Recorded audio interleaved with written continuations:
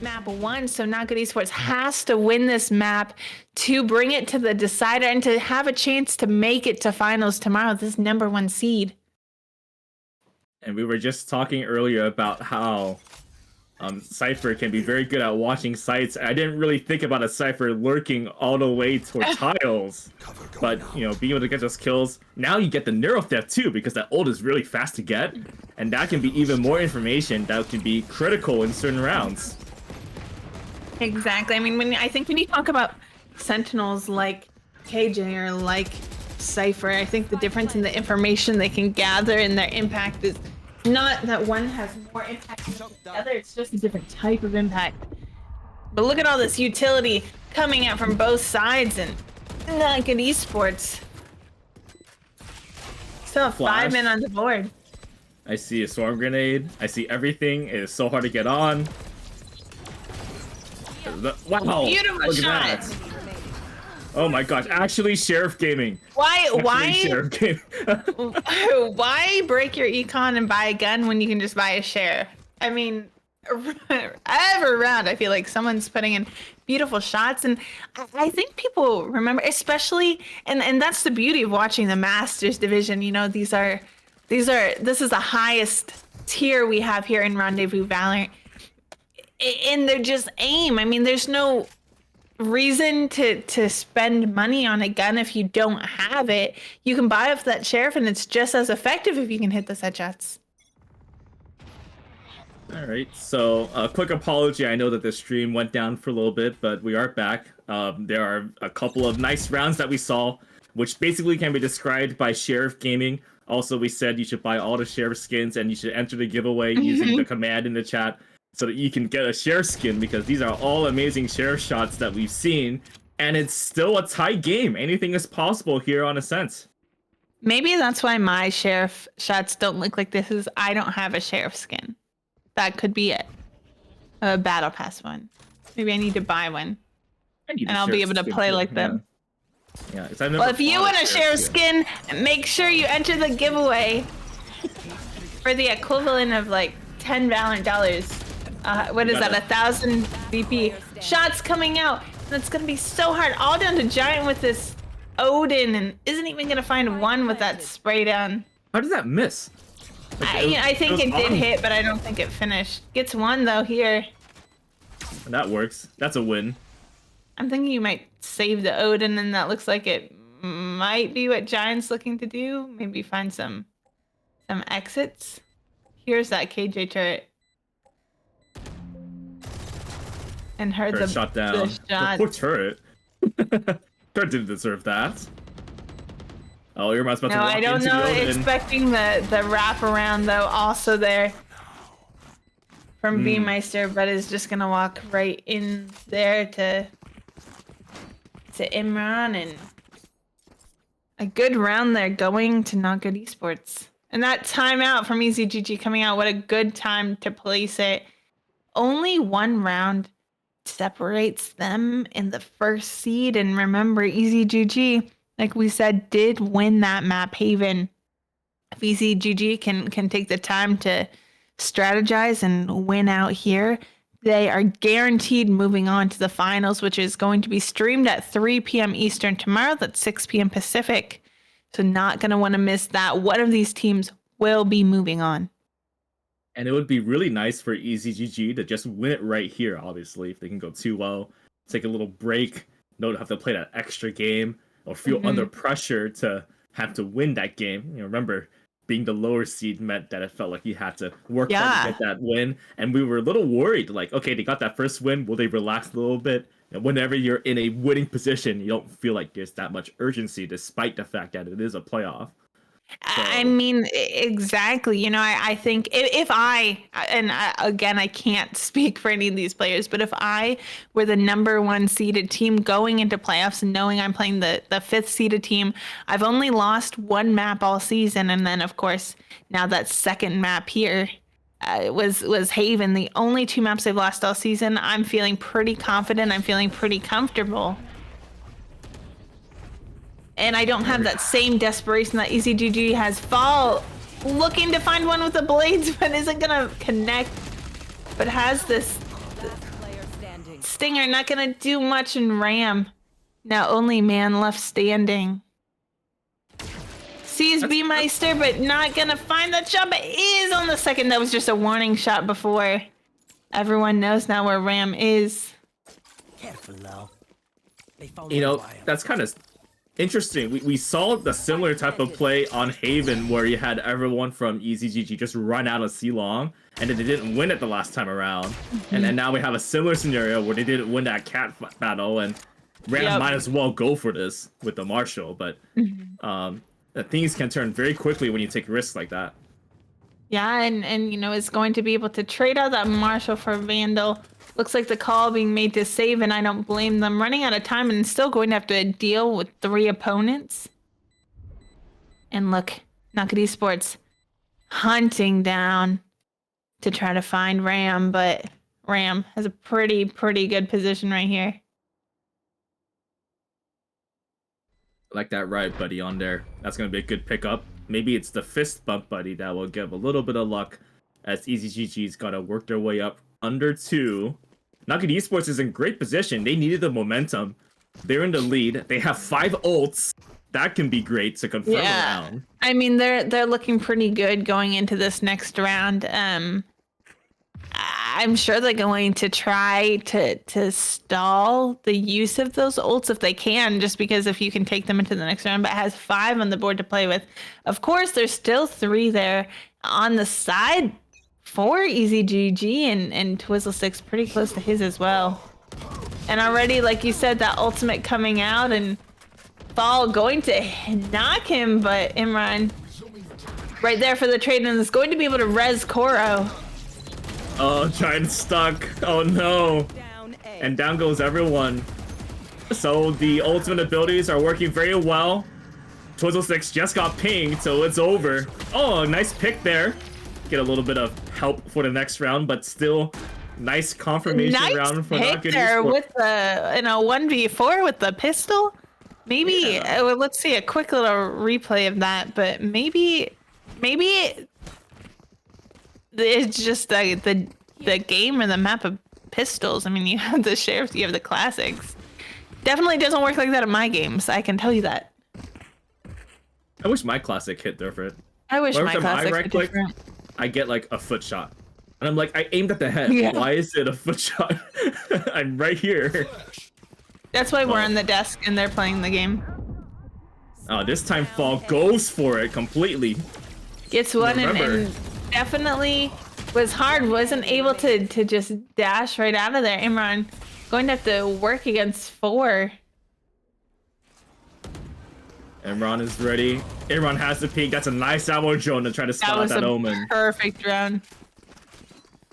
Well, I take my words back from the previous rounds where pushing out has not worked out in the last 2 times. It's worked out great here.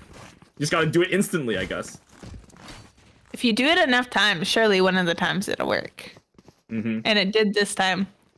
I mean, that was close. You saw Fall go out there, get that initial pick, and was looking to dash away, but couldn't because of that KO utility. It doesn't matter when you have teammates, and I think that's what it is. The communication has been kind of on point. There's the Cypher set up on the B side, so usually you put the camera there, try to get that main control, and they're going to continue. So they can shoot down that turret. So a little bit of Sentinel battle there on the B side, some mind games being played. Spidey must have heard that spike drop too. Oh, you gotta be ready for this. You got it, and Mother Nature there, though, just on the other side. Looks like the call is being made to rotate towards this A site. Yeah, and Spidey has all this information, hearing the footsteps as well. And is gonna find Mother Nature. And knows that there's no one else there with that knife. With that KJ lockdown going to come out. Hey, remember, there's a gap in the back. Fall can just stand here. So you have to remember, there's a gap. You have to cover it. Take away that. Oh, there's a flash too. Nice entry. Oh, and Fall. That's how you take down Fall. Very good. Uh-oh, where's the Hunter's Fury? Oh, Hunter's Fury's canceled. It's a fake. That's interesting. Spidey now getting the 3K up in heaven, trying to prevent the plant. Oh, they're all spotted. Oh! And that's gonna be a Spidey ace. Oh, yes. Yeah, Spidey's very happy about that. We already know Spidey's looking back at the VOD right now to see how great a caster is at getting aces. Oh, I'm a caster. I don't get aces. Everyone, all our casters are good at getting aces. We just never caught it on camera. Oh yeah, yeah. Yeah, that's it. Surely that's it. I know you're great at aces, Kai. Yeah, I'm just being modest. Hey, don't be modest about those giveaways. You're right. I don't know why I keep telling you to enter because I actually really do want to win. But if I lose, I hope you buy something good with it. Remember, lots of ways to enter the giveaway. Commands in chat. Spidey though, going to have a good pick after that nice ace, and I love that molly. Forcing Imran out. Unfortunately, Spidey not able to pick him off in the end, but Imran pretty low thanks to Spidey, and it's still a 4v4. If you're able to bring that Cypher over to a tree, you might have a Neuro Theft opportunity. No, it's gone But now. not anymore. Yeah. What's the play here now, Kai? I mean, it looks like I don't hate this market call in Giant. Just gonna kind of have to wait for some teammates with all that Utalon. Sees one, gets one, two. But not gonna get any more. Imran gonna trade that out. Oh, both of them were tagged, by the way. Oh, get out! Nice. Oh, Nice. oh, good reaction time. That Getting was there good. quickly. That was good. Diffuse is gonna come out. It's now 11-11. Wow, that can be a huge game changer too. Like, imagine if you let that TP go through, you have no idea where the omen's gonna be. And remember, the minimap gets covered too. Yeah. When you do that from the shadows, so it was important to try to get the omen when you know where he is. Yes. And you know what I loved? I love Giant's trigger discipline there. Saw one, but knew B-Meister was going to be able to get onto site no matter what. So didn't spray. Then got 1, 2. Unfortunately fell before getting any more, but that was beautiful there earlier in that round. I can hear the Odin coming out there on the B site. Don't need to see it to know. Ram. It does some damage there. It does. Walking right into Giant. Oh my gosh. Oh my gosh, that's crazy. All down to Nelwood. Maybe it's Nelwood's turn for Nace. But Twizzlesticks going to find that head. Just peeking out. And now, suddenly, again, EasyGG brings it to match point. I want to see a replay of that. Yeah, look at this post replay. Yeah, so earlier, those Odin shots got that damage to the wall. You see that ping there. But then, like, look at Giant just waiting there in logs. Always forget about logs sometimes, but that gets 3 kills, and you get the momentum on their side. EasyGG, they started to go very quickly and aggressive, and it's worked the last 2 times they've done it. If they do it again, they win the series. If they do, and winning the series means they have that spot going into finals. So if there's ever a time for Not Good Esports to turn up, it's right now. It's all or nothing. You need to win here to bring it to overtime, and then win this map to bring it to split. Okay, a good distraction here. You're trying to use the Odin to disguise the updraft from fall, but Mother Nature sidesteps out of the way. Suddenly, it's very slow. There's no aggressive push out from the defenders, and Not Good Esports, everyone is spread out right now, so they're waiting for some sort of pick to happen. There's a great default here. This round will really matter. It could be decided within the next minute or so. Who will win it out here? Yeah, I mean, it is definitely going to be decided in a minute or so, at least, as to what happens. Paranoia countered by the KO knife. 0 point is there. Fall now readjusting to try to get someone through the dark cover through tree, but no one is there yet. Oh, Twizzle6 getting that kill. They got the numbers now. The spike is planted. It's going to come down to the spike defusal. Spidey waiting for the smokes to go out. Look at Beautiful, that jump beautiful kick. there by Mother Nature. Plant is down. Neural Theft, though, going to come out right here. They spot out that Killjoy. Distracted in mid. Finally, it's traded there, Kai. It's traded. Shots are coming out.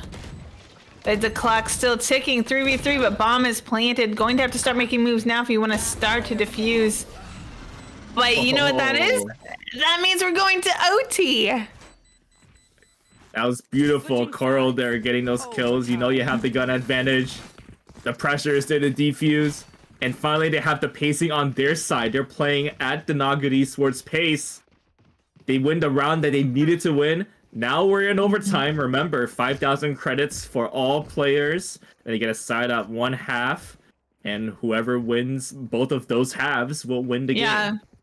I mean, I think...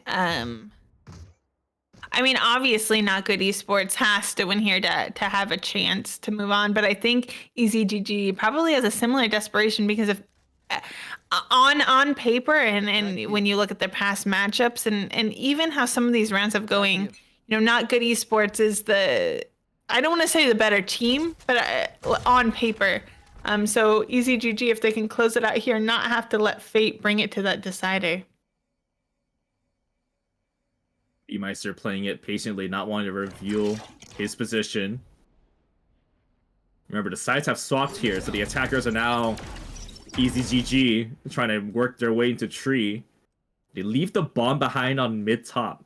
So what does this mean here? They're trying to get a pick, and then decide where to go from there. It looks like pretty slow, and neither team wants to make a mistake that could ultimately cost them the round. Looks like, though, they are going to be headed towards this A site, but that knife certainly picking some up, as is this. Mother Nature getting playing it. spammed. Yeah, there it goes. Now on site, numbers advantage there. Giant stays behind. All 3 players for Not Good Esports toward tree on the defensive side. Uh-oh. Giant going to get spotted.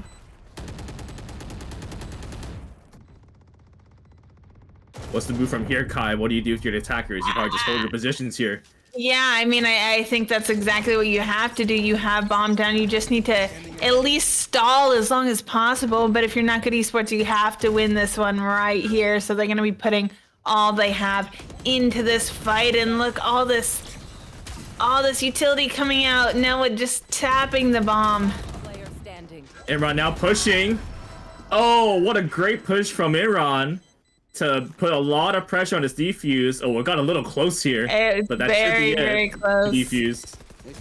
Not even a full second left, and I think Not Good Esports did a great job. We're gonna see a quick post-tension replay of that, but I mean that was close, you know, there for a while. EZGG had sight, had bomb planted, had that numbers advantage. Not Good Esports, well played, but cutting it a little bit close.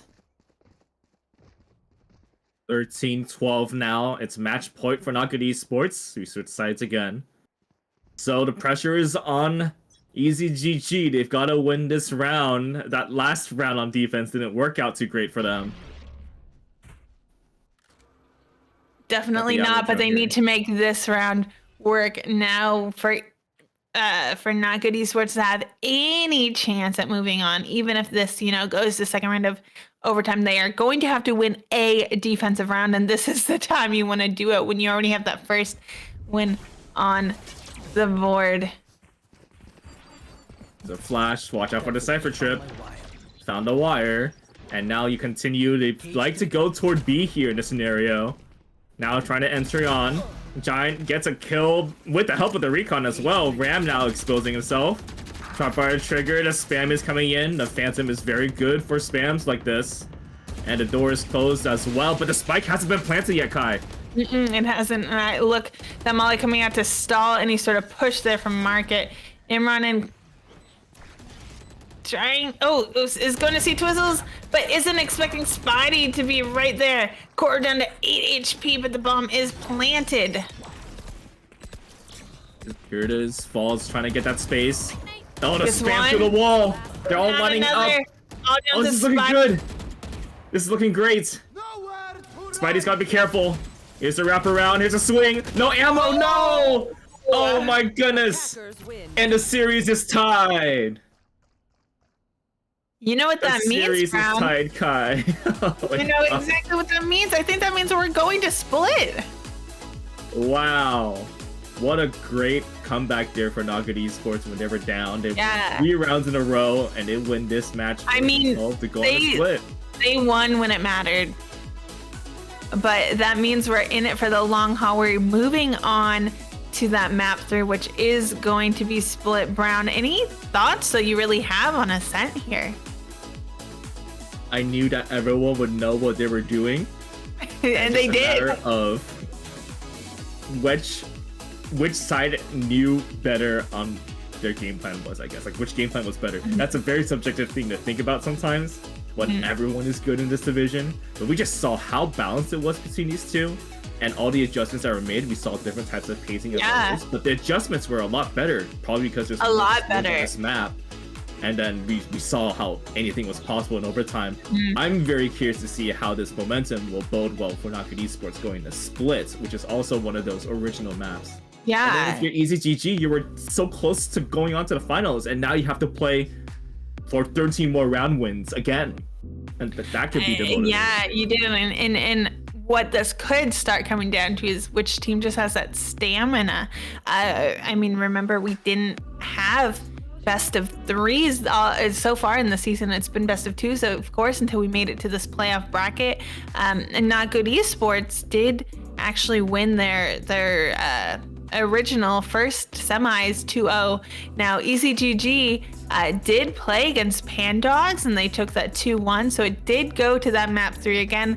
Not something they're unfamiliar with. But I mean, I think now, I mean, this is it, right? It's all comes down to split, and it just shows how close that game is. We went to overtime, so definitely going to be hard for whichever team doesn't end up moving on, but they should know that they played a great match to get here, and I couldn't ask for a closer playoffs. So game 3 is going to be coming up soon. It will be on Split. It's going to be the decider. Whoever wins the Split map is going to go to the Masters final. Exactly. Before we throw it into a quick little break, though, I do again want to give a quick shout out to Super Beings Lab. Super Beings Lab is a brand that strives to produce the highest quality gaming peripherals with a focus in creative art. Every product is carefully crafted to provide the best gaming experience, so start taking control of your aim. Their next release, Super Beings Lab Origins Memoria Pro, is out now, so drop by superbeingslab.gg to learn more today. The Memoria Pro is also currently available at 7 online retailers internationally, so don't forget to follow Super Beings Lab on Twitter to find out where you can get yours. I, of course, have mine right here. We are going to see a beautiful ad coming up from them, and then we'll go into a short break before we get ready to go into Split, so make sure you don't go anywhere. We'll see you guys soon.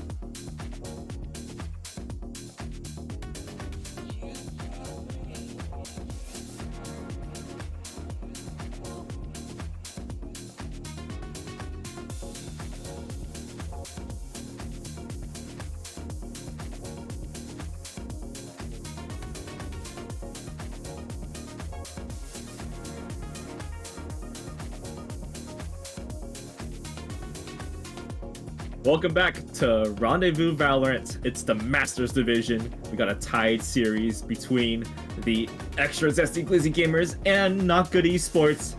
We just saw a great overtime game on Ascent, where Not Good Esports won 3 rounds in a row to bring it to the decider on Split.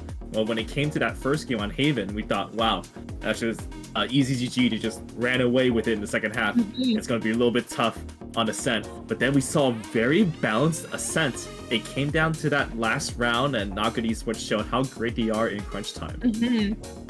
Yeah, I mean, they were great, and I think you could say the same of either team. But it's really all on the line here. Only one team can move on to finals tomorrow, and it all comes down to Split here. We will have another playoff game against Cosmosis and Hijinks after that to determine who they will be facing. But Not Good Esports, EasyGG in the single Elim bracket. Only one's moving on, and like you said, couldn't ask for any closer. It went to overtime, and ultimately Not Good Esports going to take that map to bring the series 1-1. So I'm excited to see what comes up on Split. It could truly, quite honestly, be anyone's game. And so we're going to have to wait till we get in game to actually see really who's favored. But Brown, I mean, I don't know. I don't have thoughts. I mean, it's so close. It's hard to predict. All I know is I remembered that both of these teams are capable of picking Killjoy, and I can speak on behalf of Killjoy. You can probably play Killjoy on this map. And you could probably play Killjoy on any map if you wanted to, and certainly Brown knows all about that. Our Killjoy expert over here has the jacket and everything. Are you the actual Killjoy? You know, I sometimes wish I was. I'm missing the beanie here. I think I'm in the arc. Well, you have the headset right now, so it's understandable.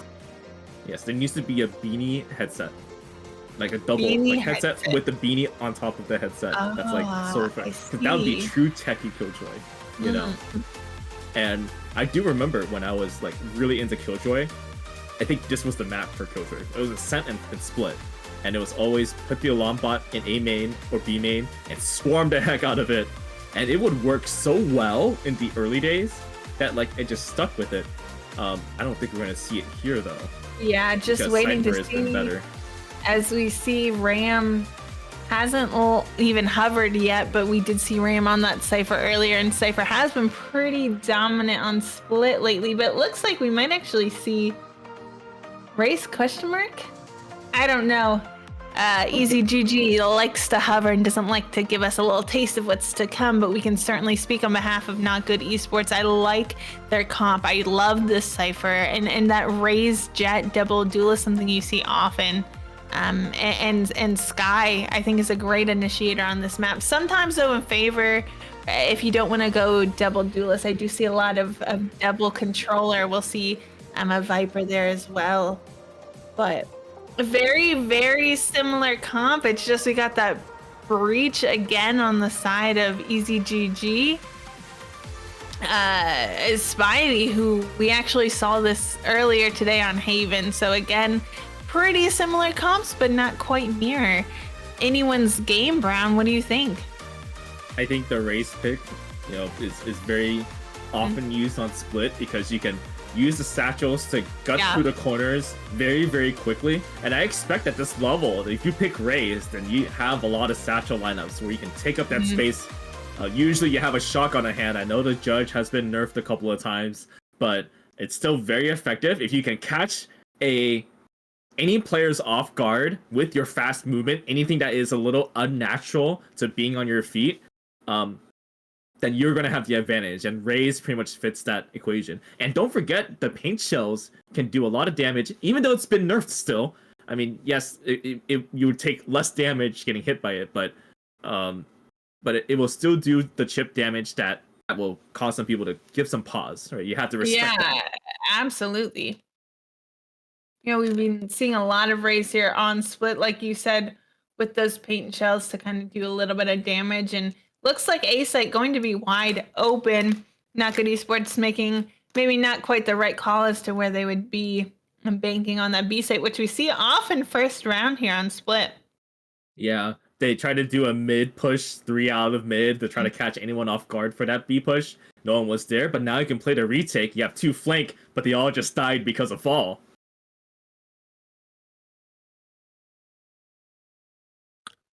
Yeah, I mean, Bomb is down. Not Good Esports having a hard time kind of getting on site here.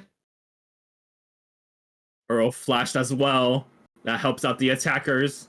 And that's a flawless for the attackers. Very good for EasyGG. After seeing no one on site, they were able to go get the plant down, and it works out great for them. Here's the replay from post. So, there's that flank, 2 players there, and then Fall absolutely destroys the flank with the Sheriff, which is a pretty common pick on Jet. You just buy the Sheriff out, and you have that sequence of weapons that you buy as Jet.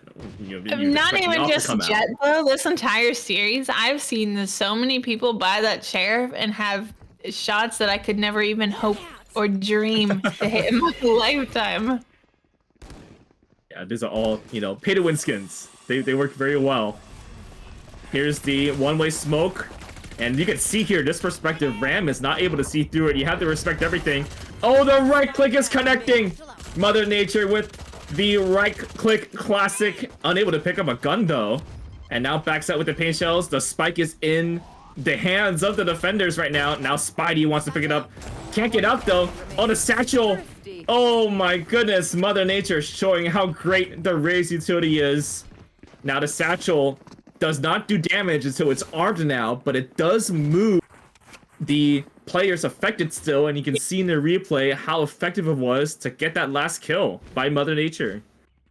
I mean, it just speaks to the caliber of these teams. We've seen a lot of Thrifties come out, and you're right, that Raze satchel, I tried to say it at the same time, that Raze satchel coming in, doing that damage, and they had Spike, and so they're able to close it. Especially, you only have classics, yes, but when you're in those close corners and being able to right click does a good amount of damage. Same one way again. B-Meister has been doing this every round. I don't anticipate that changing. Last time it was a battle there, and it did not work out for EasyGG. They try to put a flanker toward A, and it doesn't work either. Not Good Esports feeling pretty good about this. But they still... they have the gun advantage too, so they should feel pretty good about it. They should, and now it's EasyGG there on those classics. But remember, I mean, Not Good Esports had classics last time and was able to put in quite a good amount of work. B-Meister holding, ready to reset the smokes. Now, since we last did a broadcast here with casters, we haven't actually seen the new smoke mechanics. You can tell when the smoke is going away when it does the little sparkly thing. And in a way, players have said, oh, it's such a bad change because now everything is easier. But in a way, Meister can actually perfectly time these smokes again. Yeah, I mean, I like it. I think it's a healthy change. And B-Meister, beautiful, beautiful shots coming in from that Spectre. Now Spidey stares at the tripwire. Shoots it, and now the entry. And if that was a Sheriff, that would have been a kill. If that was a Sheriff, I know it would have been a kill because I've seen both teams connect those shots. But unfortunately, with a classic, not able to do quite as much damage and find quite as much value. And ultimately going to be 2-1. And now both teams are going to buy up. And Imran already has an operator in his hands. And I don't know if you could quite hear it faintly. I think I heard an op shot. Mm-hmm. Maybe letting everyone know that don't come to my site. And the Trailblazer is there as well, Kai, so that will clear up space for Aaron to get into position to get a shot off. Yeah, they know there's at least one there, but not gonna find that shot. Twizzle Sticks, nice, beautiful shot there on Imran, and that is an operator down.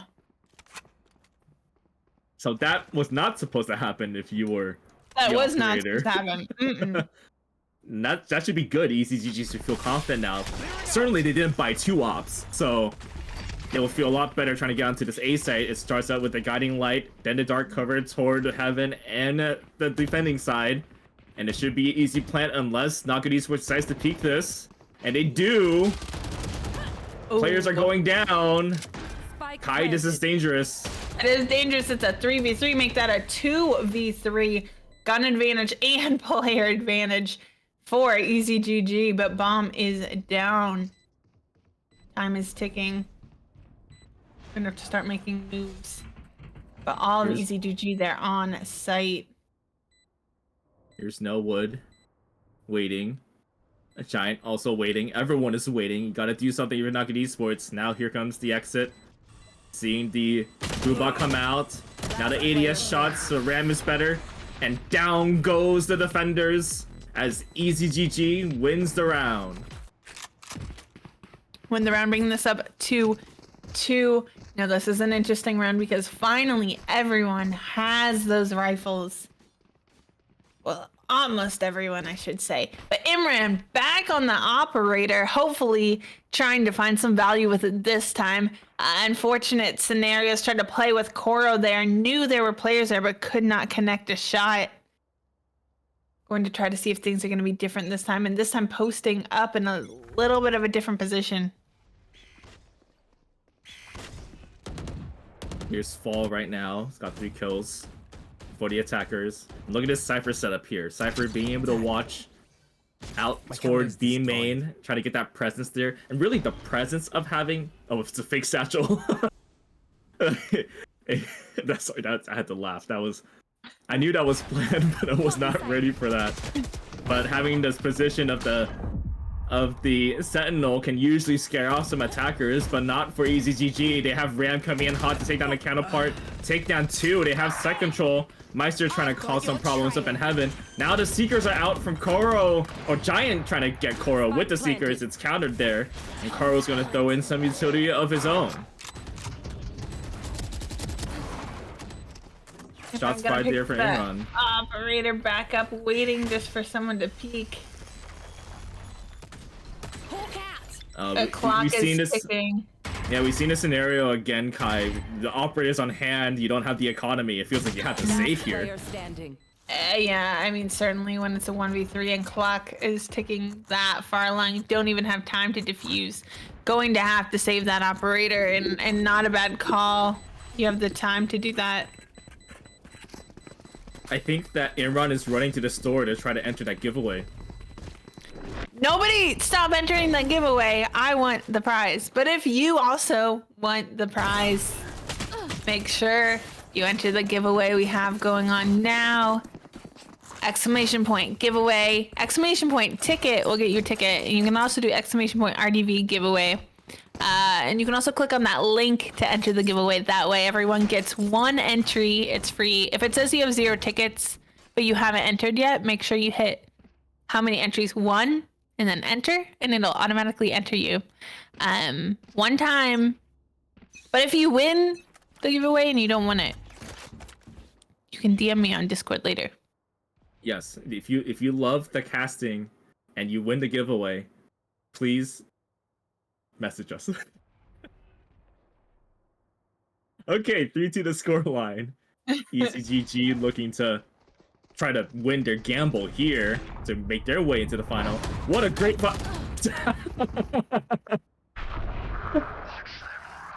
It's yeah, so you saw what just happened there. Yeah, and now the entry on the side. Unfortunate. It's no laughing matter when you're on the other side of it. Meanwhile, Rams got the 3K.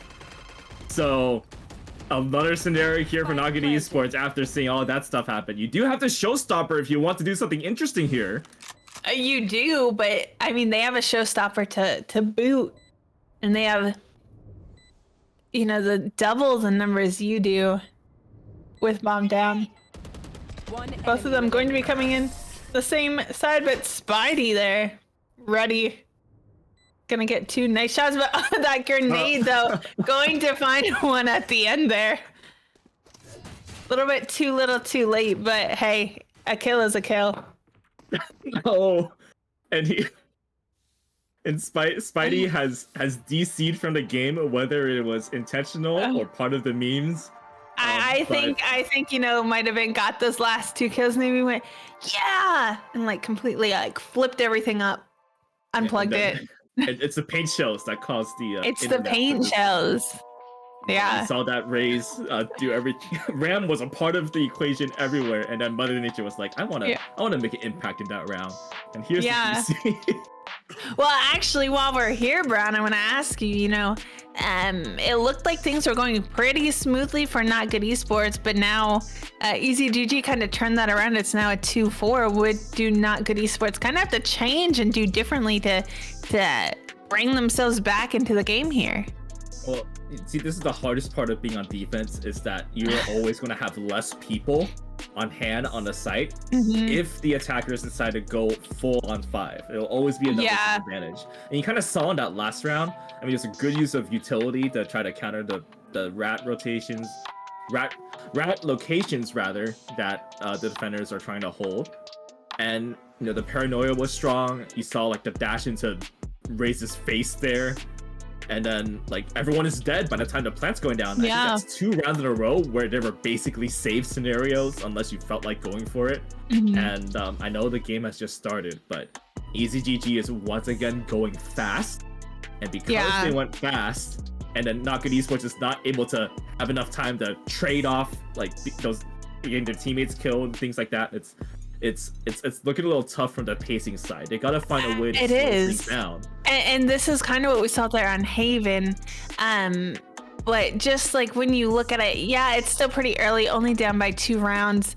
But certainly those trends you can start to see. But that also means it's early enough that, you can start to kind of counter some of those. But yeah, I mean, I definitely have to agree with you. And I think another unfortunate thing was a couple of those rounds with Imran and that operator, and just unfortunately not finding contact with anyone and getting traded out himself, or not even traded out because he's not finding that initial pick. And so I think that's been a little bit unfortunate as well. Ram got some dance movement here. Oh, and now it's the party. Oh, here it goes. Oh, that forces Imran out at least. And the spike is heaven. A little miscommunication there on what to do. Oh, it's from the shadows. They bring the spike over toward B. What a great distraction. Maybe the Seekers will say otherwise, but the site is open on B. What a change of events here. Yeah, Fall waiting for that rotation. Gonna bring out the knives here. And is gonna walk right into B Meister and find his head. Oh, now all down to Korra on the other site. Knew there was one heaven, but didn't know they were gonna be pushed up that much. Peeking them Fall, gonna get that 4th kill. Wow. Kai, I think Fall has been very impressive through this entire game. No matter what happens, we all will always remember Fall. I mean, absolutely. Fall's been having incredible game. There's been a lot of good plays, I think, from everyone. Another player I think who's been doing pretty well has been Imran. Maybe not necessarily top fragger, but as far as impact and of the game of rounds.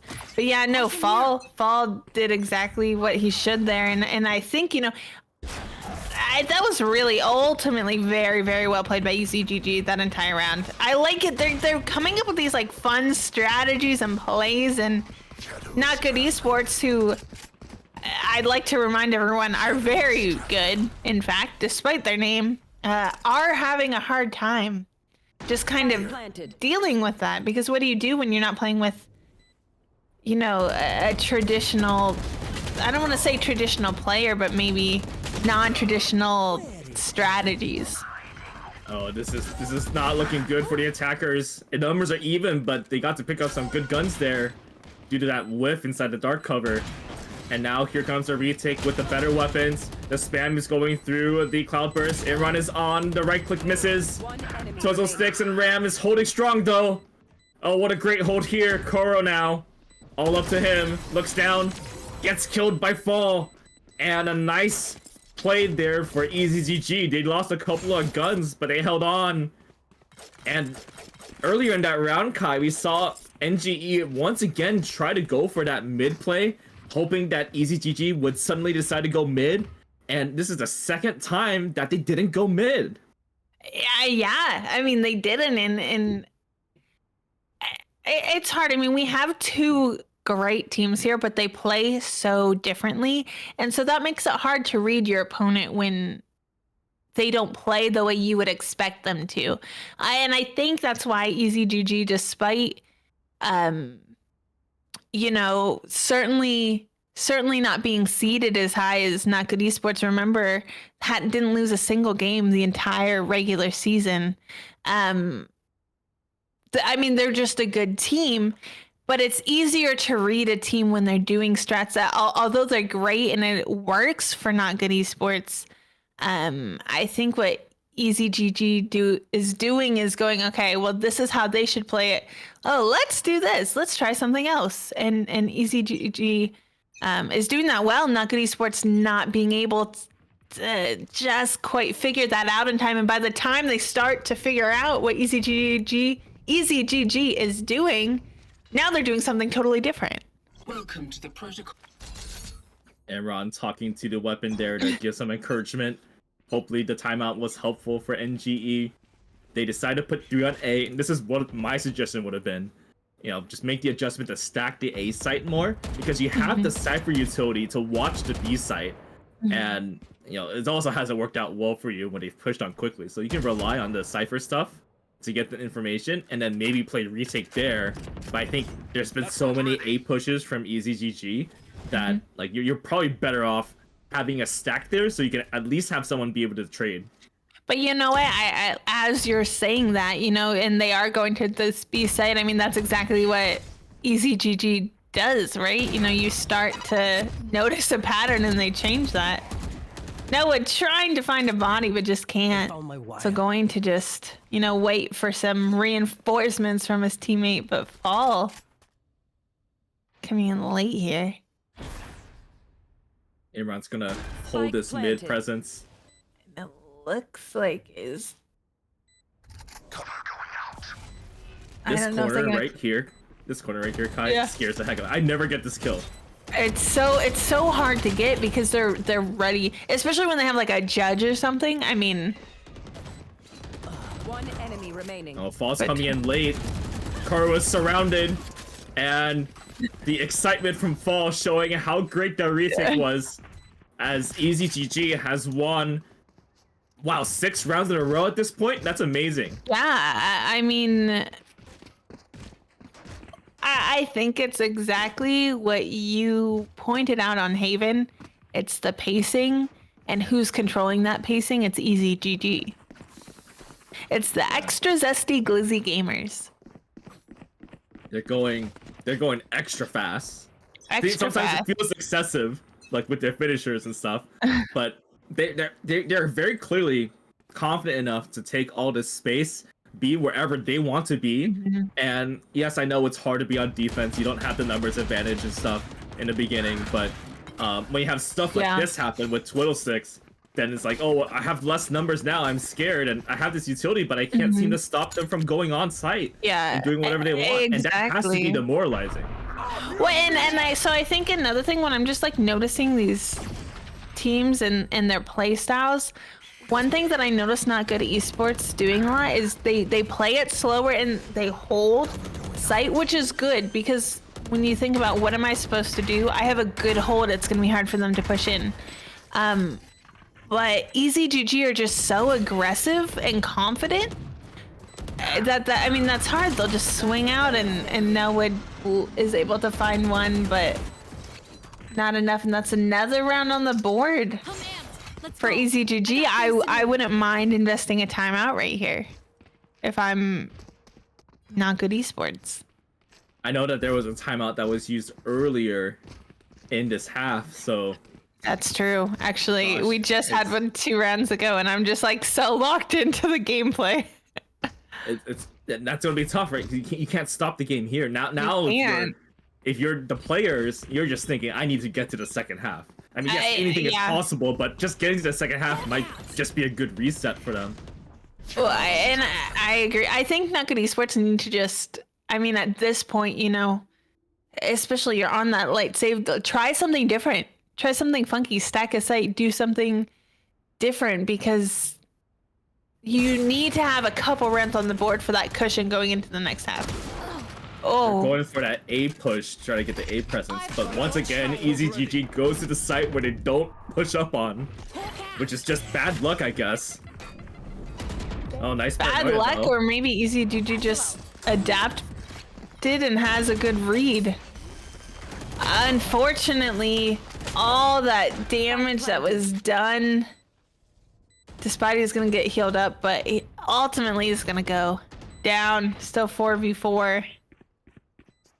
Hey, so the showstopper is available, From the Shadows is available. You have the full heal now. You get some extra guns. This might be like a steal that you can try to get here. Here it is. Mother Nature's coming in. High risk, high reward. Is he gonna get that off? Oh my gosh. Whoa, Noah with a nice shot with the classic, but not gonna be enough. Now it's 9-2 on the board. Not Good Esports has to win this one right here, I think. I mean, once you switch halves, theoretically, you know, if Easy GG was able to put this many boards up on their attack half, you should be able to do it on yours. But it's going to be an uphill battle. And remember, this is such a mental game that it's tough. You know, knowing that you can't let any of those rounds slip is hard. I'm just surprised that the showstopper didn't connect. And it looked like it was right on target. And sometimes these things happen, like the raise utility betrays you. And now, Easy GG, knowing that they can't be stopped, all they're doing is running in. Everyone at A side is dead. Now you have to go for this. NG has no reason to save here. They're going to throw in a paranoia. Oh, these shots aren't connecting. This is good for the defense. And now, where is everyone hiding? You get the early info of where everyone is. You got 2 main, 2 on site. This will be a very calculated retake. You just don't want to get spammed through the smokes now. Here's the Boombot.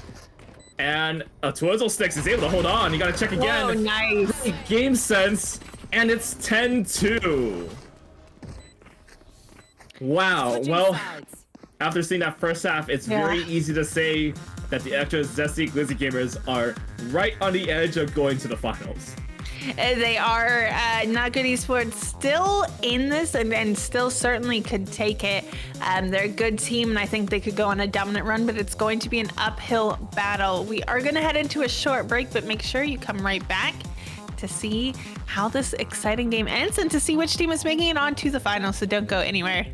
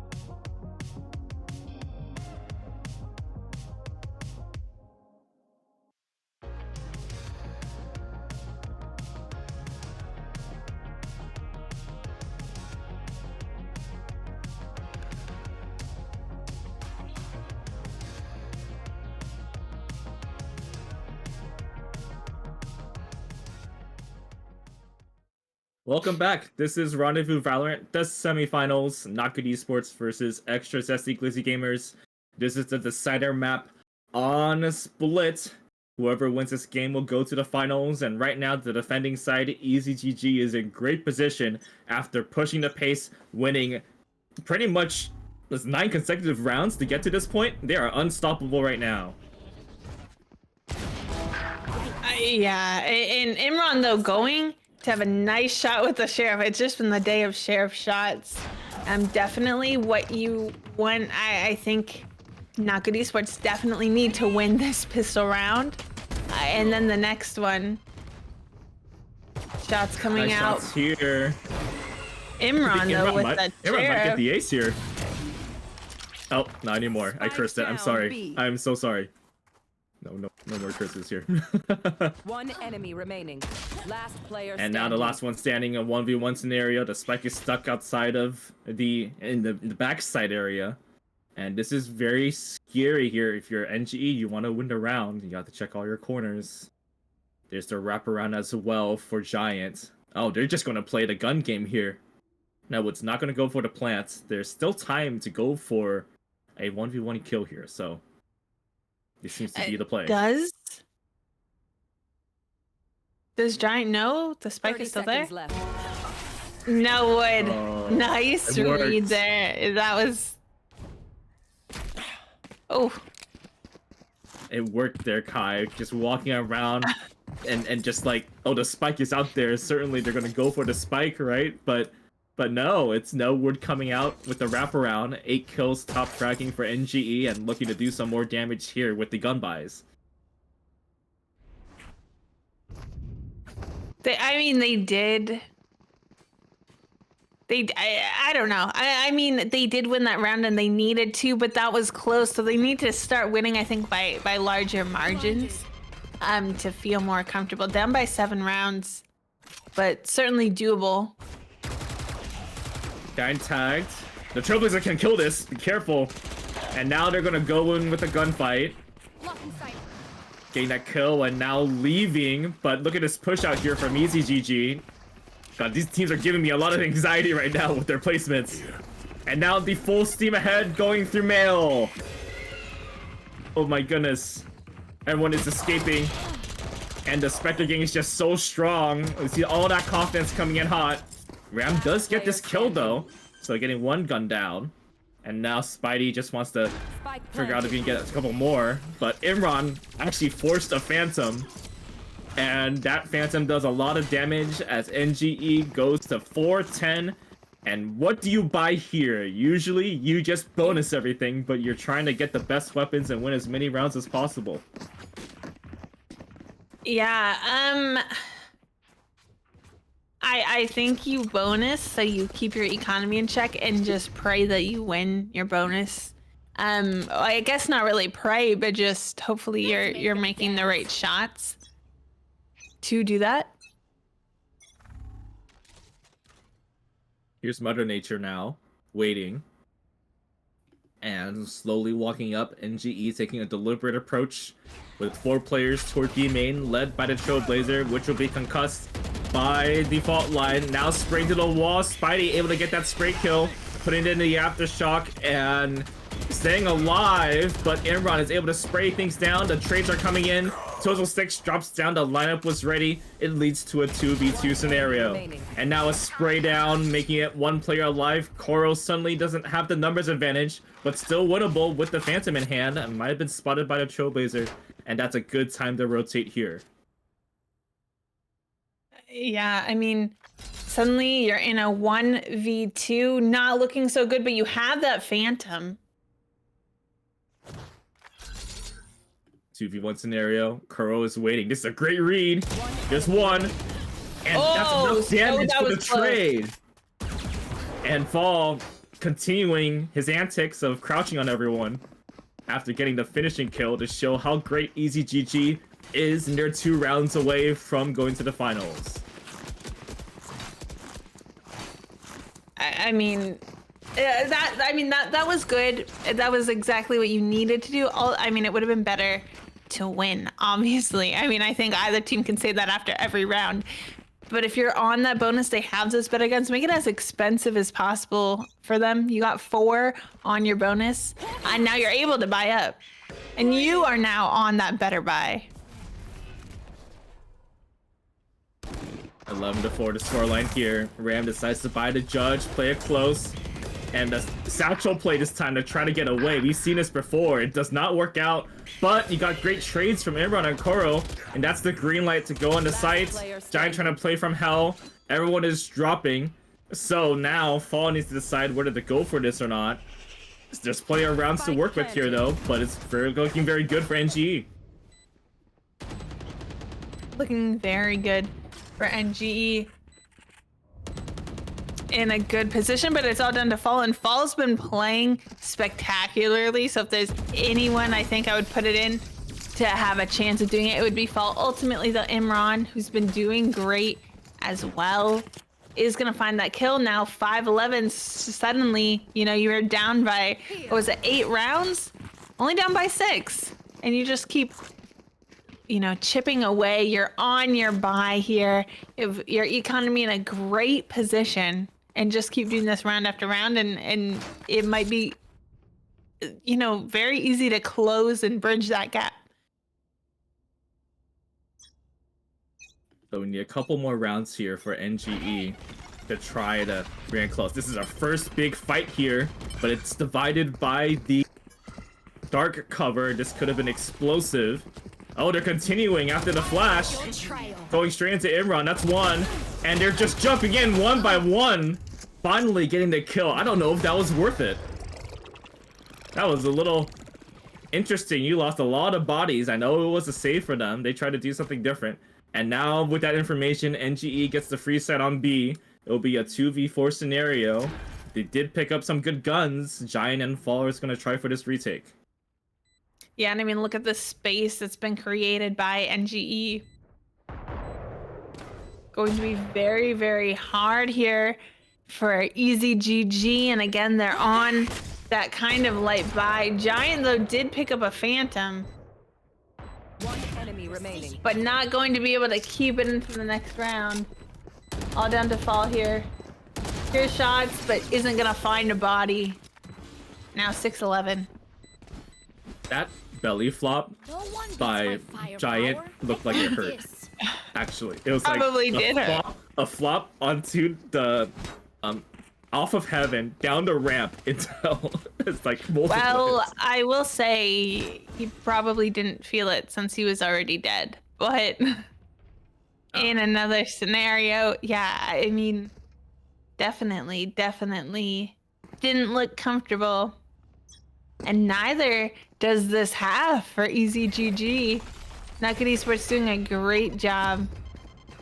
If you look at the econ right now, Kai, you see that if Easy GG loses too many weapons, or they don't win the round, they have to save again, and then the scoreline will get a lot more interesting. It could be 8-11 Well, no, I here. mean that's exactly it. Even if Easy GG wins this, Nugget Esports is going to be able to buy up again.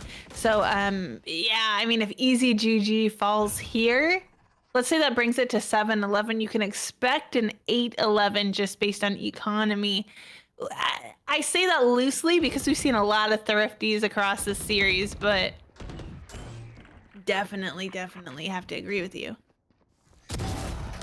Here's Fall with the positioning. And This Ram. looks great. Ram's got it as well. Koro being spotted. Now the showstopper. It does damage. That's enough for the wallbang. Oh, this could be a flawless here. This is the best case scenario. And there it is. Easy GG is on match point now, and they keep everyone alive. That's what they had to do. It's match point now. They have double rounds there that Nugget Esports have. We're gonna go to a quick post-engine replay of that. But I mean, this came down to, look, positioning. You have the worst guns, but it doesn't matter if you have better positioning. Going to be able to recover guns from there. Have that numbers advantage, ultimates expended, going to be able to make that a flawless round, which means you're all going to be able to pick up weapons there. Like we said, though, Nugget Esports going to be able to buy again an Imran back on that operator on the offensive half this time. Going to see if he can put in some work with that this time. Here. Couple of unfortunate shots there on defense, but Imran, a great player, I think. Just got unlucky a few times. Going to be posted up on that A site. And Imran was betting for any of EasyGG to just push out. They've been doing that a couple of rounds, and this time no presence on B. A different look for them. Fall was thinking about peeking this. Boombot shot down. And this mid area, when you get a lot of smokes out there, it's so hard to see, it's so hard to figure out what to do. And yet the mid presence is so important. If whoever takes over that mid presence, you get all the options in the world to decide where to go. And now we got some kills here. The attacker is getting some shots off. And the showstopper, it's shut down. Spidey, despite being hit with the paranoia, was able to get that. And now Fall getting another. The Bladestorm is available. And how the tides have turned. You still have the option in the TP if you want. But Meister's, I mean, that's going to be tough. Where do you go from here? 30 seconds left. I mean, I think you just hope that you have good positioning. Going to see Enemy remains. Spidey there. Oh! Defenders win. Oh, what a kill there from 12-6 and 13-6. It's a victory for EasyGG. They're going to the finals. They are indeed going to the finals, and I think that was a pretty heartbreaking round to end on. It looked like Not Good Esports might have been able to have it, but just in the end not. And that does mean, yes, unfortunately, Not Good Esports is going home, and EasyGG with the upset. 5th seeded team going into this. Not Good Esports slated to win the entire thing. Only lost 3 maps, not 3 games, not 3 series, 3 maps across the entire season.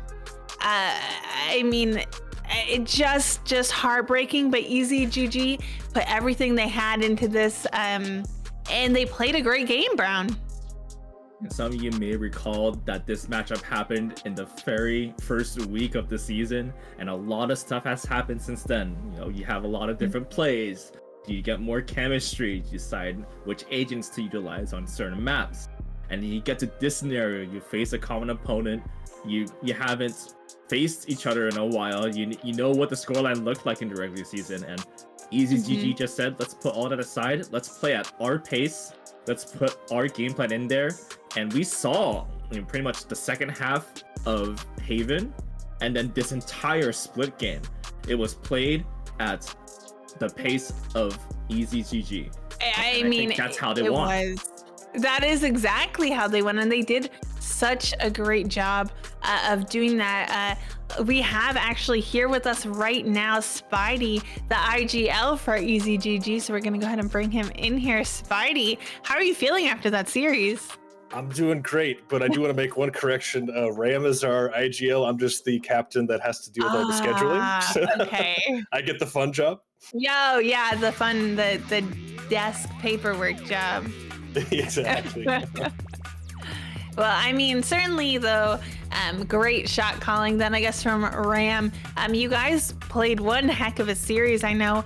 How did you feel going into this matchup? I mean, I know they were seeded 1, you were seeding 5th. What was going through your mind? Yeah, so coming into it, I mean, I personally was definitely pretty worried about it. You know, we fought against them for a couple seasons now, and they always bring a good roster, always doing good stuff. So we were pretty concerned, you know. We wanted to make sure we were on maps that we wanted. You know, early in the season we played them, and they steamrolled us. You know, no nothing to say there really. Just wanted to make sure we were on our own turf this time. Yeah, I mean, you guys definitely played, I don't want to say it was that desperation. I don't think is quite the term I'm looking for, but I mean, this was all or nothing, and I can definitely tell you guys put it in, and you guys had some fun plays. It seemed like, just constantly changing what you were doing. Is that with your IGL Ram, or are you guys just going like, oh, we're balling, let's just do this? Like, what kind of goes into that? Yeah, we have a couple things we look for some of those like set plays where we do something super aggressive, and you know, we'll see, you know, some tell from the other team, and like, all right, this is when we're going to do this one, kind of thing. So we definitely have some things up our sleeve for that kind of stuff, and want to make sure we execute it and not do too much of the same all the time. Like on Split, we were doing pretty much the same thing and doing it successfully, and they were like, you know what, let's switch it up. We're kind of getting stuck in a rut. Let's make sure they don't take advantage of that. Yeah, I mean, I think you guys did just a great job of really just reading Not Good Esports round after round, and congratulations to you guys. That does mean you're moving on to the finals tomorrow. Great played by both team. Up next, so we do have a matchup between Cosmosis and Hijinks. Is there a team that you're looking forward to facing, or maybe one that you'd be a little bit more afraid to face tomorrow as you make your way to the finals? Honestly, all the teams we've played, we've had, some success and some struggles, so haven't even thought that far, to be honest. We were just gonna see what happened today before kind of looking into that, and yeah, just kind of, good luck to both of them. We'll play whoever's on the matchup. Yeah, well, congratulations again, Brown. Anything you would like to add? Yeah, so post-tension, post-match interview, by the way. Spidey, what is it like to be very good at playing and not casting? I kind of cast or curse myself a lot, so like when I'm playing on a stream, I feel like I do so much worse. So it was really fun today to actually play to some degree that I know I can play. So, everybody on the team was firing on all cylinders, and just, throughout the season, there would be, every game it seemed like, this person's doing really well, and then the next map somebody else is doing well, and that person's having to kind of pick up their slack because, just something wasn't working. But today everybody was, doing work, and, what a team to do it up against, because if that wasn't the case, we would not have beat them for sure.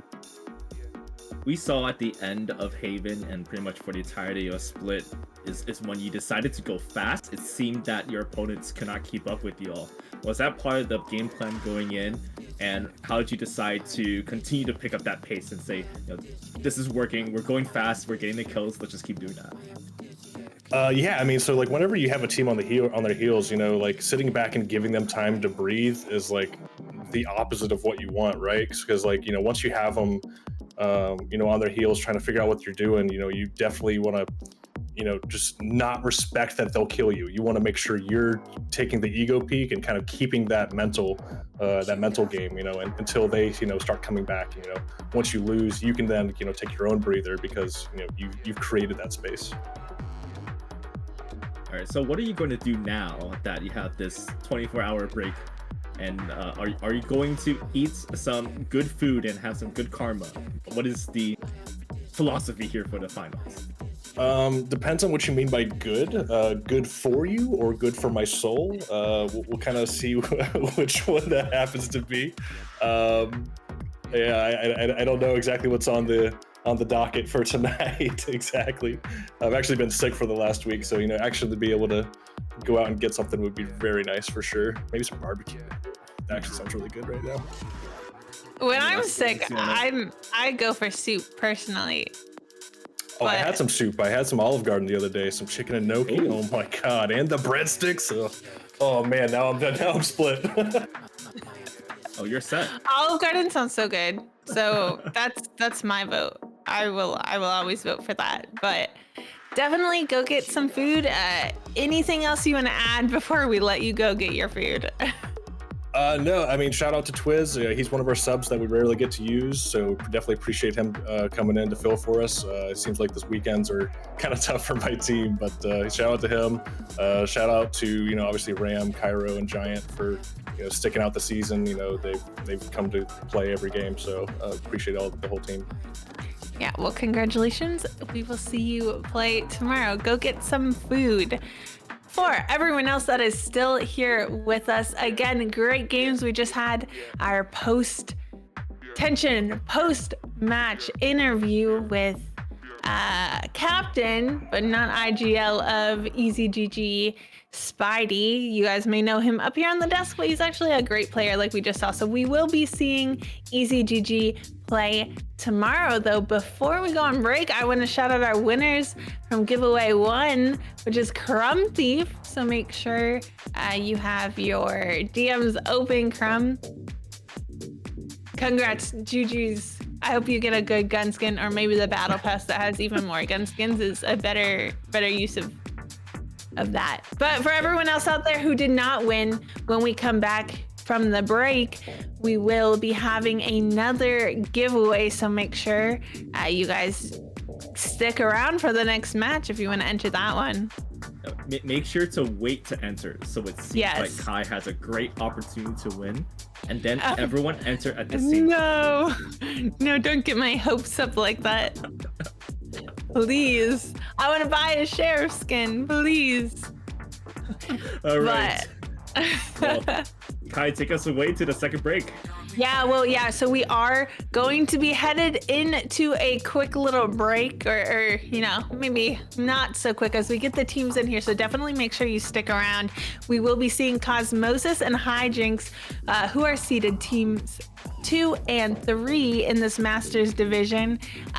So definitely going to be another great series. Remember, the winner of this series will be facing EasyGG in the finals again tomorrow at 3 p.m. Eastern, 6 p.m. Pacific. Before we go, I do want to shout out one more time Super Beings Lab. They're a brand that strives to produce the highest quality gaming peripherals with a focus in creative art. Every product is carefully crafted to provide the best gaming experience, so start taking control of your aim today. Their next release is the Super Beings Lab Origins Memoria Pro, and it's actually out now, so drop by superbeings.gg to learn about that one today. The Memoria Pro will also be available in several online retailers internationally, so make sure you follow Super Beings Lab on Twitter to find out where you can get yours. I, of course, have mine right here. Yes, You might ask look at that. why I'm not playing with it. It's so I can show you guys it. But no, this is the mouse pad I use all the time. It feels good. It's really smooth. And I love the way it works, and I love the way it looks. So definitely make sure you check yours out. That is the Memento, but the Origins Memoria Pro, so beautiful. We're gonna see a quick ad from them, so make sure you give them a follow on Twitter. Check that out. We are going into a short break, but remember, don't go anywhere. The giveaway will open when we get back for Cosmosis vs Hijinks. Make sure you enter the giveaway and stick around to see who EasyGG is playing. But other than that, we will see you guys soon.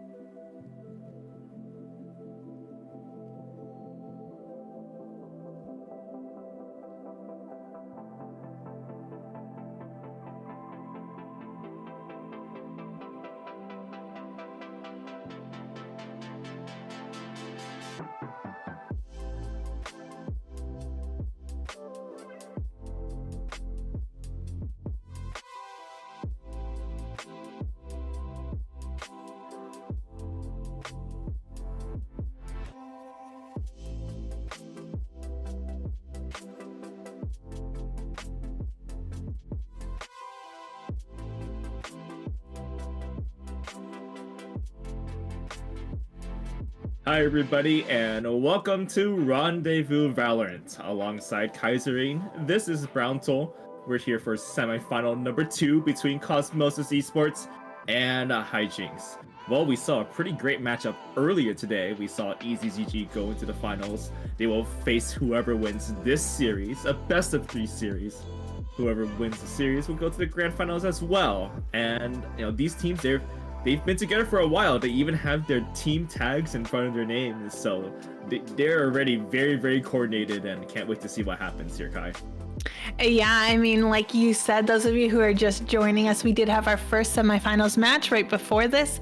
I did go the distance. We went all 3 maps in the best of 3 series, and ultimately EasyGG pulling off that upset against Not Good Esports, who, spoiler alert, were very, very good, but ultimately not able to take that home. That does mean EasyGG is moving on to finals tomorrow, and whoever wins today is also moving on to finals tomorrow. We have Cosmosis, who's the 2nd seeded team, versus Hijinks, the 3rd seeded team. So I think if you thought last series was close, I think this one is just set to go the distance and be even closer. Now, these teams did face off earlier on week 4 of this season, and they did draw 1-1. So definitely going to be a close matchup. But remember, there is no drawing in the playoffs. One team is going to be going home after this. So in this best of 3 series, we got 3 maps selected. It's going to be Split, Bind, and Ascent, going back to all these nice classic maps. And yes, this could be an adjustment for these playoff teams. They've played a couple of rounds already to get to this point, but it's a lot different than knowing you get to play a map that you like, and then you play the other team's map, and then you call it a day. And now it's an actual series. Like, you have to win it all. And Yeah. So you need to put in your best foot forward. You need to be deliberate with the map bans that you have, because usually you're able to pick your map. It may not be the case here, but in this case, it seems like that all of these players are going to be very happy with these map selections, and to the point that they have locked in very quickly here. Yeah, and you love to see it. Last map, we kind of were getting baited a little bit as we were trying to see who we're picking, but we are back on Split. Those of you who just caught the end of last series, or maybe were with us the distance, you did see Split just last map. And like we said, some teams do run that double controller, and we can already see it here with Cosmosis, that Viper with that Omen. And of course, they still have the double duelist, which means there's no room for a Sentinel on their team. Of course, Hijinks has that Cypher that we saw find such great value on the map last time, and I think going to be doing it again. And they're opting actually for a double initiator. So right off the bat, 2 different team comps, not what we saw last map at all. So very excited. I think these teams are going to play completely different, and it's going to be exciting to see, who's finding what kind of value and info, and how the teams are able to adapt. A lot of what last series came down to was who was able to just control the pacing, and I have no doubt that's going to come into play here when we see Cosmosis and Hijinks play. Now, I remember you mentioned earlier, Kai, when we first got into Split, it would be interesting to see a Viper come out, and we do see it here for Cosmosis Esports. They're going double controller, Viper and Omen, and people have said, Viper is so strong, that's why Rat keeps nerfing her, and she's going to be nerfed until she doesn't exist anymore. But now the meta has evolved to the point that you can use Viper as pretty much a complementary smoker. The fact that you can go double controller, put down a big talking screens, and you can cover the rest of the area with these spherical smokes, like with Omen. Even Harbor has the forward smoke. So Yeah. we're seeing this type of double controller here.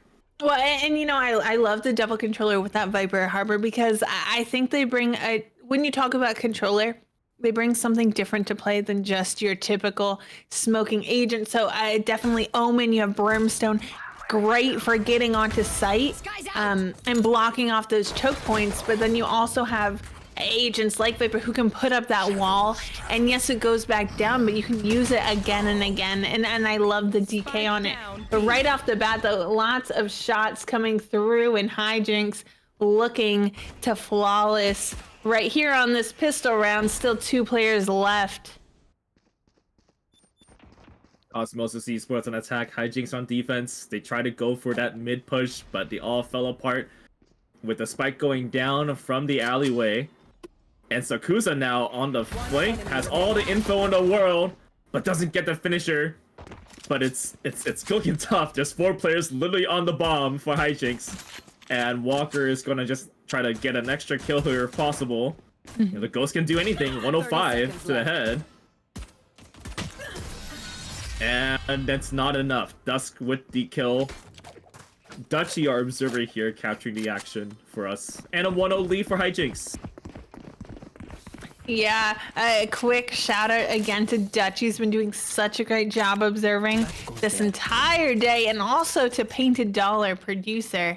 And while we're in the business of shouting out, I do want to shout out not only our sponsor, Super Beings Lab, but I do want to remind everyone there is another giveaway that has officially started. So make sure you enter and get a ticket, or don't. I would love to win again.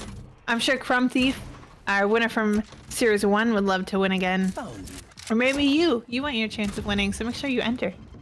And if you win, you can buy gun skins like this Guardian, which does massive damage, and you can do even more with it. But the right click from ISO, that's the Sky named ISO. And now things calm down a little bit. You have to be careful. We saw a lot of pistol kills in the first series today.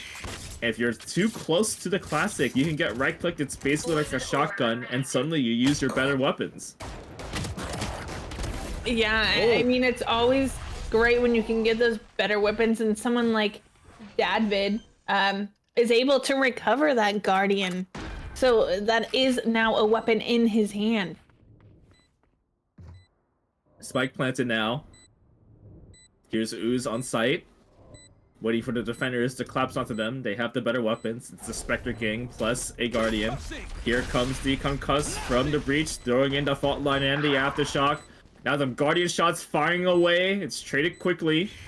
Still numbers for the defenders. Look at Sakusa doing some damage. It's effective, and the defenders go up 2-0 with the Guardian in hand.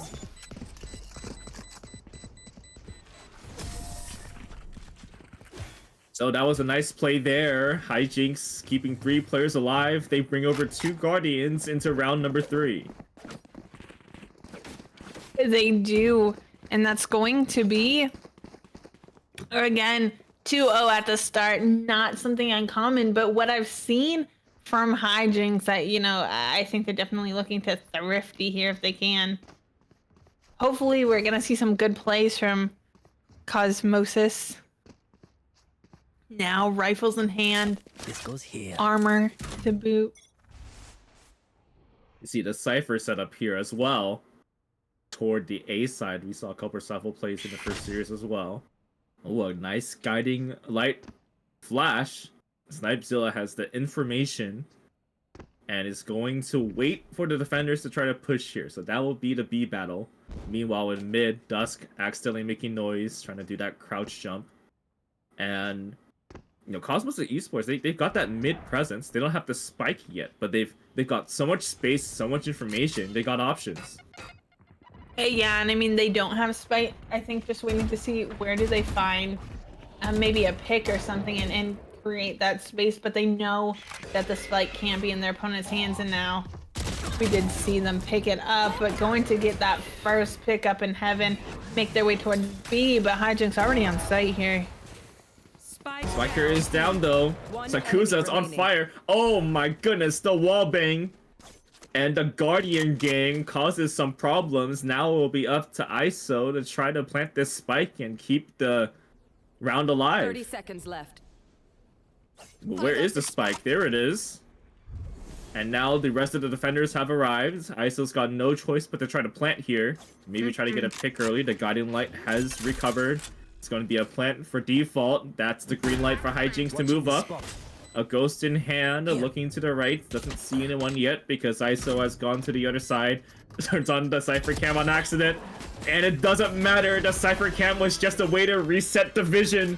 And the Cypher gets the kill.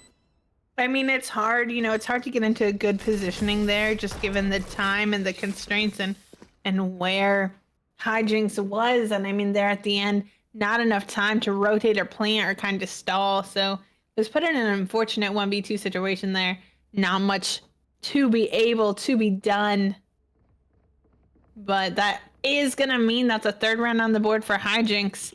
Cosmosis on a pretty scuffed buy, but they're buying up as much as they can. So very, very important they win this round. And they are all on the A main side. This is a collision course. Cosmosis Esports going for the push. Hijinks going for the push too. And here comes the flash, and now they're escaping. They do not want this. Great escape, but another flash comes in. And a paranoia. No one can see anything right now. And they do get the spike though. The spike does go down. They have the information. Snipes gotta get out. Great aftershock. And this is looking great for Hijinks. Oh, not anymore. Look at this. They got the elbow control. And now Cosmos Esports has the site. Have sight, have numbers advantage. Going to get this plant down. 2 controllers left. From the shadows. It knows exactly where Pack Show is. Oh, be careful. 1. Oh, the molly. The vulnerability. And the win for Cosmosis Esports. After everything looked like it was going against them, they somehow win the round. Yeah, they did. I liked that play. We're going to see a replay of that there at the end. Able to find there right at the end. Ooze, but Walker placing a great molly. You know, I think they did a good job of trying to isolate those 1v1s. And he tried, but at the end, you know, Viper just had the molly, a little bit of vulnerable, and great use of that ultimate to find exactly where Pack Show was. Sakusa tried to go aggressive there. And that's going to lead to a retreat for the attackers. They decide to full send it toward B, dodging all the tripwires. Oh, maybe not, because Pack Show just got that kill there. And it slows down the attackers once again. Oh, that's a Stiff Dragon. Stiff Dragon Judge, that would be good. Maybe, if you can get on.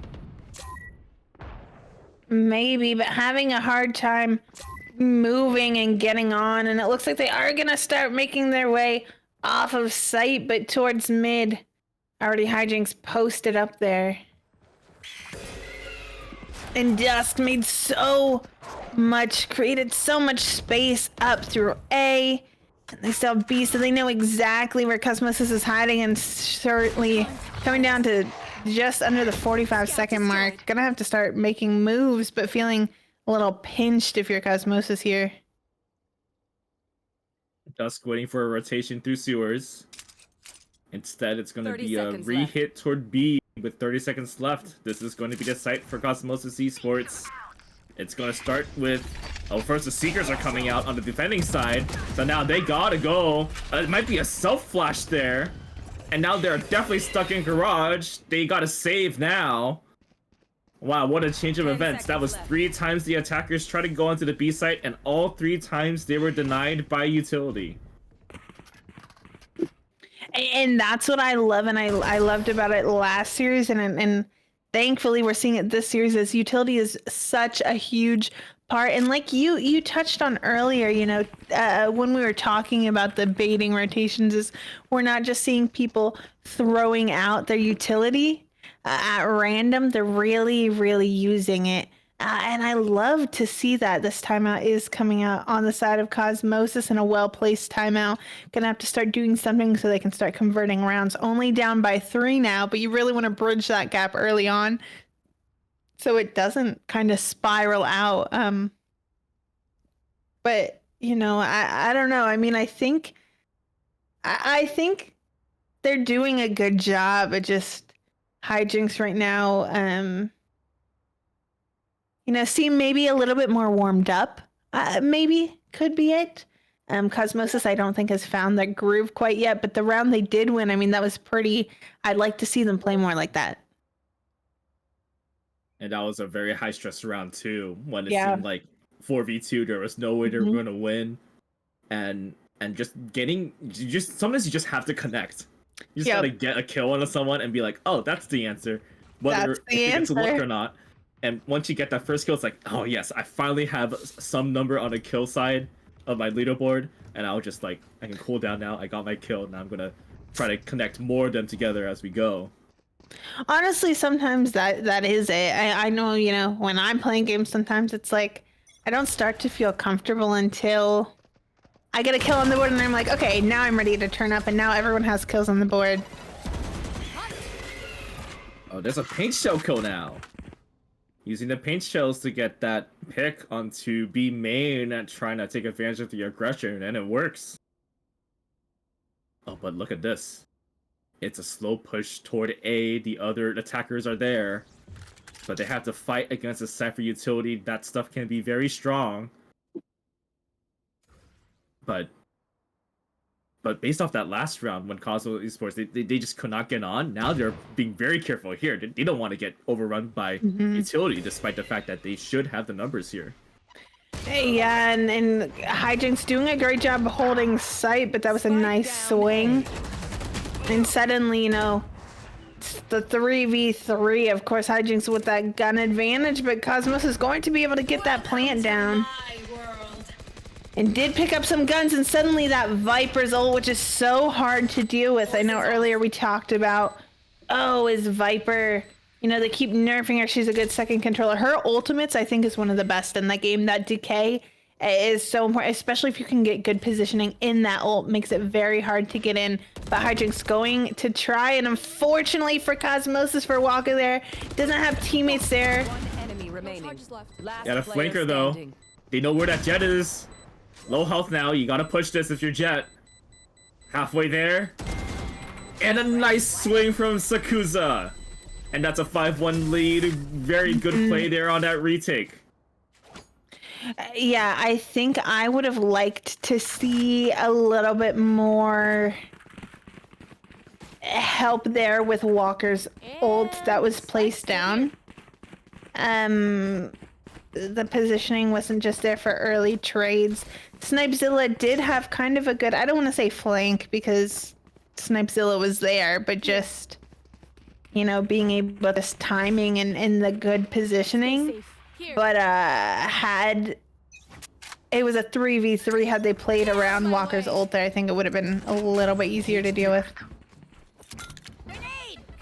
Like Cypher Cam just picked up so much information, but this time Cosmos Esports does not care. They're going with a quick approach. Pack able to get one, but all the Cypher util is down. So is the spike. This has happened a couple of times. At least they're getting their trades, but they are down to numbers now.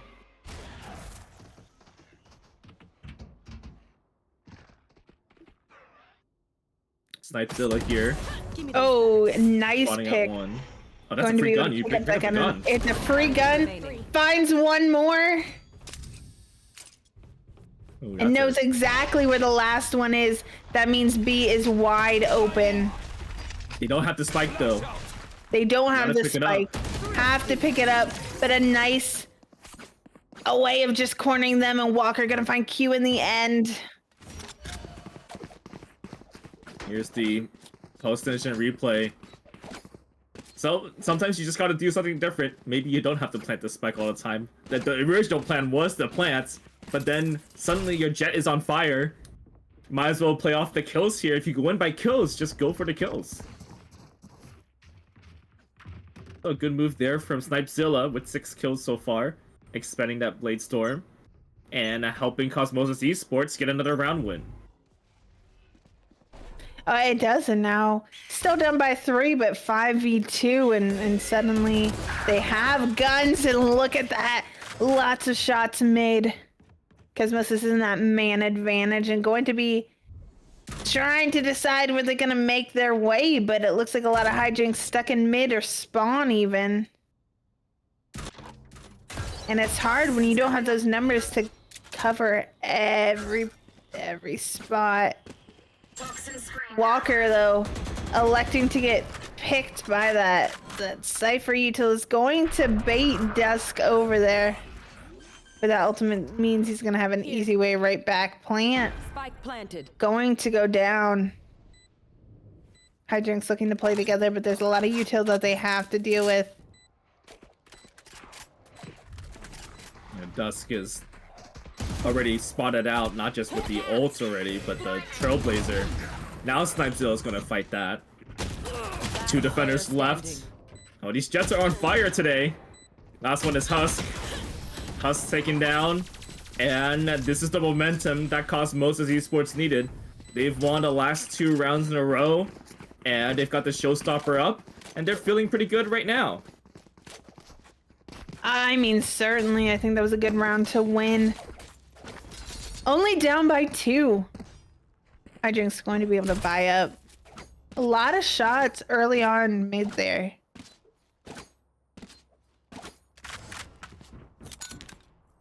Osmosis Esports being led by Snipezilla. Now Hijinks is looking to make some adjustments. They've got 3 players on the A side. They see the talking screens go up. They want to try to get as much info as possible. There's the guiding lights. So there's 1 person there. And then they have the Cypher on backside of B trying to get that information. But once again, the stack. Oh, they're pushing the stack on A. And that's a lot of info. They take down Walker. And they see no one else. So Hijinks gotta know that Cosmosis Esports wants to go B here. Then I hear that showstopper. David looking to find someone, but just not going to. The problem is they left the spike behind. They They were left playing the default. Behind. Oh, Snipezilla with a beautiful kill there through the smoke.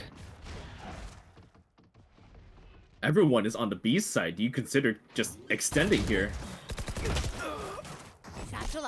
Spike planted. Here's Sakuza trying to fight this. Look at this jump. Stays alive for a little longer. 2v2 now. Cover going out. Showstopper for retake is not out of the question here. It's not, especially in a 2v2. Thinking about it, paint shells. And you called Jumping it. in. Going to come out, but not going to find anyone, it looks like. Oh, that's a lot of damage It's gonna headed though. do damage though. Good blind, good blind. Standing. I think it's half though. Everyone is low health though. You gotta get 1 first. Oh, it's just too hard. Oh You got the man. high-low going. It was a good idea going in with that showstopper. And just couldn't find anyone. It was nice. We're gonna see, I think, a quick post-tension replay of that as we start to see a timeout coming in here from Hijinks. That was a good paranoia, I think. Yes. Very good. It was that paranoia that forced the Jet to back up. And then there was no vision to cover the diffuser. Exactly. Even then, like getting the spike to half, but 2v1 where you have the defenders on, or the attackers on a high-low, basically, it's not very easy to be able to look at those 2 directions on the diagonal. So that was a very crucial paranoia. Exactly. And also just like the fact that, and some players forget this, you have the numbers advantage. You already know that the other team has a defuse. So there's no reason for you to peek until a defuse is in progress. Right. Because- Exactly. And you should be able to peek together and that last kill. You don't want to peek 1 by 1. So this is a very classic Valorant play. Very disciplined. I know, I loved it. They played that exactly how it should be played. I liked the showstopper. Did do a lot of damage, but didn't find anyone in time. And I mean, that was good of Cosmosis to play back. You know, they didn't need to push out. And unfortunately for Hijinks, you know, I don't think they realized Cosmosis. Who was it? Was it? I don't even remember. Ooze or I don't remember who it was. It was just around where they did not clear. They literally sent Q to die there, all by himself, alongside Sakusa. That was a great bait too.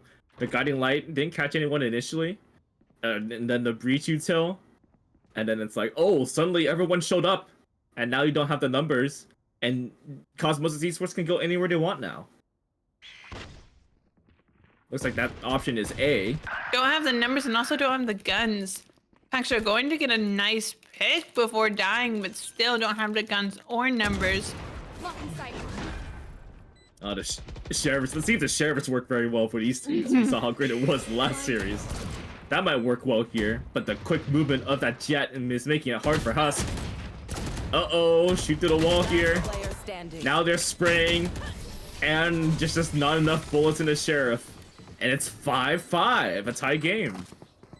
We move as a unit. Man, I think we talked about this pretty early on, but I think the teams just... You know, we said maybe Cosmosis might take a little more time getting into their groove, and look now, they certainly are in that 5-5. Anyone's game. And we knew these teams coming into it were close. They had a matchup just a few weeks ago, went 1-1. Seeded 2 and 3. Cosmosis 4 wins, 2 draws. And Hijinks 3 wins, 3 draws. Very, very close. I've got your trail. Both teams only losing 1 matchup all season. A good satchel lineup to try to guess if anyone's going there. Oh, you gotta shoot the trip. This trip will always reset. Oh, that's a Cypher buff that they forgot. You have to shoot the trip, and now Paxo takes advantage. And there's a Nero Theft. The Nero Theft also buffed. They should get this info here for the next couple players. And last one, Ooze is gonna have to do it one by one. It's gonna be tough here. That's a great play from Cypher to help give Hijinks an advantage here in this round. Looking now, and you just have to hold this. The spike is on site.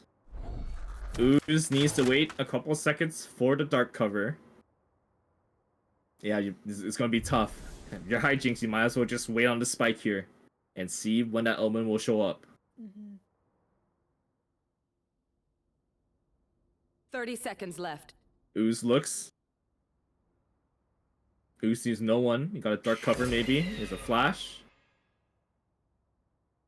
And now the drop. You have a shot to step. That's an opportunity. There it is. Oh, but Wackton got 2 with the paranoia, but walked into Q. That's a tough 1v3. Last round in the half. Here's the replay now of the Cypher play. So remember, the tripwires regenerate if you don't shoot them. Utility can break them, but you have to like literally use it on the tripwires on the base. So they regenerated. You got the ping again.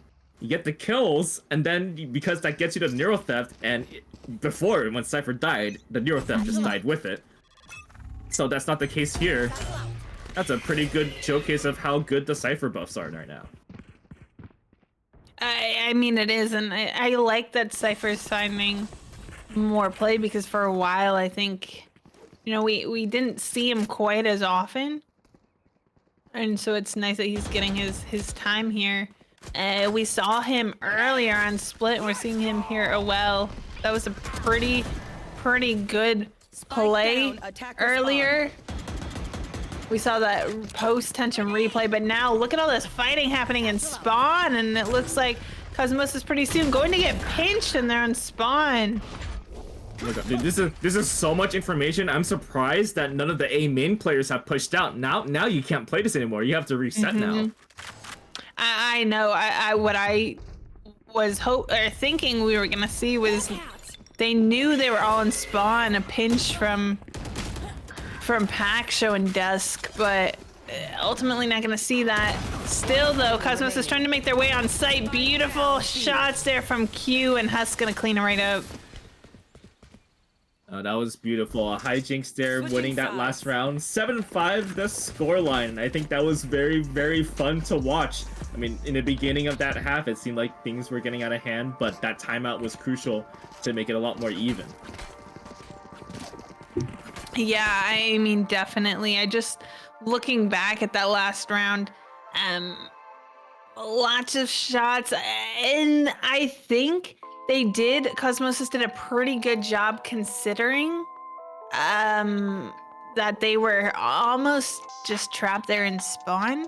But we're gonna go to a quick break before we get into this next half. Don't go anywhere. We'll see you back.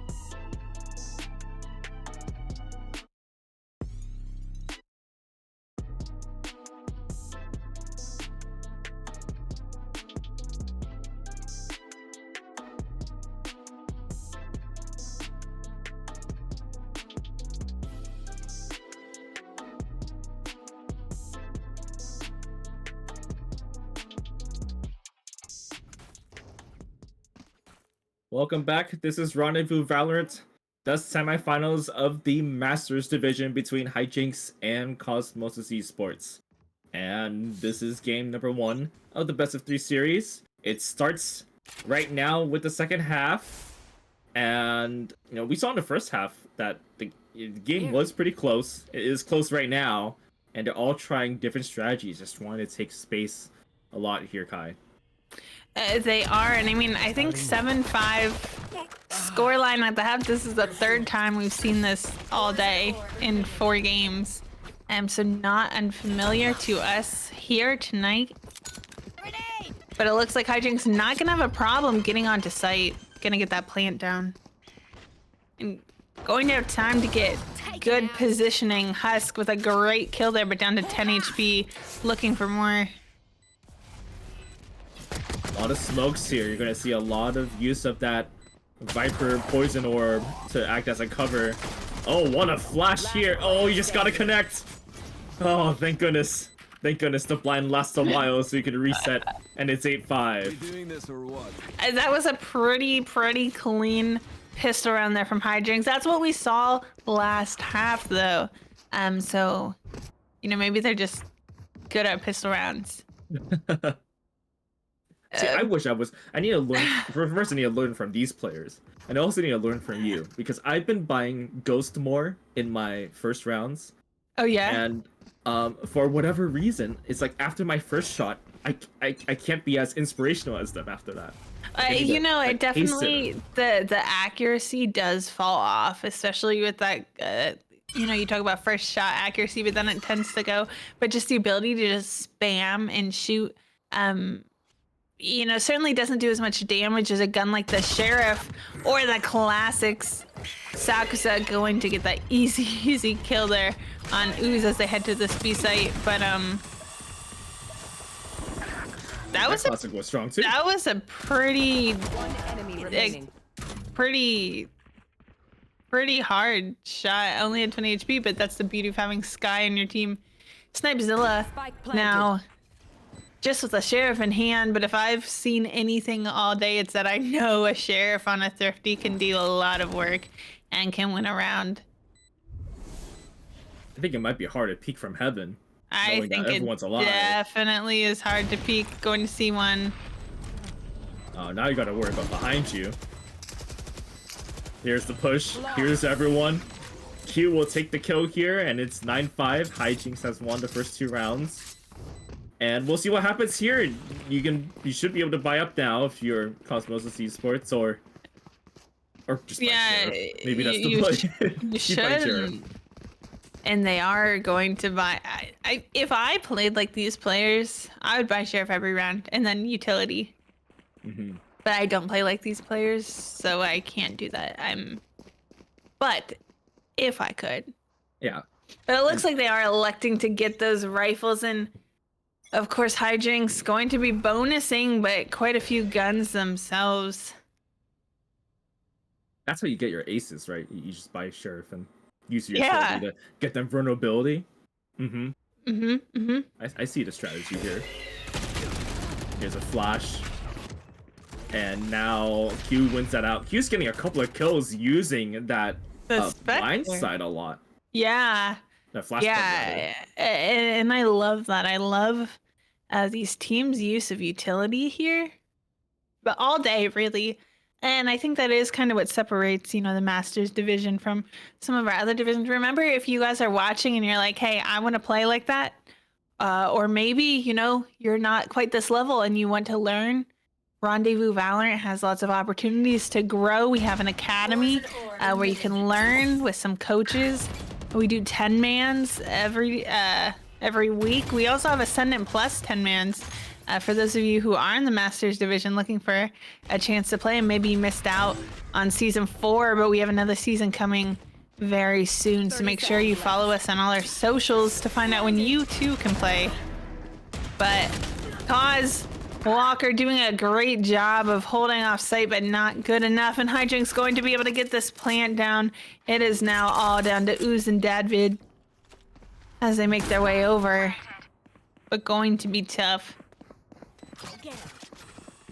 That's a plant for all sorts of places. For Heaven, for Elbow, kind of for main. A lot of people do like to plant very far in the back, but this will open up some options. Here comes the satchel in for Dadvid.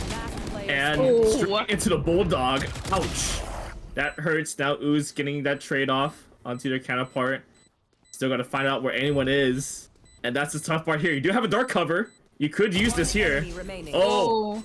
And now here comes the defuse. Oh, there it is. Yeah, now you can defuse.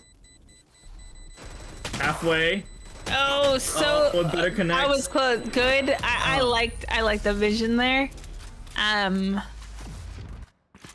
Unfortunate, but that was close. A great job there by Ooze, just not able to do it. We're gonna see a quick post-tension replay. I liked, like you said, that dark cover. Not enough time to try to stall any further. You just have to stick it, and you had Paksho just spamming the smoke and able to find Ooze there in the end. But ultimately, a very nice try there by Cosmosis. Oh, there's the Cypher cam. Spotted out there early. We've seen a lot of Cypher usage on the attack and defensive side, trying to get that entry vision. You can also throw in your body in there. Sakusa smoked out now. Waiting a little bit. Dadvid's got a weapon you do not want to face. And now there's the information. There's no weapon on. Now Walker waiting, poisons it down. The spam is through and backing out there. The Viper. Uh-oh, the judge has arrived. Here's Dadvid. Here's ISO. Here's the rest of the defenders. And suddenly Hijinks just losing players one by one. One by one, now down to only 2 people. Make that one. It's all down to Q. Walker. Finding Dusk with a Bulldog. They're gonna spot exactly where Q is. Bomb is down, getting pinched. Wonder who you want to kill in the scenario first. It's going to be a swing to the right first. And that goes straight into 2 players. I like Esports gets the round. I like that util to kind of push them off, and we are gonna see that Hijinks timeout coming in now. I liked the use of the utility to kind of push them off left, blind up from out past heaven, and then swing right. Unfortunately, there were two, and that's tough in a 1v4. But great job there by Cosmosis, putting another round on the board for them. That's their first round win of this half. It was 5 rounds won in a row for Hijinks earlier, so they really needed that one. Mhm. And they're able to keep a couple of guns over. The spies are a little scuffed, but at least they do have guns. And if you're calling this timeout here for Hijinks, you're probably using this to really slow down the momentum. Like, you just lost a round, but, we don't want it to snowball, so we're going to call this timeout now and see what we can talk about. What's our strategy to get the next 3-round wins for us to win this first Exactly. I think you nailed it right on the head. That's exactly what they were doing. Good placement of that timeout. Looks like they took the time to strategize a little bit, heading towards maybe this A. Well, I say that, and it looks like it's going to be a split push mid. Maybe. We'll just have to wait to see. But Cosmosis, with good positioning, knows there's some mid. Got that information, and still with Walker and Ooze being able to look at main on either site, know where everyone else is. Use the paint shells to try to get some chip damage in mid. And with all that defensive utility, it's making it so hard for Hijinks to gather much information and to get the space. They have to keep playing it slow. Certainly, and it looks like this is going to end up being a B hit as we hit just under 1 minute, running out of time. But it looks like utility is coming out. Takusa going to clear Ooze, yeah. Are going to be able to get this plant down. Cosmos is just waiting for rotations from teammates to come in here. There's 2 stuck in backside. You don't want to get hit by some utility there. Here comes the retake. And Hijinks is ready for it. They got the crossfires down. That was a great cross. That cross is my favorite cross. The one from backside and main. Like, you have a lot of protection on the sides as well. And if you plant for it, then plant for main, that is. Yeah. You get a lot of opportunities. And it looks like we're gonna see that cross again right here in this post replay. But yeah, I mean that was good, well played, and good positioning there by Hijinks. Snipezilla going to bring out the operator. It's in his name, Snipezilla. Has to bring out the sniper. Certainly they'll peek this. Hijinks has loved to take the space here. Yeah. Oh, just don't turn her away. Oh no. Oh. That is timing. That's heartbreaking. That is heartbreaking. And now the neural theft for information as well, Kai, and that's all the info you need. Absolutely. I mean, I think that's just one benefit that Cypher really brings to the table is his ability to gain that information. And unfortunately, Cosmosis doesn't have any Sentinel, doesn't really have a player that has that kind of information. Of course, you have ISO, or their ISO, I should say, on that sky that can tell you when someone's blinded. But other than that, it's all what you can see with your eyes and hear with your ears.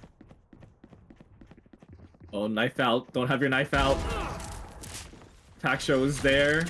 Camera is out from their info. The B side is open. Unless they don't check main here. 30 They seconds go left. for the flash. And now it causes a party to begin.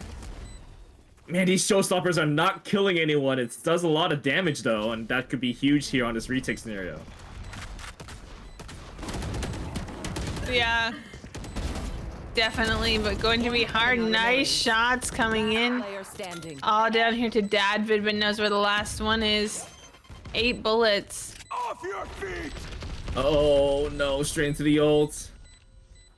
Dadvid's just holding this area. Oh, Luckily, and it's not- knows now that Dadvid's not on bomb. It's not planted for him. It's the concuss. Oh, and the crosshair Unfortunately, placement. Yeah. Dadvid, well played. I liked that. Cutting it a little bit close, but not too close. A little over a second left on that timer. There was once a controversy, as we see the post-tension replay, that like, okay, you get hit by a rolling thunder, you get hit by a fault line, and it's like, oh, it's unfair, like, how do you still have first shot accuracy? Well, the whole point is that your vision is first is scuffed, and second, it's about the bullets after that. Like, of course your first bullet may hit, but if you miss, it's very, very bad for you. You still have to remember that your first bullet can still connect. Like, you just have to be able to overcome the visual effects. Absolutely, and I think it just that's. I saw an interesting video the other day on the concept of crosshair placement versus aim, and so does that affect your aim? Absolutely, but that doesn't need to affect your crosshair placement, like we just saw there. With Dadvid and beautifully played, was able to get that off and ultimately put another round on the board. Still 4 rounds separate these two teams, and lots of trades coming out there on that B site. Hijinks has numbers, has bomb. So this is an interesting scenario here. Walker obviously needs to try to isolate these 1v1 scenarios. But if Walker can get 1 kill or pick up an ult orb, then he would have the Viper's Pit available for another round, a round that they definitely would have to win. Yeah, I mean, you're right. That does bring us to match point 30 seconds after left. this. If Walker can't clutch right here, but it looks like Walker, and probably starting to know now that there's 20 seconds left. Hijinks towards that A site, 15 seconds. And going to be able to have the plant down, whether they realize it or not. Site is free. They know it now. And Cypher, Pack Show with all those trips, information out. Going to be hard. Another option, Kaya, it would be to save here too. I think at this point now, 1v3, they're all posted up. They have all this utility. I think I might consider saving, or at least doing this, just playing for exits. But this does open up the ability to push, but time is running out, Brown. I mean, might as well go for this here. We're thinking about that ult point stuff. Look at this merry-go-round. Start to defuse, force him on. Hus does get the kill. So 12-7 for Hijinks right now. And on Cosmosis Esports, you got the Bladestorm, you got the Viper Spit, but you've got to start winning rounds now. Time is not on your side. And I think you might have nailed it there when you said, okay, if they can get a kill and then die, they have the Viper's Pit. Now that's a Viper's Pit for defense that they can put it and try to bait a rotation. It looks like that's what's going to happen. I have a feeling Walker going to put this pit down early, and it looks like they're, yep, exactly like we said, but it looks like not gonna quite stop Hijinks as they try to send that out, and are gonna know that the only one here is Walker. Showstopper. And it doesn't kill anyone again. Down, B. Walker gets 2 kills inside of Viper's Pit. I think that's very productive. That's a W. But your teammates have to get the kills too. Oh my god, now it's a retake scenario. And you have to win this. It's all or nothing.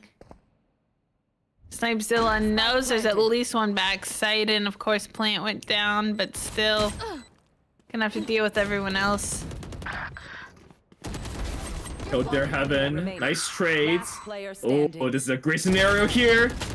Oh! Attackers win. Out of knives, and Hijinks wins the game at 13-7. Amazing. Amazing is definitely a way to put that. Close, but ultimately is going to go the way of Hijinks, who are the third seeded team. Now I know this matchup is a little bit closer, but if Hijinks are able to take Bind or even a Makes It Map 3 Ascent, I mean that's 2 upsets that we'll see in one day, which will definitely make tomorrow very interesting. But before we talk about tomorrow or who's going to win this series, let's talk about Split Brown. Yeah, so Hijinks did very well. Yeah, they did put together very a couple well. of very nice rounds, especially in that second half. And you know, sometimes luck goes your way too, especially in that last round. Just being able to stay strong and take up all that space. What about Husk getting 18 assists on that Sky? On that Sky. That is amazing. And even That like is amazing. the flashes had impact. It's all about having impact. If you have flashes, you can heal your teammates. Definitely put in work. Not to say that ISO didn't also play well, but I think when you have a cohesive team and everyone's putting in that effort, it allows a player like Husk to really shine on that initiating agent. Yeah, and you know, the second half has seemed to be like the half where we start to figure out whether teams are going to pull away or not. We've seen a couple of games already in the first series, and now this series as well. Like, it's very tight that first half. You flip the script, and suddenly it's like, you know, it's like the teams are waiting for that half to come. No, yeah, like, this is mine. I can take dominance. Only 2 rounds were won there by Cosmosis Esports on the second half on attack. It's like they just could not figure it out. But that's good for Hijinks. If you can take the lead early, you can control the pace, control the narrative, and you can do the same thing in the second half. Then it's very hard to come back from that. It is. But you know what? Map 1 is over, and I think, especially if you're Cosmosis, put that one behind you. We're going to Bind next. Now, that was Cosmos' map pick there on Split, so that does mean you're going into Hijinks' map pick, but if you can keep, you know, your head straight and just kind of forget about that and play the game, we could be seeing another 3-game series. Now, we are getting ready to go to Bind, but before we do that, I want to remind everyone you can do !ticket 1 to get an entry in this giveaway we have going on. We just had another one earlier. A shout out to Crumb Thief who won that one. Lots of entries, but definitely make sure you do it early and you get in. Everyone does have 1 free entry. And I also want to shout out our sponsors, Super Beings Lab. I have my mouse pad right here. This is the Memento. But right now they actually have the Super Beings Lab Origin Memoria Pro out now. Super Beings Lab strives to produce the highest quality gaming peripherals with a focus in creative art, like you can see with my beautiful mouse pad. So start taking control of your aim. Every product is carefully crafted to provide the best gaming experience. Now you can find them on Twitter at Super Beings Lab to find out where you can get your mouse pad today. You can also drop by superbeings.gg to put in an order for the Super Beings Lab Origins Memoria Pro. And this mousepad is also currently available at several online retailers internationally. So make sure you check them out on Twitter to find out where you can get yours. We are going to see a quick ad coming from them. And if that doesn't make you want to pick up a mousepad, I don't know what will, Brown. Can we submit this clip to Super Beings Lab? Because I think you're doing a very good job with the modeling of the product, enthusiasm of it. Look how pretty. I just like to show it off. It's so pretty. It's so pretty. When I use it when I game, and it just makes me, I don't know, it just makes me feel good. I also like Reina because I think she's pretty, and this reminds me of her. So maybe that's part of it, but it's a beautiful good colors. I mean, look how thick it is. This is like, so, and you can, if you move your hand over it, like you can see like how smooth it is, right? And when you go like this, it's like, ooh. Can you hear that? Yeah, you can hear that too, right? It just, your mouse just glides right over it. It's so, I like it. I like it. And it's really easy to, when you buy it, actually, you get this little like travel bag it comes in, so you can just roll it up and take it with you. Anyway, I'm not sponsored by Super Beings Lab, but Rendezvous is. So if you want to know where you can get some, definitely check out superbeings.gg and on Twitter at Super Beings Lab. Very cool, very good quality products. But that's enough of that. You guys. No, it's not enough. We have to make sure. It's never enough. It's never enough. Sponsor Kaiserine right now. Sponsor me. I'll shout you out. Never enough Super Beings Lab, but we are going to be coming back from a break with Bind. So everyone, make sure you get some water and stretch your legs right now. You're not going to want to miss this exciting matchup to see who will be making it to finals tomorrow. So don't go anywhere unless you're getting water or getting a quick stretch. But don't leave your house. Super Beings mousepad. Yeah, definitely. You know what? There's just enough time in this break to go online, put it in an order. And they're pretty fast delivering to it's good quality. I'm baiting Kai back into the sponsors like this. It's all Ron was behind this all along. But no, I definitely do they do sponsor Rendezvous, but I actually would personally recommend their mouse pad, so definitely check them out. Also, make sure you enter the giveaway if you want a chance to win some Valorant points and get a cool gun skin like the ones you've seen today. How many have entered? Painted? Can we check right now? How many have entered? We need to see. This is important for Kai because Kai wants to make sure. I really want to win. I won last week. I won last week during the Challengers finals. And I used it. I bought the Horizon Frenzy in the Battle Pass. Okay, so I hear that you have 16 competitors, Kai. So you against 16 other people. Second thought, maybe don't enter. Okay, let's go on a break and we'll be right back.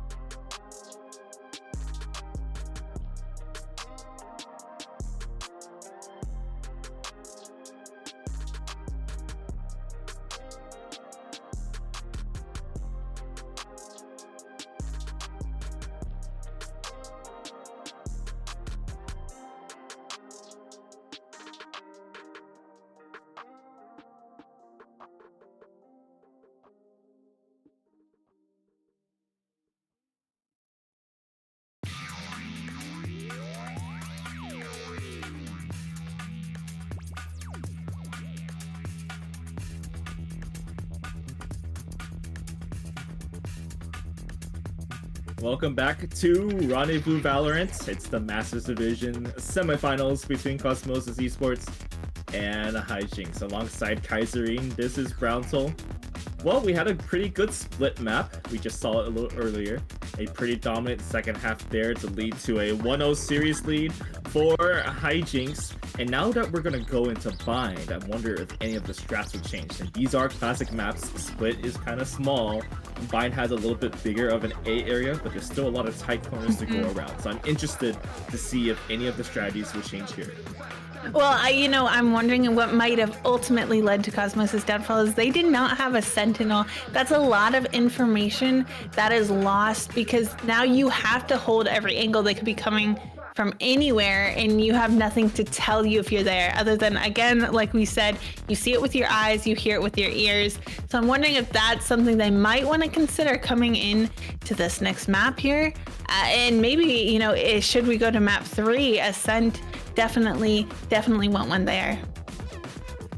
So we'll be going to the agent select for bind, and we'll see if there's any changes here. We got the Vipers out. So we talked about how Viper was good before. And Brimstone too. This is going to be a Viper Brimstone combination. The double controller meta is Some madness, some badness combination.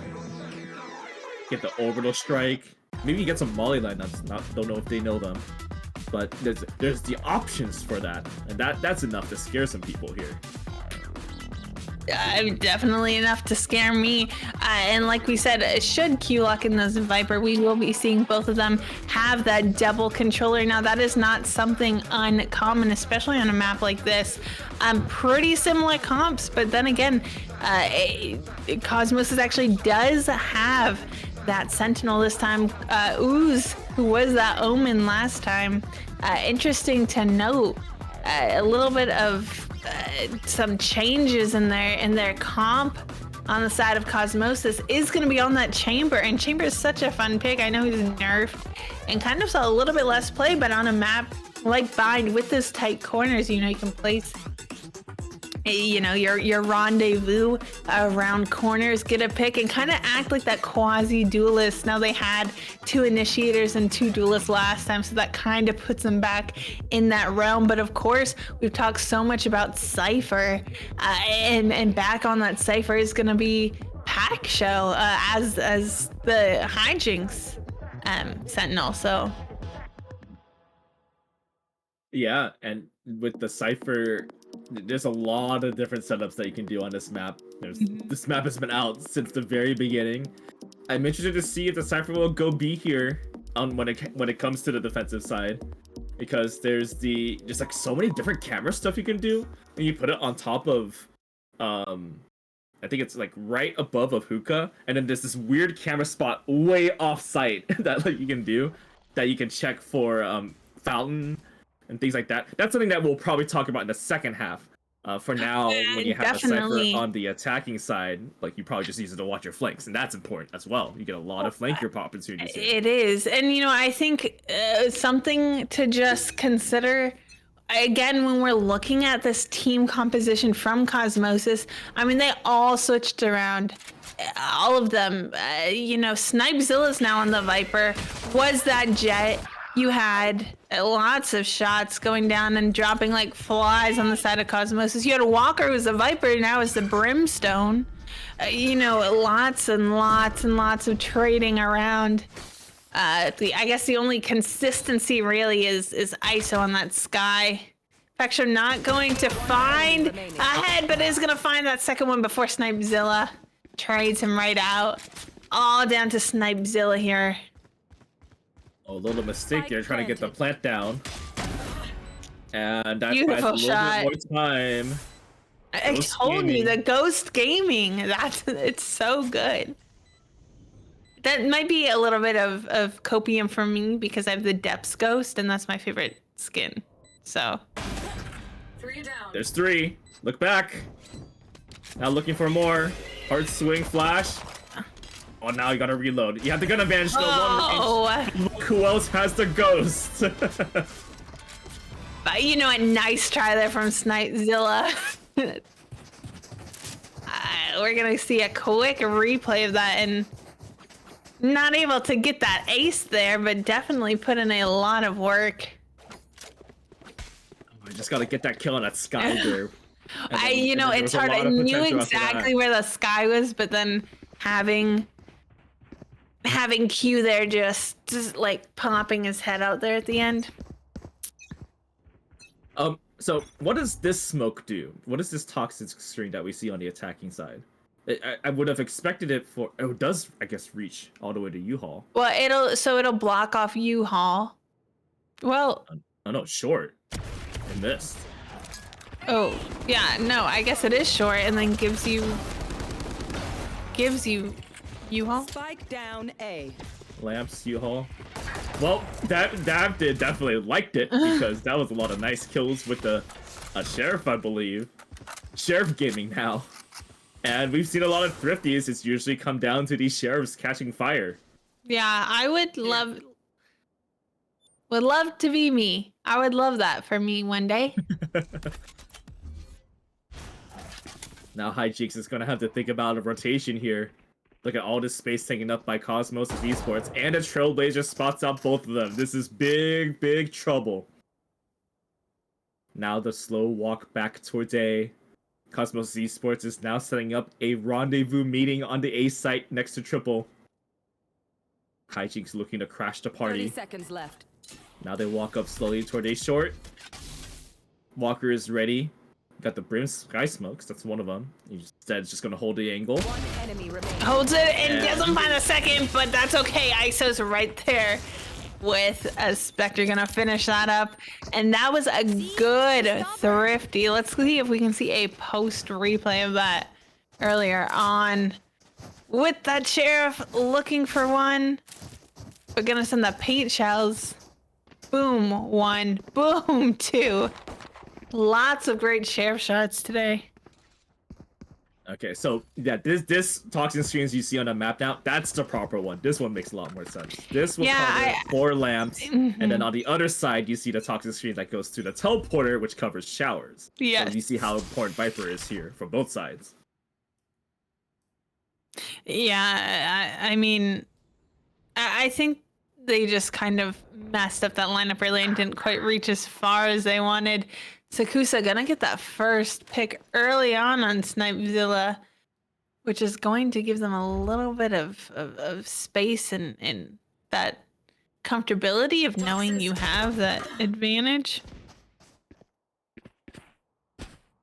So that's a lurk kill. It's a controller lurk kill too.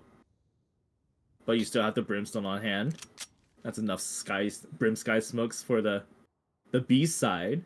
Remember, you have to watch out for elbow. You have to watch for defending side spawn and possibly hookah here because you haven't cleared it. Yeah, Walker though going to hear that. Lots of utility here on this B site. Maybe you TP here. 1, 2, 3. They leave the Cypher behind to fend for themselves. But look who's already here on site. 2 defenders waiting. One enemy remaining. That's David. David looks for one more.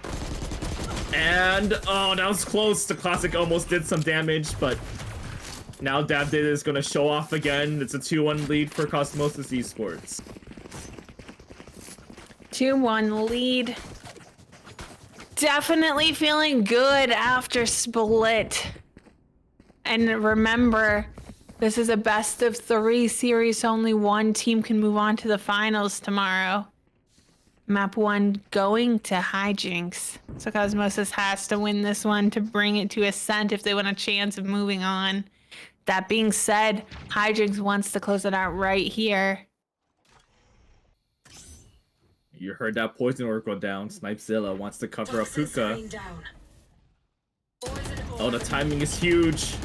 And this combination is what makes the Viper so good. You combine the vulnerability from the Snakebite with the poison orb or the toxin screens, and you get some vulnerability off.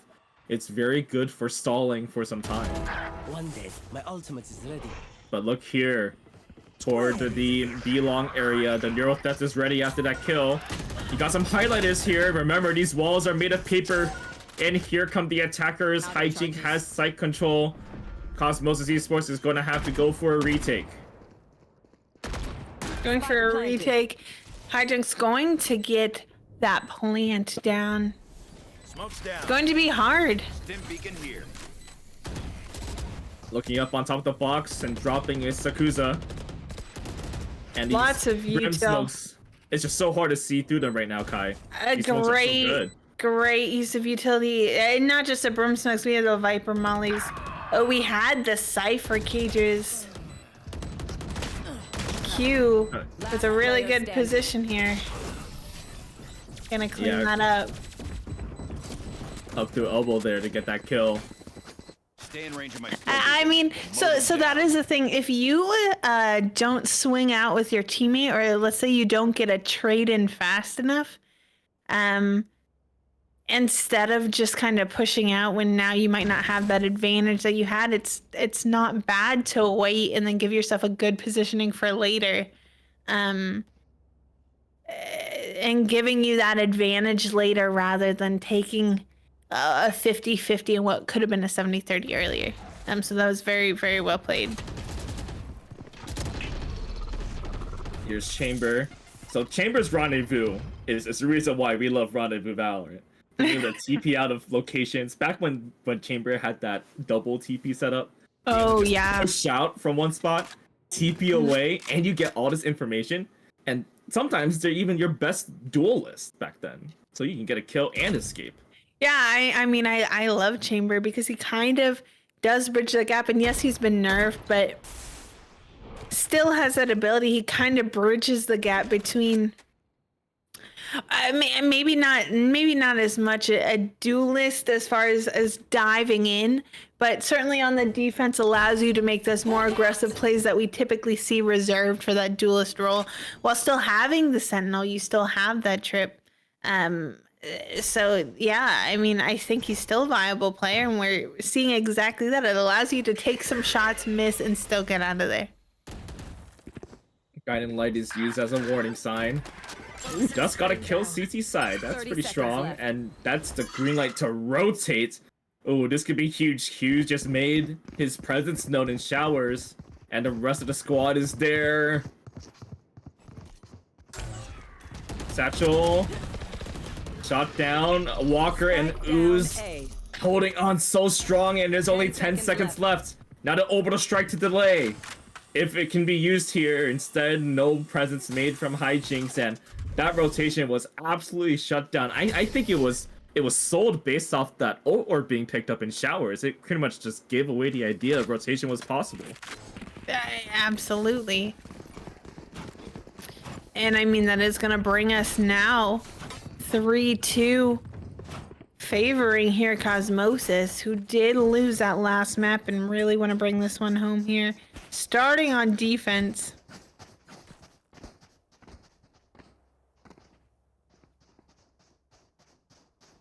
Again, remember they're on defense and they have Chamber, but that is their only Sentinel, so going to have to make use of things like his trip to give them any sort of information that they might need for the round, as it looks like this might be a B hit. You know, I kind of wish the trademark was also a global trip. I wish it was as well. Yeah, I think it should be. I think the range on the trademark is too short. It's maybe not as much on some of the maps, but like, you know, back when Pearl was in play, your trip, like, you couldn't even go down B and have it reach the whole thing. It's the same type of issue we have with. Oh my gosh, Sakusa can't even get the showstopper off. Yeah, good molly to stall there by the Viper. But yeah, I think it's the same problem that you see with Killjoy too, not being able to like stay in the same range as the alarm bot. But we kind of think of Killjoy as staying in the location. Yeah. The Chamber, you're like, oh, you only have one trip, so like, that's why you feel like it should have at least more range. You can at least watch more areas. Well, and I think that's it. But, and I mean, especially when you look at some of Chamber's other utility, and nice shots here from Dusk. Enemy remaining. Going to be pretty cleanly swept up there by the attackers. But yeah, Chamber, I mean, when you look at his abilities, some of his abilities are, and I think the reason why he doesn't feel as much like a typical Sentinel, and again, we're coming to this post replay here, and you can just see exactly what just happened. But when you talk about, I mean, one of his abilities is literally a gun. Now it's strong, especially in, you know, we're in the Masters division. I expect to see some work put in. Headhunter is good. The Headhunter is good, especially if you can hunt heads, but not as much stalling potential when you talk about that one trademark. Now he's not able to find a second one, though. Dusk's gonna trade out Q onto ISO. Yeah. that was great use of the Trailblazer there. I don't even think I see anything. Yeah, that was good. Hijinks Launching smoke. trying to put that plant down, and it looks like it is going to come down. And just when you think you can see because the brim smokes go down, suddenly there's a Cypher cage up there. Both defenders are completely separated. One towards heaven and one was on the flank. That's RDV over here. Trying to spot anyone. There's so many angles you have to clear. You have to worry about lamps. You have to worry about showers. There's one on the bench. The low health. Now the trade. Walker jumps down. And they're swarming everywhere. Now you have a crossfire on bench. Yeah. Oh, gets one.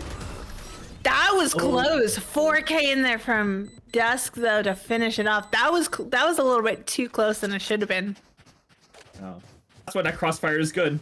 It's just that's the swing over to the right was scary. It's like he gave them an opportunity to kill you on both sides. It was scary, but you know, in another timeline, he would have won that because that cross that's so good, he was able to isolate those 1v1s, which the whole point of a cross is they shouldn't be able to do that. So that was way closer than it should have been. And Showstopper can't get kills. I swear. It can't, but it does do a lot of damage. Yeah. Remember that the Showstopper did actually get nerfed slightly. You have to be a bit more accurate with it, but You do, and unfortunately, it doesn't matter how much damage you do when there's a Sky on the team that can just heal them up. oh, the Sky is completely swarmed. Here comes the Nero Theft. And the defending chamber is still watching B with the Tour de Force. No Cigar there because the rotation is coming over towards A. They're running over, led by Sakuza. Looking for the plant toward truck, but Walker is there.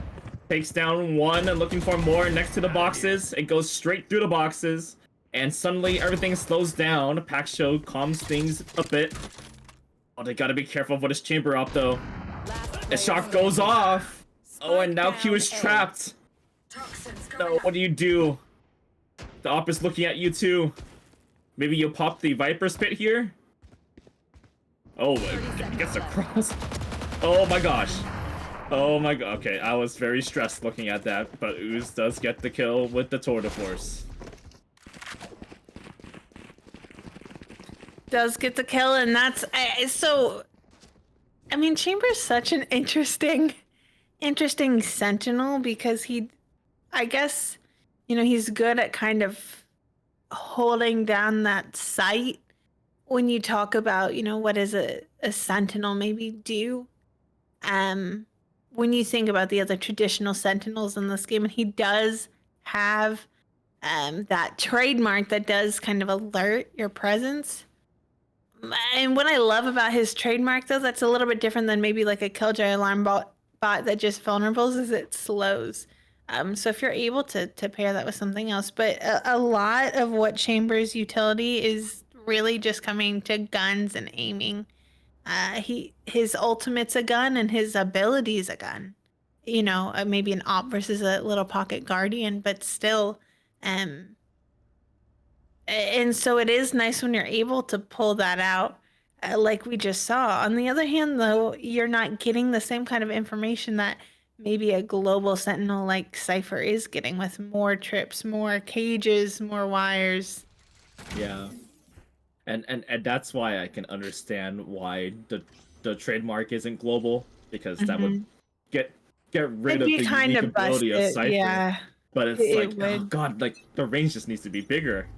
We talked about it earlier. It feels like you're really constrained to one site, and that is the case for all sentinels. But if you really think like a sentinel, then all Chamber can really do is aim and get out, and that's not a lot you can do unless you can aim. You can aim like this. Oh, you're switching to the gun. Oh, that's scary. Oh. Dadvid somehow stays alive. I think the heavens Dadvid are knows that something. raise. Dadvid knows something we don't on the race. Certainly. Good teamwork. Clearly, even if there were people in front of him, he's like, I have teammates that can cover me as I pull out my grave. And you know, and that's how to play with a team. Well, hijinks, they got a low health Cypher. Their Brim is still alive. They're gonna try for A again. Okay, that helps. A headshot on the Sheriff. It's smoked out immediately. Maybe you rotate here. Still gonna have to make some presence in order to get another kill to try to bring the numbers a little closer.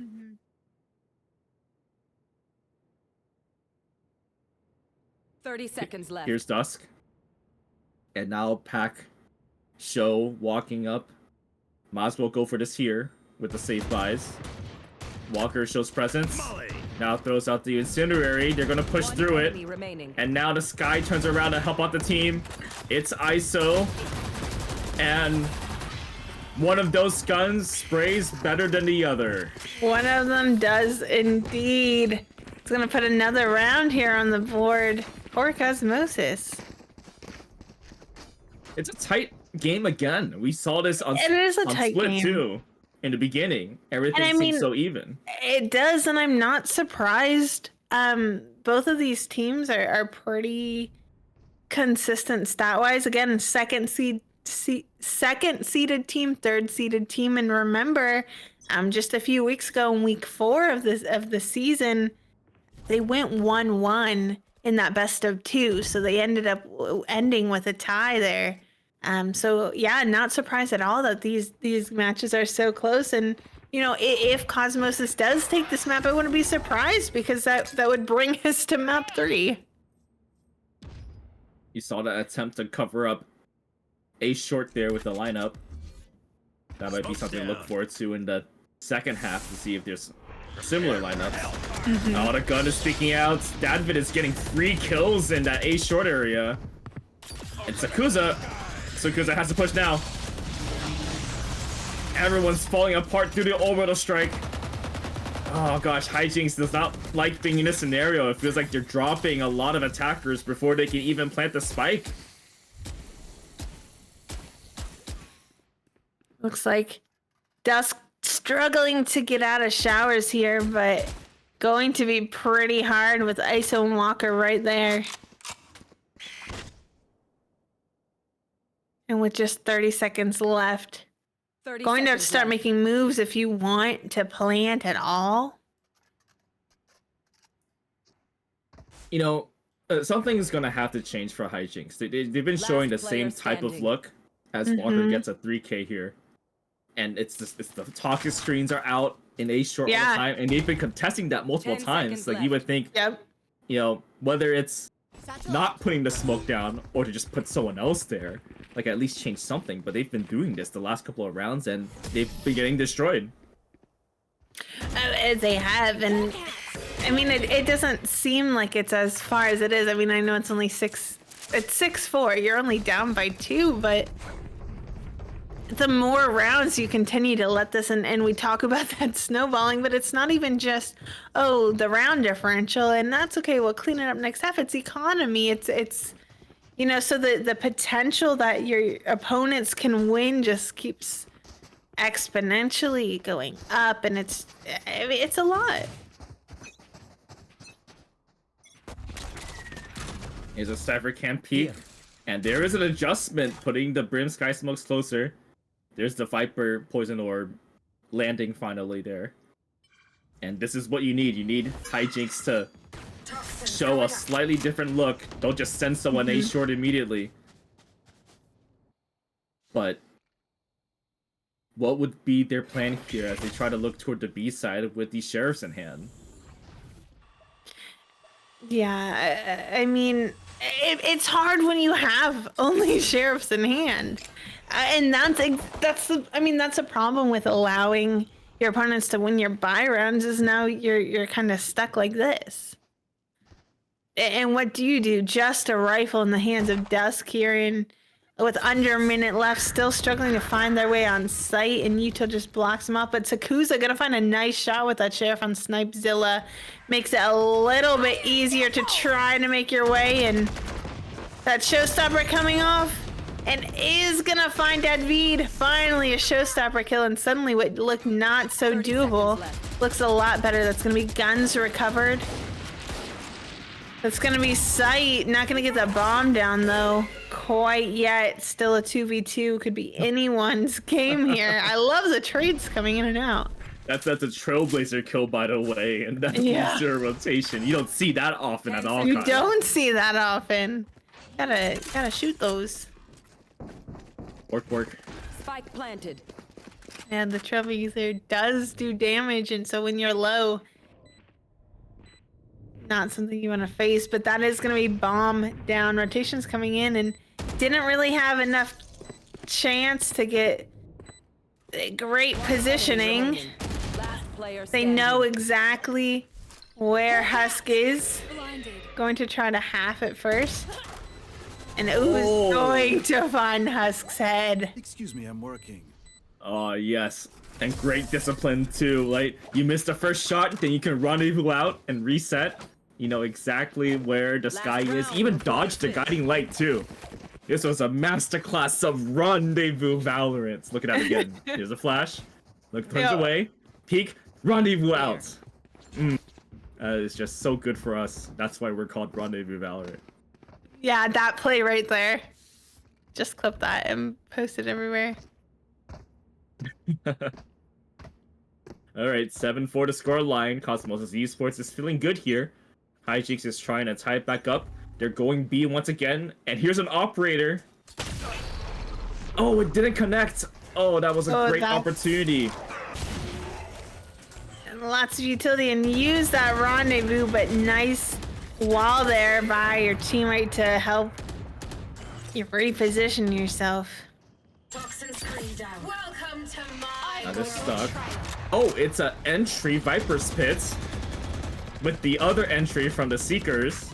They're trying to get space to get on. Certainly, there's some brim smokes you can But use if you to assist with don't, that. if you don't plant it there, you also are going to need to get out. I know exactly. And they're going to what be you able mean. to do that. I think swinging out of a smoke is hard no matter what. Yes, it gave you a little bit of space, but it seems to be working for them. Got that pick and are continue to make more space, but Snipezilla doing the best he can. Healing over here. Or free heal. Oh, you can escape here if you want. And they do want. Going to make their way towards A. 30 seconds left. 30 seconds to go. Walker and ISO going to make their way over. The plane is going to be down, but they're... Oh, it's not. And they're rotating back. But not quite enough time, I think. If ISO can get there first, install them. But, oh, 10 seconds. nice orb. Plant is going to go down. Last player standing. A peek into the incendiary. Now it's Husk. You'll peek twice. Oh. Oh. Husk almost got that 4K. They lined up, but Walker just stepping to the side Spoil the party. to make it an 8-4 half. Cosmosis Esports is in great position here in game number 2. Yeah, I mean, what a half, 8-4. So still, I mean, definitely doable for Hijinks as we switch halves. But I mean, Cosmosis racking up a pretty good lead. We are going to go to a short break before we swap hats, but don't go anywhere. This map will determine if we go on to map 3 or if Hijinks are going to make it onto the finals tomorrow.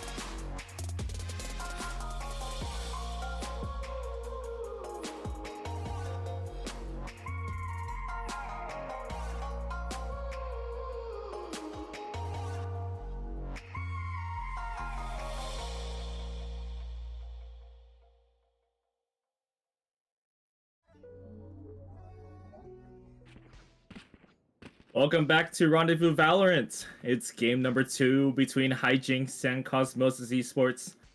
Hijinks now on the defensive side. They're up in the series 1-0, but they're down in the game after a great performance by Cosmosis Esports.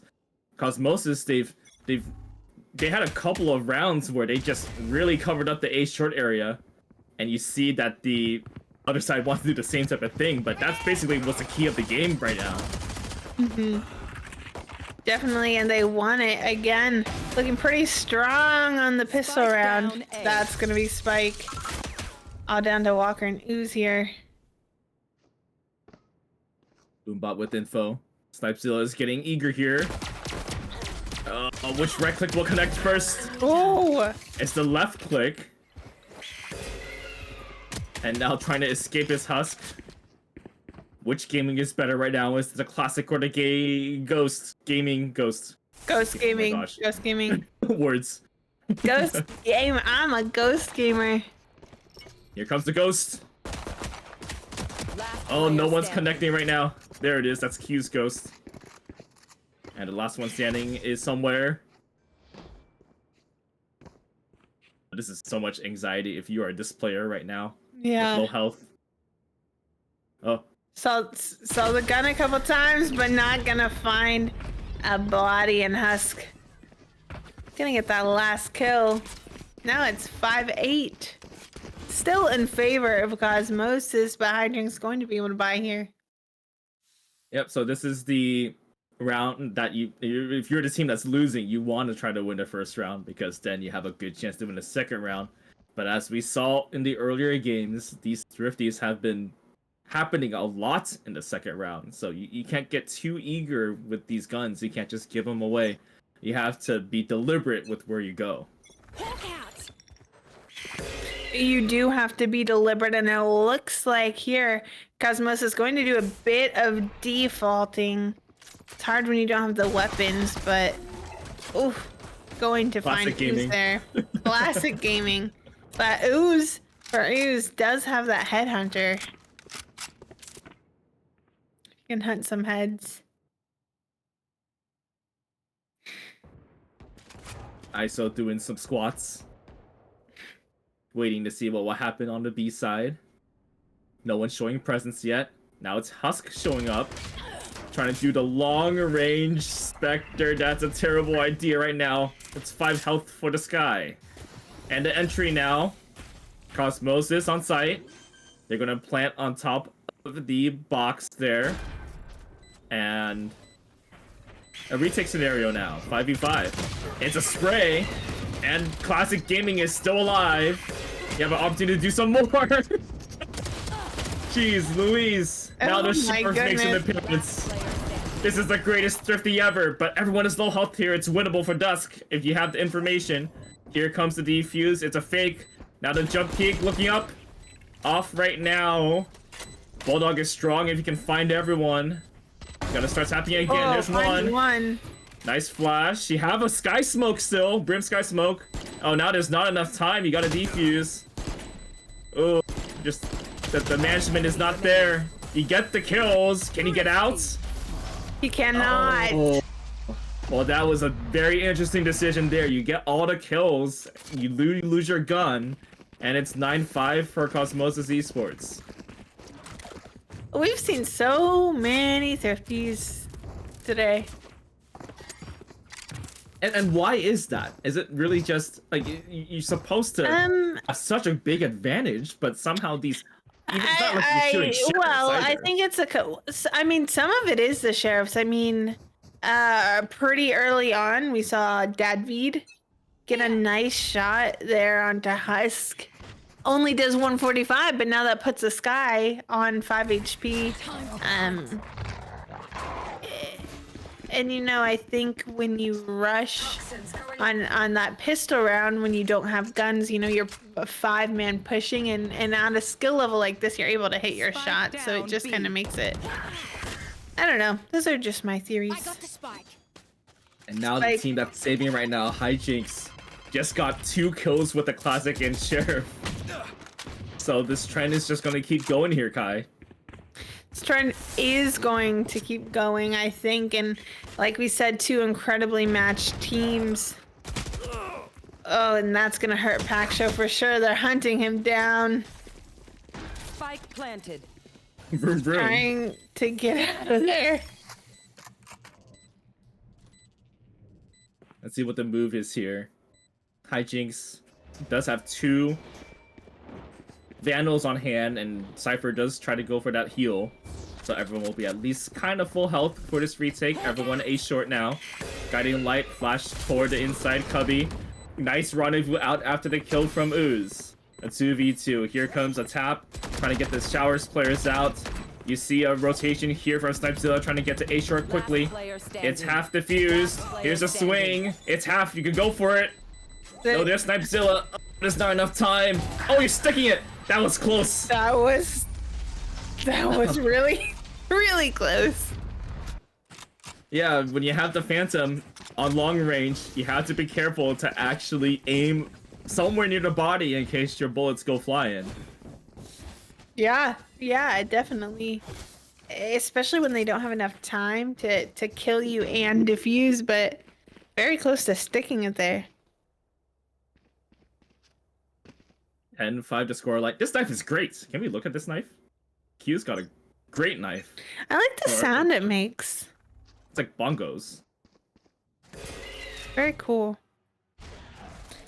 If you also think the knife is cool, but maybe don't have enough funds in your Valorant account to buy it, make sure you do !ticket1 to get a ticket into the giveaway for a chance to maybe win. That's a jump scare. That is a jump scare. Never thought of it that way. You could use the Cypher cam to peek, but usually the Cypher swings off of it. And why not just have your teammate swing off of it? Just wait for it to swing over to the camera. True. Let's go from Dadvid. Ooh. And now the Spike. spike is Nice caught spike. from Q. And you have spike control as well. Snipezilla saw that gun and a little bit of BM with that spray there. 3v2 in favor of Cosmosis, who are winning this game, but it doesn't matter. One shot from Key makes this 2v2, and we are going to see an ultimate expended there. 30 seconds left. Here. Yeah, the Seekers. 2 of them will come out when you have less than 3 players alive. So you know exactly where the plant is going. Both of them will be on the B site. I've got your trail. Oh, and now we've got more Seekers too. And they're all shot toward Hookah. That's a lot of info. That is a ton of info. Both of them got their flashes. One enemy remaining. Here it comes. You got the off angle. That's a nice off angle to shoot from. That was very well played. I like the sky flash. I like Dadvid's positioning. You're gonna see a nice little replay of that post-tension replay. I like that play and the positioning, and I think that's been the biggest thing here for Cosmosis has been their positioning. So a timeout here for Hijinks. They got to think things over. They got the series lead, but this game is not looking too great for them. Cosmosis Esports has won the last 3 rounds in a row, and they need to win 2 more to get to 13. And they're led by Dadvid and Walker. And I feel like Dadvid has made his presence known for the entire game. We saw in the first half. He absolutely He was basically has. existing in A short for the entire first half. And then here, just all this presence this Raze is making. We like to pick a Raze as duelist because we can get all this space with the satchels, just a lot of movement. But you know, the impact is just tremendous here. I mean, huge, and I think Cosmos is definitely playing like a different team than we saw there on Split. I think just kind of struggling to find impact, and part of it I think is not only the team setup, and I think that lack of a sentinel really hurt them there on Split, because that's a lot of information they didn't have, but the cipher on Split from Hijinks just gave their opponents so much more information than they had. Because even if it doesn't tell you where someone is, it tells you where they're not. But here, you know, the comps are a little bit similar, and it's a different style of map and lends to a different style of play. And I like what Cosmosis is doing here. Here's a slow walk up towards B, with a chamber lurking on A. Husk waiting for some presence. Now, you got the showstopper for entry if you want it, and then the Viper's Pit for post plant. You just gotta make it on first. Oh, this will hurt. Snipes are getting some chip damage there, Kai. Definitely going to hurt. 45 seconds left. Going to have to start making a play, and it looks like they're going to maybe teleport out onto A, and that's exactly what they're going to be doing. Paxo, the only one even close, but gets two, and Spike, that was beautifully played and is going to reposition. That gives Hijinks enough time to rotate over. Huge by Paxo there. Sakusa getting two more. All the kills were on Guardians, except for that finisher there. Nice play from Paxo to wait in the canyon. I don't know if that was the main play, but definitely was in position with a Guardian. You just gotta be deliberate with your shots, and that was a wall bit, not a wall bait kill, but it was a collat, yeah, it was.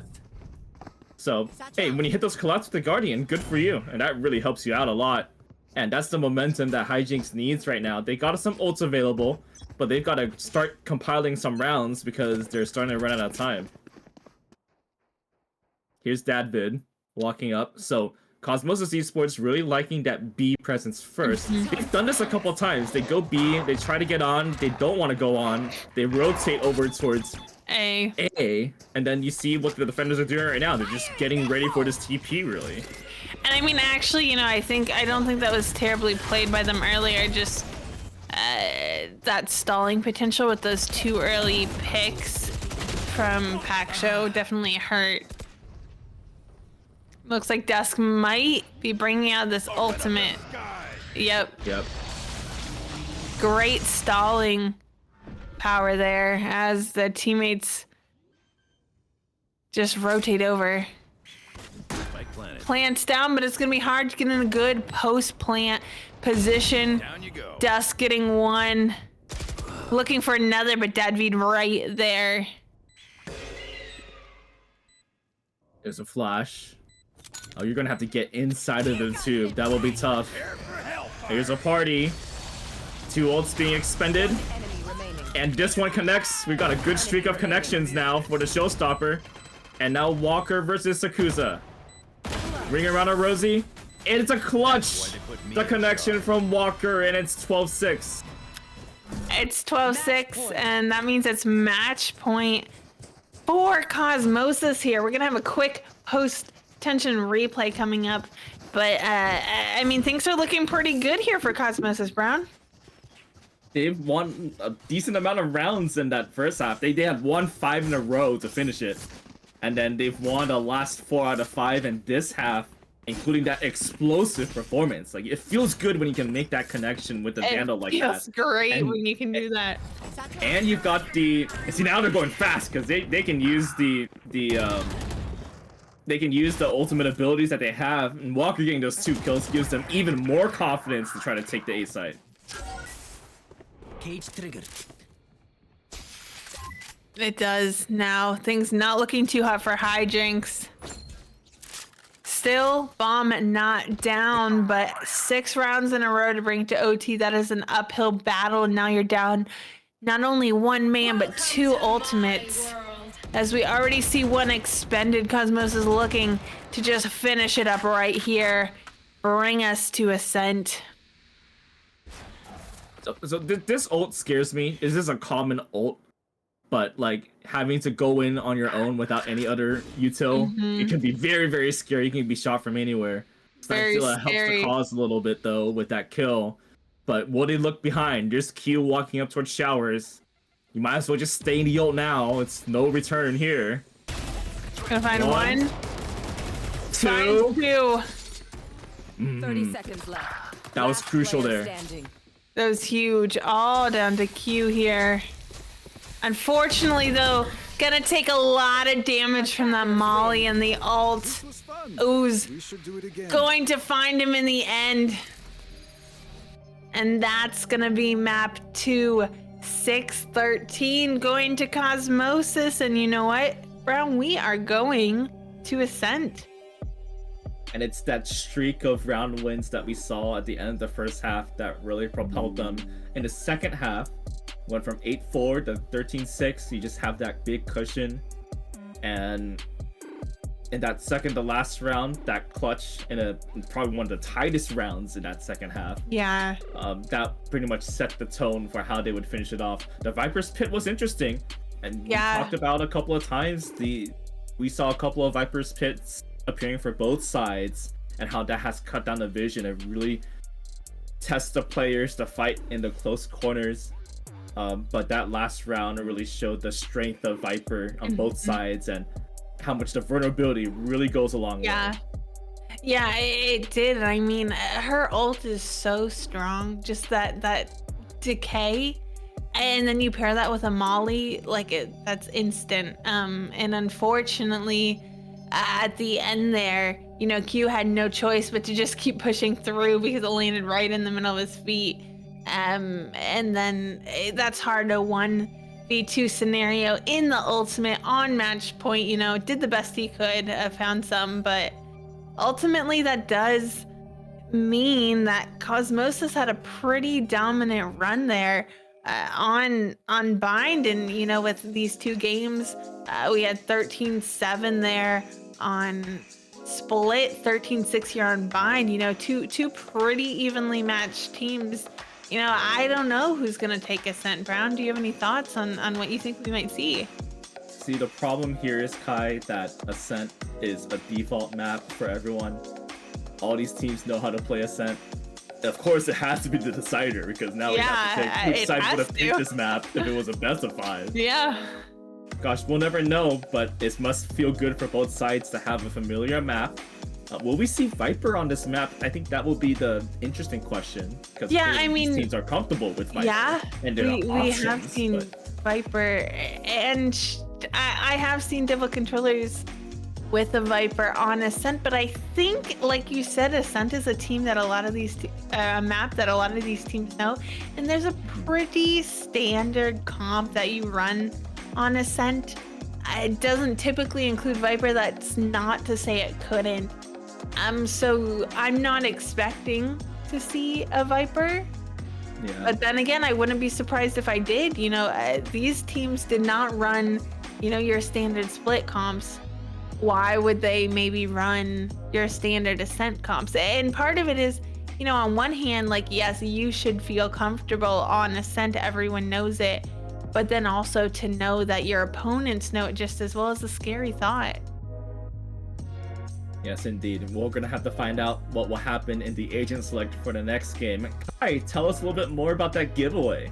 I would love to make sure everyone you do !ticket 1, because now that there's another map, there's a little bit longer in this series where you can enter, and you will win.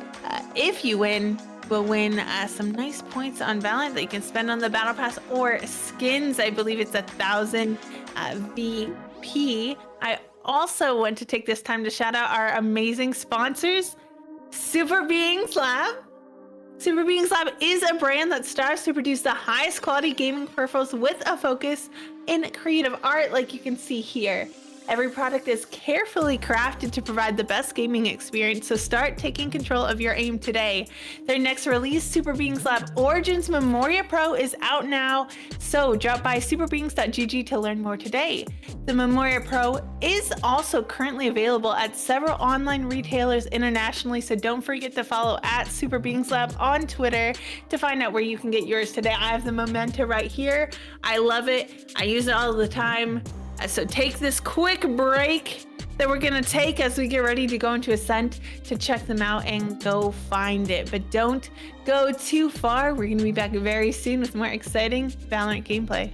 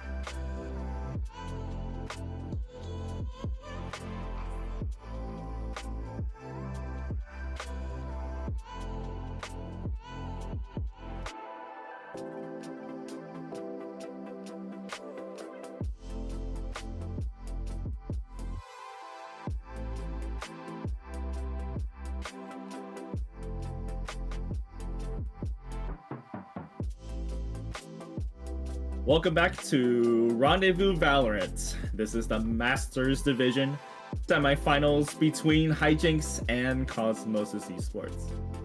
So, Browns on hand, Kaiserine over there. We're going to map 3 again. This is pretty good for us. That's more games for all of you. And this second game, though, unlike the last series where we went to overtime, it was 14-12, very exciting toward the end. This one, it just felt like it was dominant for Cosmosis Esports all around. Yeah, and that's kind of in stark contrast to what we saw there on Split.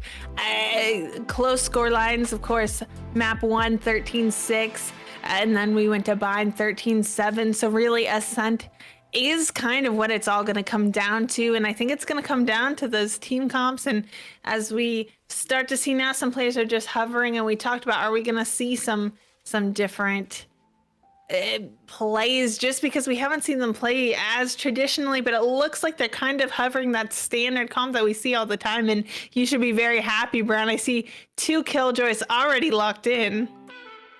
Yeah, Killjoy is known for having a lot of death trap setups on both sites, so I'm very excited to see both of these Killjoys try to do something great. We also talked about the controller options before the break, and Omen, it was either Omen or Brim. That's what was going on in my head. We see the Omens over here.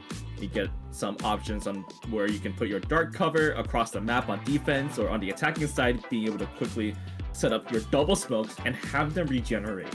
So that's very crucial here in this map. It is extremely crucial in this map, and definitely I think is something that's going to come up because we kind of saw last map, and Bind is kind of Viper Brim. You don't see a lot of Omen, but you do see a ton of Omen on Ascent, and different things you can do with that too. Yeah, he has the regenerating smokes. He also has that paranoia that allows him to be a little bit more aggressive. I'm excited, and it looks like Q is gonna lock in to that KO at the end. So I'm excited because these teams have different play styles, but they've had different comps so far.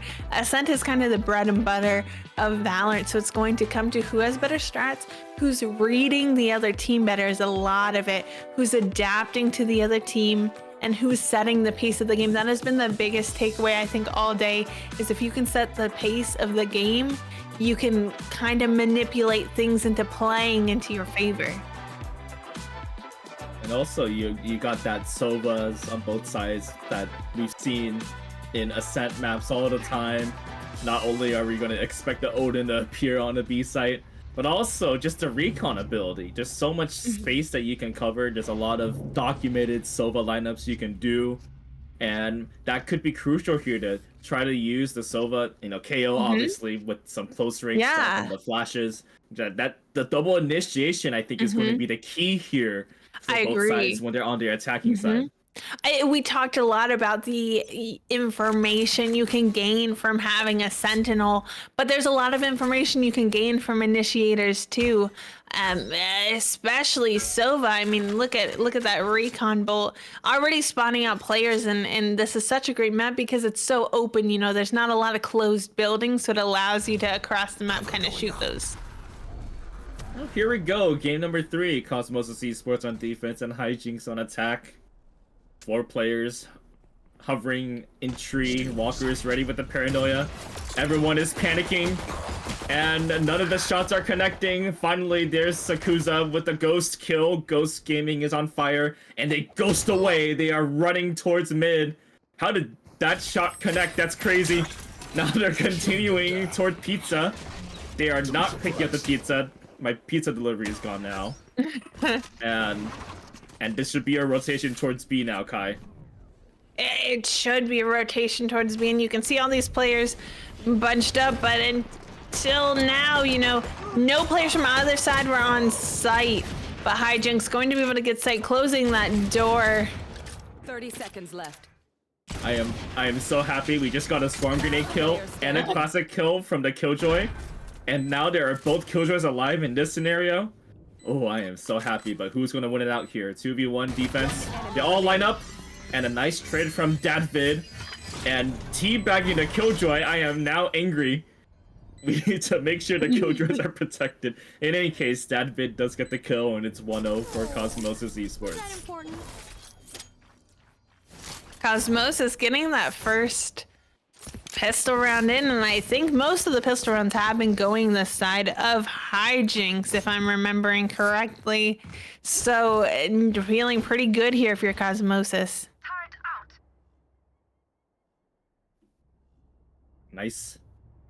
Dude, I've been seeing so many different knives that I did not buy because I think cannot afford this. This is the same one as the blue one you were looking at earlier. Yeah, it was.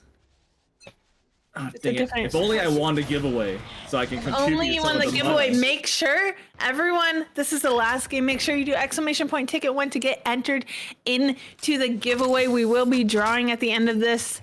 So make sure you get it in early to make sure it's not closed before you put it in. Remember, it will be ending very soon so we can draw our winners before the stream ends.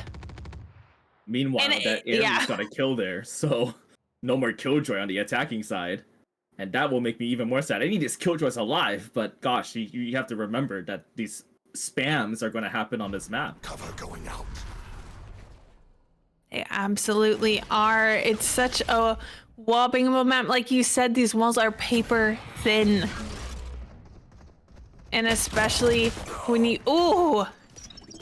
Q going to get that pick with the classic as Walker sprays as much as he can, but Dadvid with the Sheriff, and Ooze coming around with that Spectre. Beautiful shots. Second round on the board for Cosmosis. And if you are Cosmosis right now, you are extremely happy that it was not a Thrifty. Because that has been so rare these days. Look at those kills from Dadvid. That Sheriff doing so much damage. Especially since your teammates were able to get a couple of nice shots on. You get the health low. You're able to get the body shot for 55. And it just feels so good when you can make that connection. Is this going to be a pre-coordinated play here? It looked like they were trying to go for a dart and a jet dash, but they decide against it. They're going to walk instead, Kai. They are. And unfortunately trying to shoot that arrow. Or that drone. Gonna get timinged. What? Trades coming in. Now 2v3. Favor of Hijinks. Guns also in favor of Hijinks. Husk just faced himself with the shock dart. And is now awake. A lot of options here now. I think that shock actually told the Sova, let's kill A instead. The brain meme where like the brain is spinning. Yeah, It's like, yeah. Big brain. Yeah. Here's the execution. Got a paranoia out to try to defend us. Ooze just spotted out jumping. Now Walker's gonna back out. Last one alive here. 30 seconds. You have options. You can leave. And that's it looks what like they're Hijinks is going gonna do. to Walker going to pick up a gun. You can close the door here while you're at it. Alright, this will be interesting. Walker is 2 body shots for a kill. You have 2 smokes available. You can isolate these one-on-one scenarios. Shadows traveling. No one is there in main. Dodges the 0-point knife. Not a slow. And you know what? I loved that smoke because I think it kind of made them think that, oh, well, why would he smoke off main if he's coming from it? They're not even looking that way at all. But going to make a footstep in Sakusa. Going to find Walker with that noise. 2-1. Sakusa has got 4 kills now for Hijinks. And here it is. The operator is out on Dadvid. On the defensive side. And there's 2 places you can really put this operator. One is mid, just in front of Pizza. The other is right there. And that can be very dangerous if you have a full send toward the B side. That op can do massive damage. What's also dangerous is an operator in the hands of Dadvid. That drone. going to start to spot people out, and thankfully having a teammate there to get that Killjoy turret. Oh, I think this jet might extend here. Oh, and it's going to miss. That slight movement, you gotta be standing still when you have that off shot off. Meanwhile, that was all a distraction. Here comes the A execution. The doors have closed on Walker. There's not much that Omen can do. Maybe set out a blind if the rest of the team is there, but they're covered by the dark cover. And now some shock darts trying to delay things. Oh, a flash lineup. That was beautiful. That was well communicated by the team. I love that. Let me throw a flash and then you peek, Kevin. Got the video game gun showing up.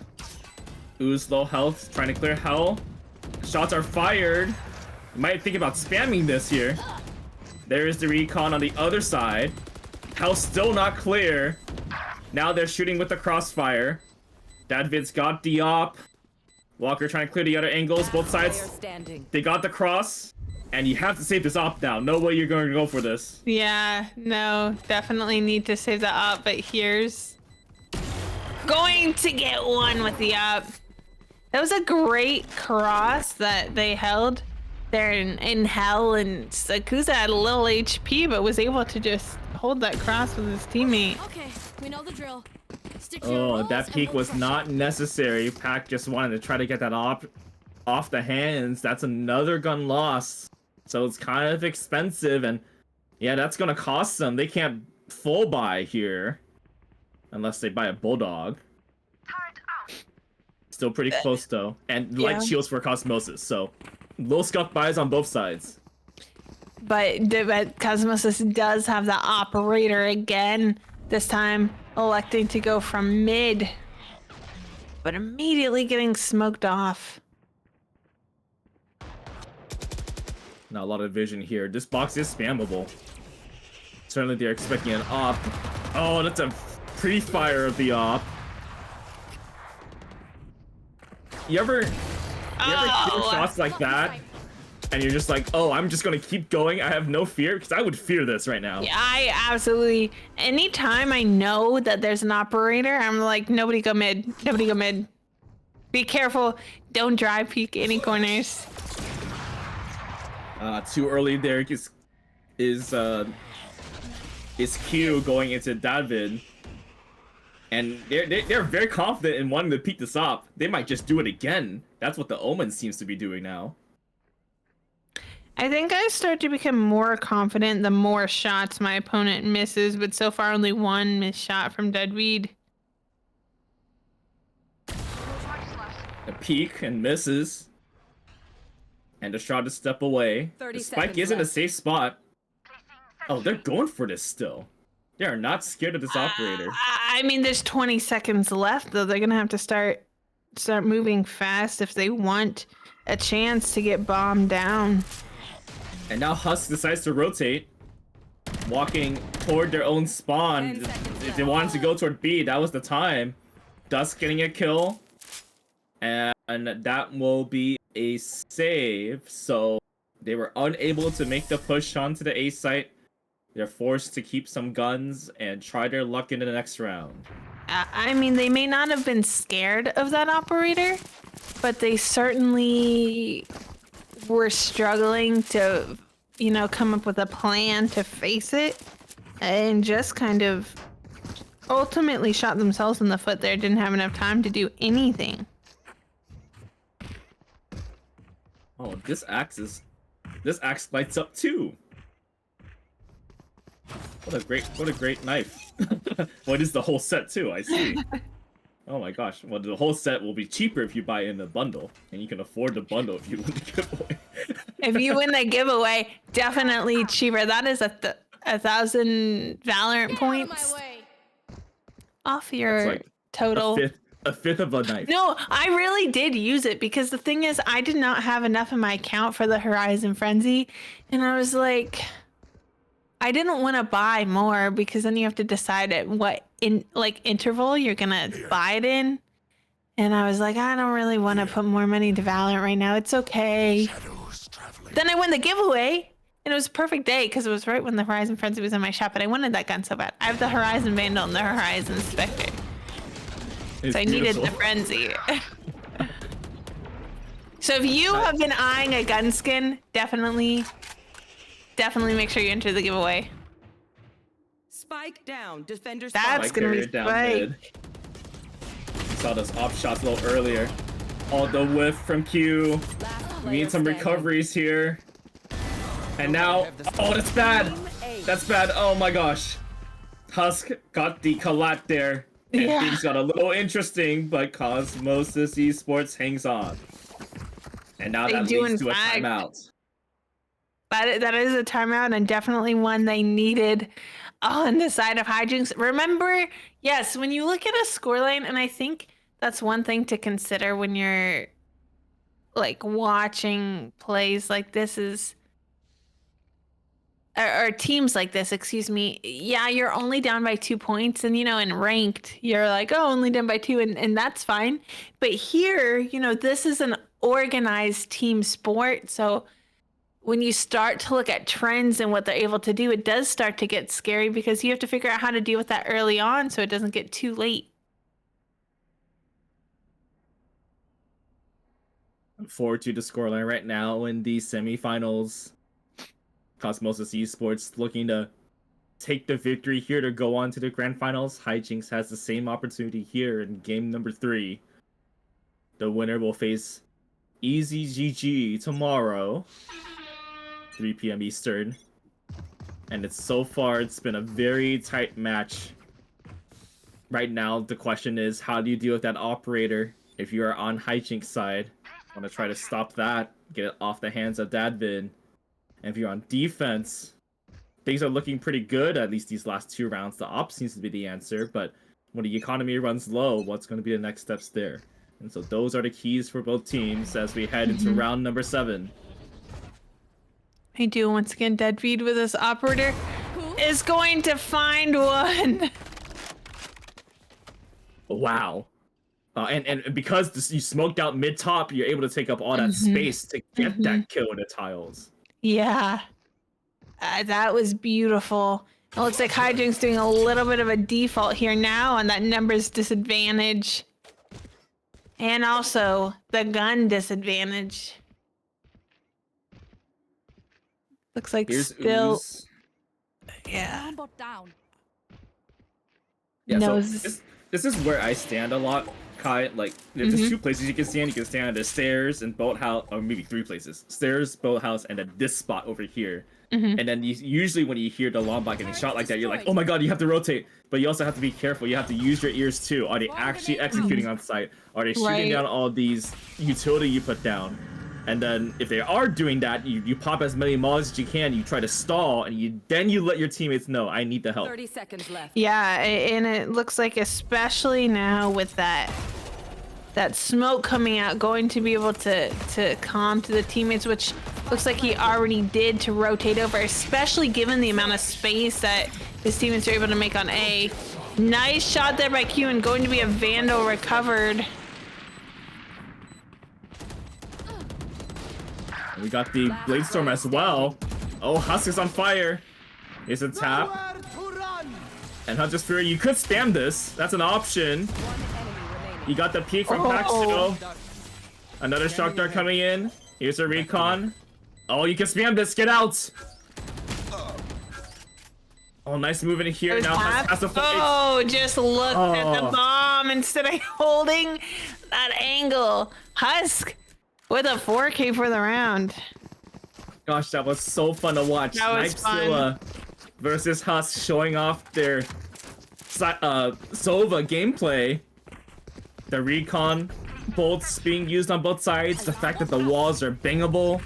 And I think it really helped out Husk there because you had that wall on the side to really protect you from there. And at least from the recon dart. So, looking good for both Sovas. They've combined for 13 kills in the match. Yeah. No, I mean, we talked about the value that Silver brings to this map, and you can see it from both sides. And they're both playing pretty similarly. And again, it's kind of this give and take. Like I give you rounds and I take the next couple, and this back and forth. And I mean, both teams want to make it onto the finals, but you're so close. One more game standing between you and the best of 3 tomorrow. Here's Sakuza waiting in A main. ISO waiting for the presence for the squad, using the 0-point knife to catch that jet. And Hijinks has to work on their pacing here. They've already had one round where they've got timed out. Here they're going very slow, but Cosmosis refuses to peek out. Revealing area. And now here comes the pace. Hijinks is taking the tree control. 3 towards tree, 2 towards A main. Smokes are appearing. It covers the area. Walker counters. And now the Hunter's Fury appears on the defensive side, trying to tag some players here. And now a plant for Dust. Planted. No chance. 1 kill here in tree. Husk looking to stay in with the lurk. Now has a face-off against the fragment. Walker now has attention on that Sova. Getting 1, and now some trades here. That attacker Killjoy set up toward main. It will delay the defuse. David looking with the operator. Now ISO getting some close range presence. There's 1. It's traded toward Wine. Q throwing out the knife to try to get the abilities out. Now the Cloudburst trying to go for the defuse, changing over to the Vandal. Here's Q. Q has to peek this. And great stall using the jump peek. Yep. For Q on Hijinks. That was good. Well played by Hijinks. So Hijinks uses that jump peek, stalls out the time, gets the help from the attacking side Killjoy ult from Pakshow. And that leads to a tie here. It's a pattern so far. 2 wins each for both sides. It's been 2-2-2-2, and that makes it 4-4.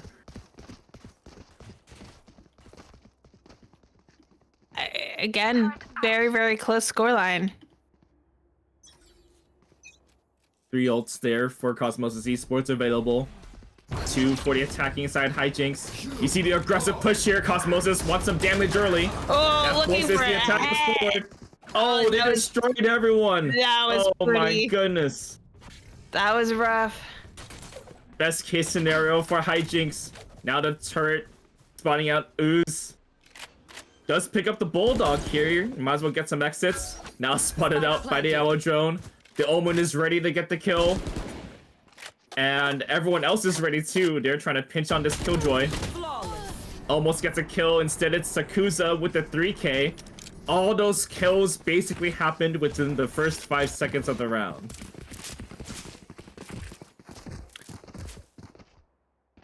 Yeah, very close. But I mean, that's tough. I mean, they just kind of all rushed in there, very fast. And I mean, there's kind of not much you can do, but well-placed timeout now here from Cosmosis, kind of looking to see, hey, what exactly can we do there, you know? So Cosmosis thinking about how they can finish out the first half. On Ascent, it's just so tight. No one has been able to get a significant lead. The biggest lead has been 2. And that was on the side of Cosmosis Esports. Hijinks gets their first lead.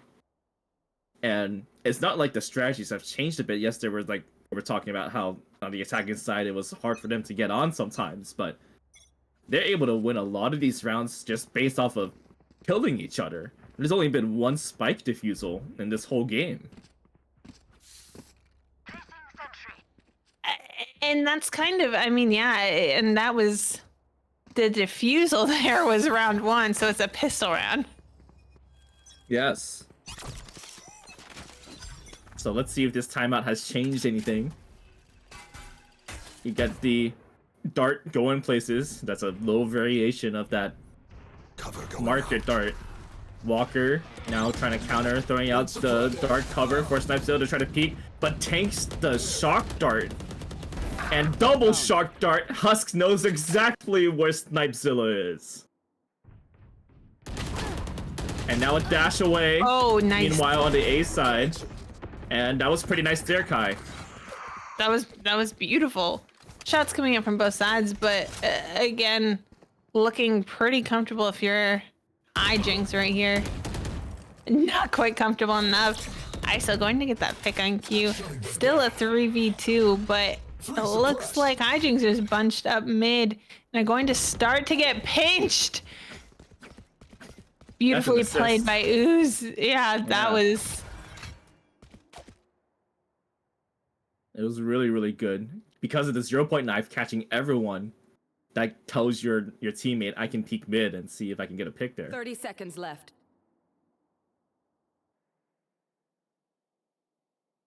Oh, time's running out, but that A site's wide open. And you got the Killjoy utility on B, so you know if they're going B or not. At this point, I would rotate toward A now, because there's no way you can get onto B if the turret's watching and no one's there. I like that turret up top. Let's see if Pack Show has some lineups. That's an option here, but you may want to play together. Instead, it's going to be the swarm grenades on the bomb right now. And you have a choice here. Do you want to tap the bomb here, force some presence, or you're going to pop the nades now? It's going to be the nades popped. And a fight from main. Oh, the Killjoy is wrapping around. Oh, Ooze just tanked all of that. That was unnecessary. Now the reposition. Here comes Sakuza. Now the defuse is starting. The Jet is peeking. Takes down the diffuser. And there's Pack Show completing the rotation toward Tree. Getting that crossfire angle. And it's 6-4 in favor of Hijinks. Well played. Very well played, and Hijinks started to just really turn up there at the end. Or the last couple rounds. I guess not quite the end of the half, but I mean, Cosmosis, who is looking pretty dominant there for a good stretch of rounds, now on a little bit of a light buy, but still able to get at least 3 full rifles, but going to have to win this next round for the economy. And this is an A surprise hit.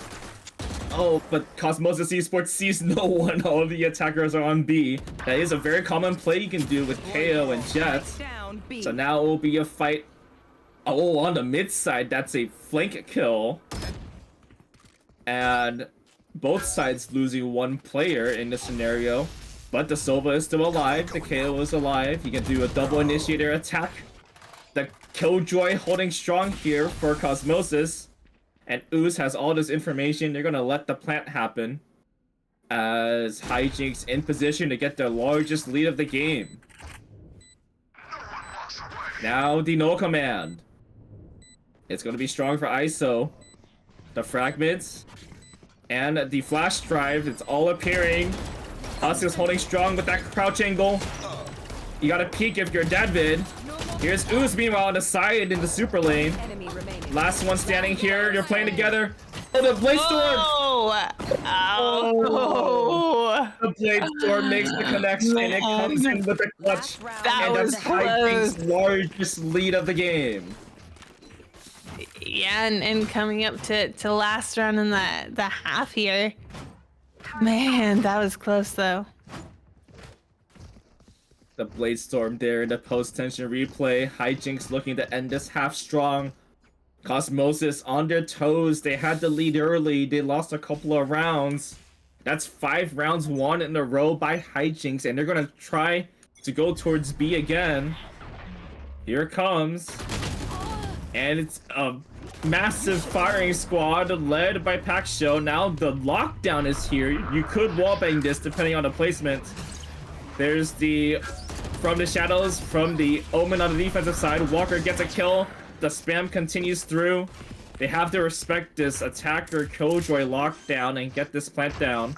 Oh, it's going to be a trade. They're going to give it to Husk.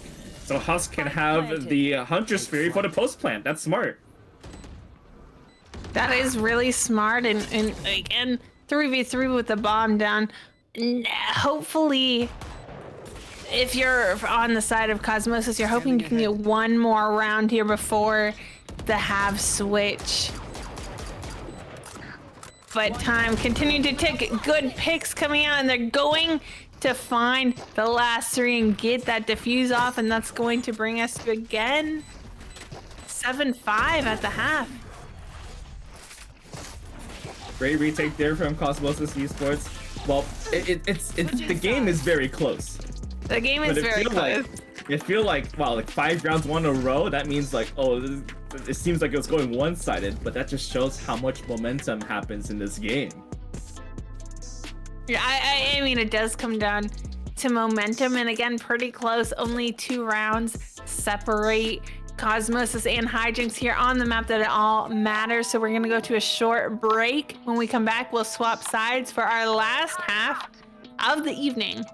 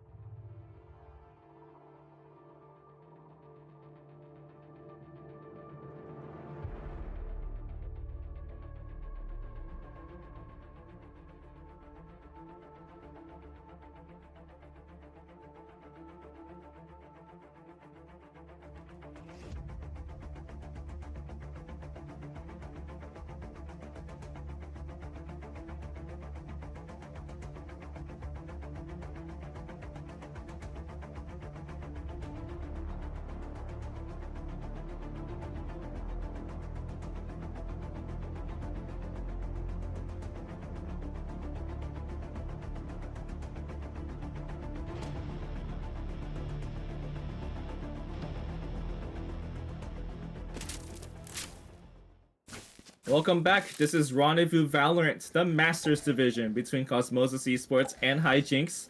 Hijinks has the lead right now, 7-5. They're on the defensive side against Cosmosis Esports on the attacking side. And it's the last half of the evening. Whoever wins this game will face EasyGG in the Masters Division Grand Finals.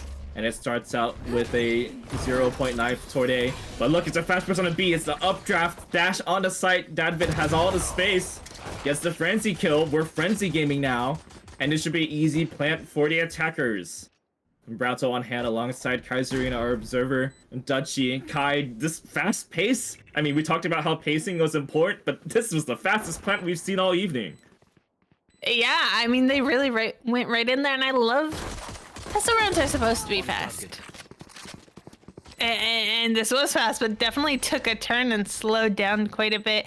I think either team knows that this is where it all comes down to. So definitely trying to make sure they don't make any mistakes this half, and starting to see utility and shots coming out. All down to Huskier, but not going to be able to finish it. Another round on the board to Cosmosis, and suddenly this game is 6-7. Ghost gaming there. We saw some frenzies outside as well. Here's the post-tension replay. It's the retake here on the stairs. You see everyone highlighted. And the fragment. Oh, that killjoy was on the edge of the fragment. No wonder that was a kill there. Credited to the KO. And now you want to try to tie the game here. You have the guns advantage. You do want to be careful not to give the guns away. But it seems like it's a good position for Cosmosis to tie the game here. Blinding. And they should, theoretically. We have seen a lot of thrifties tonight, so again, nothing is for sure, especially in a game like this, but being able to spray and spam like that, you can only do when you have that gun advantage. And now bombs down, and Hijinks trying to retake in a 2v5 scenario with 2 classics. Here's the owl drawn up in heaven, spots no one. It's the 2 defenders for Hijinks working their way up towards tree. Now one of them will go heaven. It's the Jet. The door's starting to be broken by Paksho. Now another smoke entering. You might as well go for this. There's no reason to save here. Here comes the other utility toward the door. Oh, they're just gonna wait for the exit and then jump into the bomb. This is a very strategic play here. If you're not going to win the round, you want to die to the bomb, but you don't want to give the attackers any more ult orbs. Yep.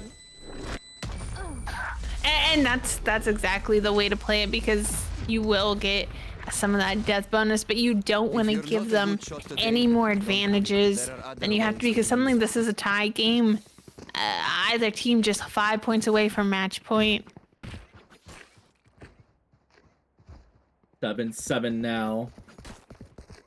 Cosmosis led by Dadvid. 20 kills now on that Jet. And not many people are hitting that double-digit kill marker. This is going to be tight. Ooze staring down Walker, their teammate, on that high angle. And you see, Omens can hold this angle here. If you look over to that Omen, what's important is that this is like a very hard angle to see from the A main side. If you go swing over, you're not expecting that angle. So we may see a little bit more of that in the later rounds. Meanwhile, they arrow drone toward tree.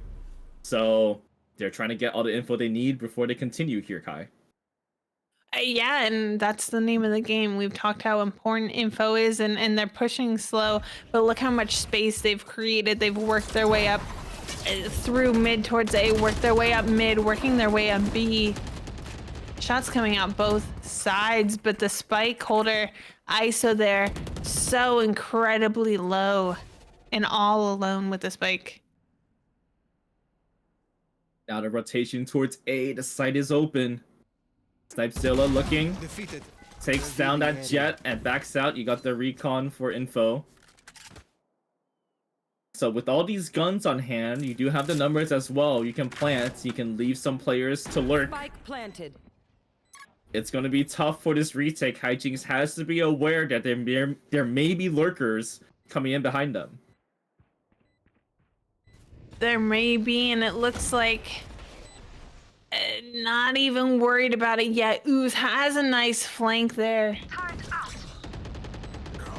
Here comes Ooze. One enemy remaining. And the Jet's taken down quickly, or the Killjoy rather on the other side. Husk's now trying to do some damage. You're gonna go for some exits now. That's 2 consecutive rounds where you have to save. Oh, it's Ooze! That Killjoy is so great. And it's an 8-7 lead. Cosmosis Esports has reclaimed the lead. They have, they were doing a great job, I think, towards that first half, the first half of the first half, you know, back when they were on defense, and then kind of let it slip away and let Hijinks kind of snowball and gain some momentum, but they're doing a better job of bringing it back now. And again, I think it's a little bit too early to say either way who this is ultimately going to go down to, but definitely telling that Cosmosis does have an extra round on the board and a little extra cushion and wiggle room. Oh, this collision course is possible here. Owl drone coming in. Here's a nice little singularity sheriff on hand. Make sure to buy that in the shop. No charges left. And now When you win the giveaway. Yes, please, I need that. Okay, let's just make sure I answer the giveaway here, everyone. Did I enter? I entered. I did enter earlier. Pretty earlier. But, Yeah, that being said, you know, you do want to start entering because we are going to close it pretty soon within the next couple rounds here. So if you want to make sure you're in, definitely do !ticket1 right now. Ticket space 1. Oh no, the sheriff is betrayed. Here comes all the attackers. Cosmosis wants to plant now. The dark cover is trying to protect. Sakusa can't connect. And here comes the oh no, the darts. You gotta shoot the darts. No one is shooting the darts. On both sides, it's chaos all over the place. Now the spike is finally planted. There's a 2v4 scenario. Hijinks trying to retake. Nice shot there from Dust through the wall. Walker trying to cover. The paranoia now to try to step away. The recovery here from Hijinks to try to regroup. Some chip damage is done onto Walker. And now on site, here they come. The Omen retreats. Waiting for the util to come out again. Here comes the nice spray. It's traded by Husk 2v1. You gotta make haste here. Oh, there's not enough time. Gonna play for the exits now. Husk waiting. Looking toward the stairs. Oh, no! Just couldn't decide what to do. Oh, And no, it's that feels so 9-7 bad. for Cosmosis. Oh, this happens to me a lot too. You just can't decide what you do. Sometimes you just gotta And trust then your you- aim. Oh, yeah. Have definitely been there.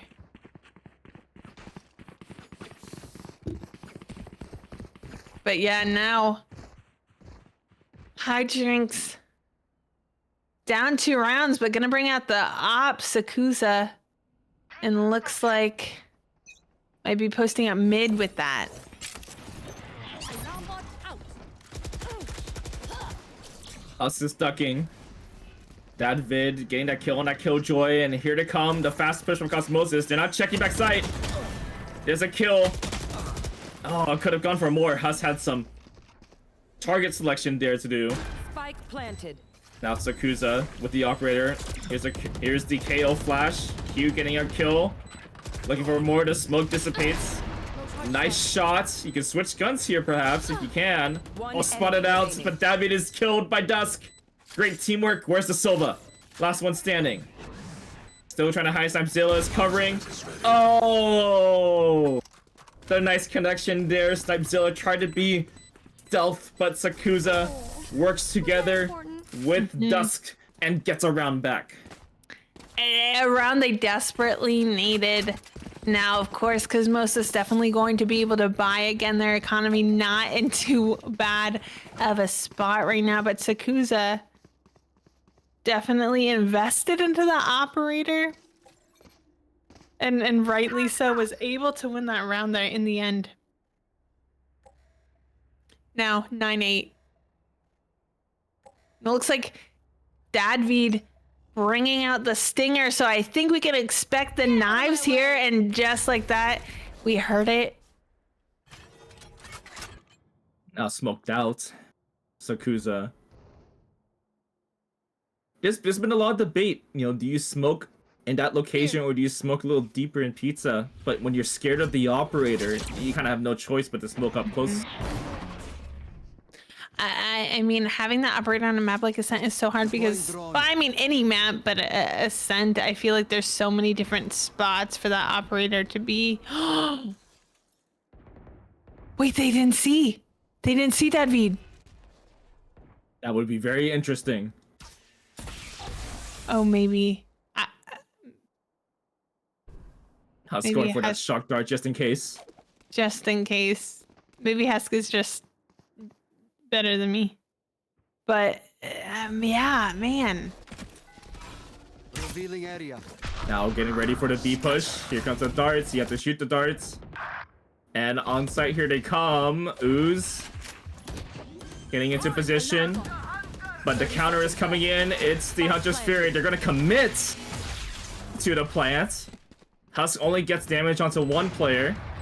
Now Sakusa is showing off the operator on this retake once again. Dust doing some more. It's 2. It's traded. 3v2. 2 attackers there. Now everyone else reconvenes for hijinks. They run up close. They shoot through the wall. Doing a little bit of chip damage, but everyone's looking all sorts of places. You gotta get good target selection. Last one is Ooze in the boathouse. Oh, you gotta look everywhere. Come on. Oh. With the classic. Right click. Classic gaming there, Kai. That was classic gaming. I mean, that was pretty close, but now scoreline 9-9 and harder here. And the timeout is coming out. We're going to see a quick post-tension replay, though, just of the end of that last round. You can see just kind of pinched off, and unfortunately, that classic just hit them right in the head. But we are seeing a timeout here coming out from the side of Cosmosis here. Definitely one they need, because now this is their last really comfortable round where they can kind of buy up, and if they lose this one, you know, it's gonna, not only are they 2 rounds away from well, from Hijinks being on that point, they also don't have that economy buildup that Hijinks have. And I think they're just really struggling to play around this operator right now. Gosh, there are only so many rounds left in this game, and every round matters. Who's going to get to match point first, and who's going to win the game? And those are going to be crucial stages of this game going forward. 18 out of 24 rounds have been played, and whoever wins goes to the grand finals. How exciting is that? It's so exciting, and both teams I know really want this so badly. But there's only so much you can do. There it goes. We got some ults available. We expend the null command right now. Oh, the timing is out. That still should be enough to try to get onto site here. You got the flashes, you got the recon. But the spam from Husk is so great. The attackers are falling one by one. Now Q joins the party. The spike is stuck on site. Up high and down hard goes Sakuza. Well, that was a very fast round. That was about the fastest round. plants, and now we have the fastest round. Yeah, I mean, Hijinks, things were looking a little bit troublesome for them earlier on, I think in the middle of this game, but definitely finding their footing, and it's hard. And I think also partially what this might be, at least for the side of Cosmosis, is, you know, they were playing so confidently, so strong. But now it's really getting down to the wire, and nerves coming in, and you know you can't afford to make any mistakes here. Lockdown's prepared. Initiated. So this usually signifies I'm going to go plant on B, everyone get out. Shock dart. Husk is prepared with the shock darts. And look at all this vision though. I think you should have smoked out CT so that it doesn't look like there's any entrances here. But Snipezilla has snuck himself in. We talked about this earlier, how much we want to make a distraction, and you know, when you're really silent after the Killjoy lockdown, it's like, okay, I guess it's not expected here, but it works out great for the attackers, Kai. It does, and I mean, we did talk about that previously, how like when you're trying to fake, you don't just throw out util, you definitely use it. All down to Snipezilla here. Scanning ahead. I mean, I think, yeah, you're right. It is a little strange when... Remaining. Oh, this is a great defuse. Completely outsmarted. Oh my goodness, you heard the Hunter's Fury come out, and then it wasn't used. Snipezilla thought that it was being smart. And then Sakuza says, oh, I'm just gonna stick this. And it worked. Yeah, I'm confused. I guess I see the play to cancel it if you're hoping someone swings out. But I think the problem with that there is they weren't in a position where even if they got off the defuse, they would have been able to get back on and known that you stopped in time, but by the time you swung out from heaven. And I think a better play would have been to just play the Hunter's Fury there. See that trade in mid now. That vid going quickly, updraft to dash on the site. The turret is going off. It's going ham. And Cosmosis just going for that fast play. They're trying to get some rounds back real quick. Oh, that was a close shot there with the operator by Sakuza. Now we got the trade for the Killjoy lockdown. Oh my gosh, they didn't check. Now the lockdown's destroyed. Players are falling.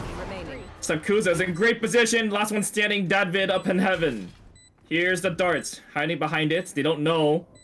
The spike is planted toward a great position, but they got the crossfire, and Hijinks is in match points right now. They are in match point, and Cosmosis has been struggling to find value, I think. And Hijinks going to pull out a timeout just to see how we can close it out right here. But Cosmosis has been struggling to find any sort of impact, and I think it might come down to a couple things. The operator has been really tricky to work around. I know it hasn't just been the operator that's been turning the tides of these rounds, but just having to work around that has been tough for them. I think it might just be a couple of missed calls, and I think it might just be a little bit of the mental game, because the rounds where Cosmosis has been doing well, they just look confident. Hijinks is in great position right now.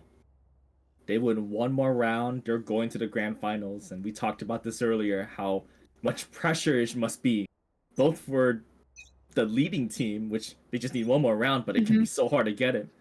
And then if you're the team that's losing, if you lose a round, it's over. So both teams pressured a little bit, but based off the speed of Cosmosis, they seem to have no fear. They're just going to go, and hopefully the play that they do is the correct one. I agree. Here it comes. It's a mid push here first.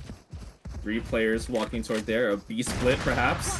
They face off against the operator, but Paxshow joins the party. And now the attackers have less people alive. They push up toward Pizza. Sakuza backs out towards the boathouse, waiting for that B push. And meanwhile, the A space has been taken up by Hijinks. They're slowly pinching Cosmosis. You have to be careful if you're the attackers. I mean, you always do, and now suddenly you're in an extreme man disadvantage, and it's match point. And I think they're just playing a little bit too hesitantly. Revealing Lombok goes off there. Walker's still trying to get some info in mid. Get a quick pick, maybe do something about it. And instead hides with the pizza. Waits for Snipezilla to walk up. Here's a turret. And that's info for Paxshow. Dark cover to cover. And the rotation towards the B side is going to be a B execute. You got to remember the operator's there. But Paxshow is the first line of defense. It's traded. And now the spike is going toward A. Oh, this has to be a commit here. Which way you want to go? It'll be the heaven push, Kai. Well, this is going to be interesting. They do avoid the operator, but still, they don't have the numbers advantage. So you got to be careful. They don't have numbers advantage, but they do have sight here. Sakusa, though, going to pull out those knives, and they're going to have to... I like the use of that recon dart, but they're going... And actually, this Walker with his ultimate, but they're going to have to try to reposition. All coming down to snipe Zilla, who's just able to pick out Sakuza. Thought might get timing, but ultimately not. But it's still a 1v2 scenario, and they're on bomb. Oh, that connected. That shock dart. That did connect. And that's a connection for Q to 3K on KO. And Hijinks has won the game. They're going to the grand final. that is done. Fantastic there. Hijinks is able to pull it off here. It's a tough series, but on a sense, they felt comfortable. They grinded out a little bit. They got to match point, and it was smooth sailing from there. It is, and that was the closest game we had the whole series. You could tell both teams just wanted it so badly, but ultimately that does mean Hijinks is going to be moving on to finals tomorrow, playing against EasyGG, who we saw earlier today. Remember, finals is tomorrow at 3 p.m. Eastern, 6 p.m. Pacific. So make sure you come back for that. But before we talk about tomorrow, why don't we recap a little bit what we saw on Ascent and what we saw this series, Brown? All right, so I'm very happy to see both Killjoys doing their job. They've got a lot of nice setups, and we saw the lockdowns doing their work as usual. The operator, right? That was the big part. I know that's a huge... It makes a huge impact when you put the op on, especially a jet, on both sides. But it felt like the operator on... Well, actually, yeah. I wonder if it's like the operator on both sides. They were both good. I wasn't going to say like, one was better than the other. It did make an impact, and it forced these teams to really think more on how they want to initiate. And if the operator shot does miss, how do you take advantage of that with your blinds, with your smokes? Exactly. You have to stop that up from scaring you, as long as you have your utility to be able to counter it. Oh, yeah, exactly. And so I think it's just kind of how do we work around, and we talked about that adaptability and pacing, and it was hard for both teams to work around that operator, but a little bit harder there at the end for Cosmosis, as soon as we saw Sakusa with that operator in his hand. Very hard for them to find value, for them to create space, and playing a little bit more timidly. Maybe you could consider, do you want to use your util a little bit differently to try to work around that? But ultimately, that victory is going to go for the evening, for the series, to Hijinks. And we actually have Q here, who was actually the KO on that last map. So Q, how are you? Oh, I'm hyped. I'm hyped. I really am. Like, this is the first step for us as a team. Like, we're a new roster, and so even just making it to Grands on our first attempt at a league is big for us. That's crazy. You guys certainly did not play like you were a new roster at all. Did you play anything, like any other Pug, any tournaments before the season, or just really the season was the inception of everything? The season was it. I mean, we played a couple of Saturday here and there tournaments for practice, but pretty much all of our focus has been going to this league. Yeah, I mean, you guys certainly played well, and I saw great things across the series. I know you guys did drop a map there. Tell me how that affected your mental going into this, especially knowing, Cosmosis is seated a little bit higher than you guys, and earlier when you faced off week 4, you both took a map that day. So this was really, it all really came down to Sun here. So we really talked about it for a while this morning when we were talking about what maps we wanted to play. We went into it knowing that Bind is probably our strongest map, and after we took the loss on Bind, it was a little bit of a heartbreaker, but we knew that Ascent is ridiculously close to our level on Bind, so we weren't sweating it too much. We were like, it's fine. Next map, we'll get Will out on the operator, our Jet player. We'll get him out on the operator, and we'll run the lobby. Yeah, I mean, we were just talking before you got in here how impactful those operators were, and they on both teams really, and how much of an impact that makes. I know you said, and I know when we talked about getting each other's map picks, but that loss on Bind, you said that was tough, and yes, you felt comfortable on Ascent, but how was that preparing then for Split? I'm not gonna lie to you. We were going in with Haven and Split being our least favorite maps. We have the least practice on Haven and Split, and so when they took Split for map 1, we were a little worried. We'd been cooking some things up in scrims that we were ready to try out, and it worked fantastically. I couldn't ask for a better map 1. I mean, you guys, honestly, you guys played well this series. I don't know if you had a chance to catch the series right before this one, or if you were scrimming or practicing, but EasyGG ultimately had that upset over Not Good Esports, so that does mean you will be facing them tomorrow. Are you nervous? Are you excited? What's going through your head? I'm ready. I am absolutely stoked. So tomorrow's matches will be the first time that I've ever seen a team. We did watch the whole series all the way through, and I worked with our coach while we were going through it. Him and I came up with some beautiful anti-strats for tomorrow that we think are going to work fantastically. So we're ready. Awesome. Well, good luck to you. I'm going to pass it over to Brown. I know Brown has a couple questions for you as well. Yeah, tell me more about the operator here. It's obviously Jet operator is amazing, and then you're facing off against another Jet with an operator that is amazing.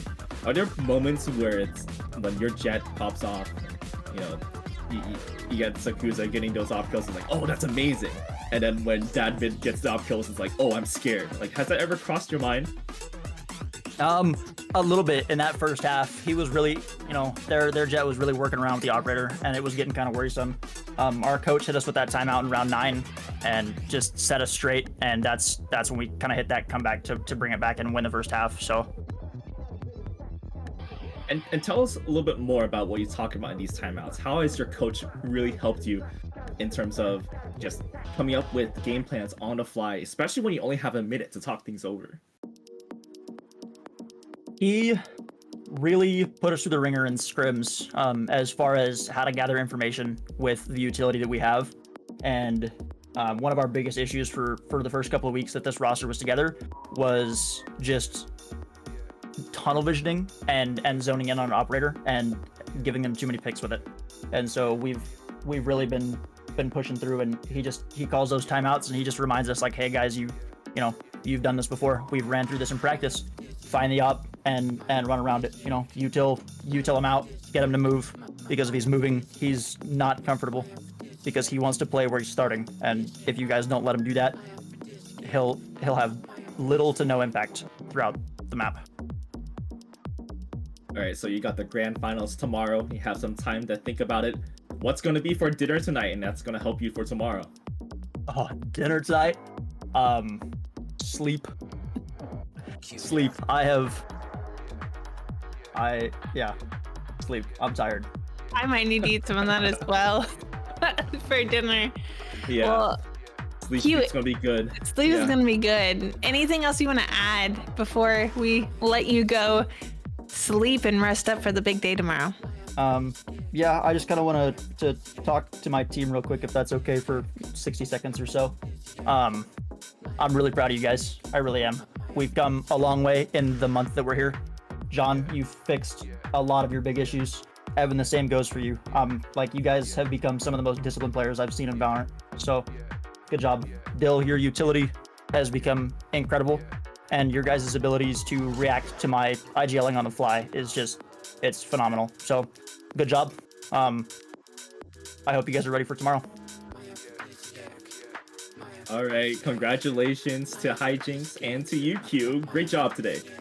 Yeah, thank you. Yeah, we will be seeing you tomorrow. Make sure, everyone, you come back and cheer on Q and the rest of Hijinks. Or if you were here earlier and you're a fan of EasyGG, they will be facing off against each other tomorrow at 3 p.m. Eastern, 6 p.m. Pacific for the grand finals. Not a matchup you want to miss out on. This is it. This is the last game of season 4 of Rendezvous. And so you definitely want to be here to see who will be crowned Masters Rendezvous season 4 champions. Of course, we had our challengers division last week. Fragtastic 5 taking home the gold, the trophy, the bragging rights. So definitely want to see who the Masters division champions will be, Brown. Yeah, and Q, you can go to bed now. It's your cue to go to bed. Yeah, no, thank you guys so much. Good night. And the reason why is I want to make sure that Q is not here in this call so that we can ask this question. We saw both of these series. We saw the great gameplay and it was tight. We got to the full best of 3s on both of them. But now that we know all this information, who is going to win? Who will win in this best of 3 series? EasyGG, they have this fast pace. They go in quickly. They look like they're having the time of their lives. And to some people, maybe some good luck when it comes to like reading out plays. But that's the thing. Is it luck? Is it skill? Is it reading? And maybe tomorrow we'll tell what that is, Brown. And then for Hijinks, like you saw the end of Ascent, just how strong they were, how willed they were to get to that end. You know, the path to this grand finals wasn't so easy, especially with the start of the series. You know, you drop a map that's not your most comfortable, but you get 2 maps that are very good for you. You do a reverse sweep that way and come back and you know, is this the momentum that they need going into that grand finals? Yeah, exactly. I mean, again, I think tomorrow, and I think we'll have to wait for tomorrow, but it's going to come down to what we've been saying all day. The pacing in both of these teams, I think, had an incredible fight and an incredible journey to get here. And both of these series went the distance, 2-1. So I wouldn't be surprised, maybe it's a close matchup. Maybe it goes 2-1 tomorrow. I think it's going to depend on who's going to read the other team better. We have a strong team like Hijinks. We have a flexible team like EasyGG who's going to adapt better, who's going to read better, who's going to really control the pacing of the game. And that's what we're going to have to find out tomorrow. So make sure you come back again, 3 p.m. Eastern, 6 p.m. Pacific, Brown. But I think we have a match on our hands tomorrow. You know what else we have on our hands? We got the last gift card giveaway. And who won the giveaway, Kai? Dragon D's was not me. Congratulations. But if you don't want it, feel free to DM me and give it to me. But congratulations. If I wasn't gonna win, I'm glad it was you. But yes, I hope next that is time. something that you will and enjoy and use it. Maybe you can use it on the Stiff Dragon when it comes out again. Yeah, maybe. The Dragon so. Frenzy is the one I went. The Elder Flame. Yeah, I want that one. I just bought it. I don't need it. I guess there's always the grand finals, right? Are we giving away $10? Do we know? We're asking Painted here, our producer. Yes, we are. Yeah, okay. I think we will be.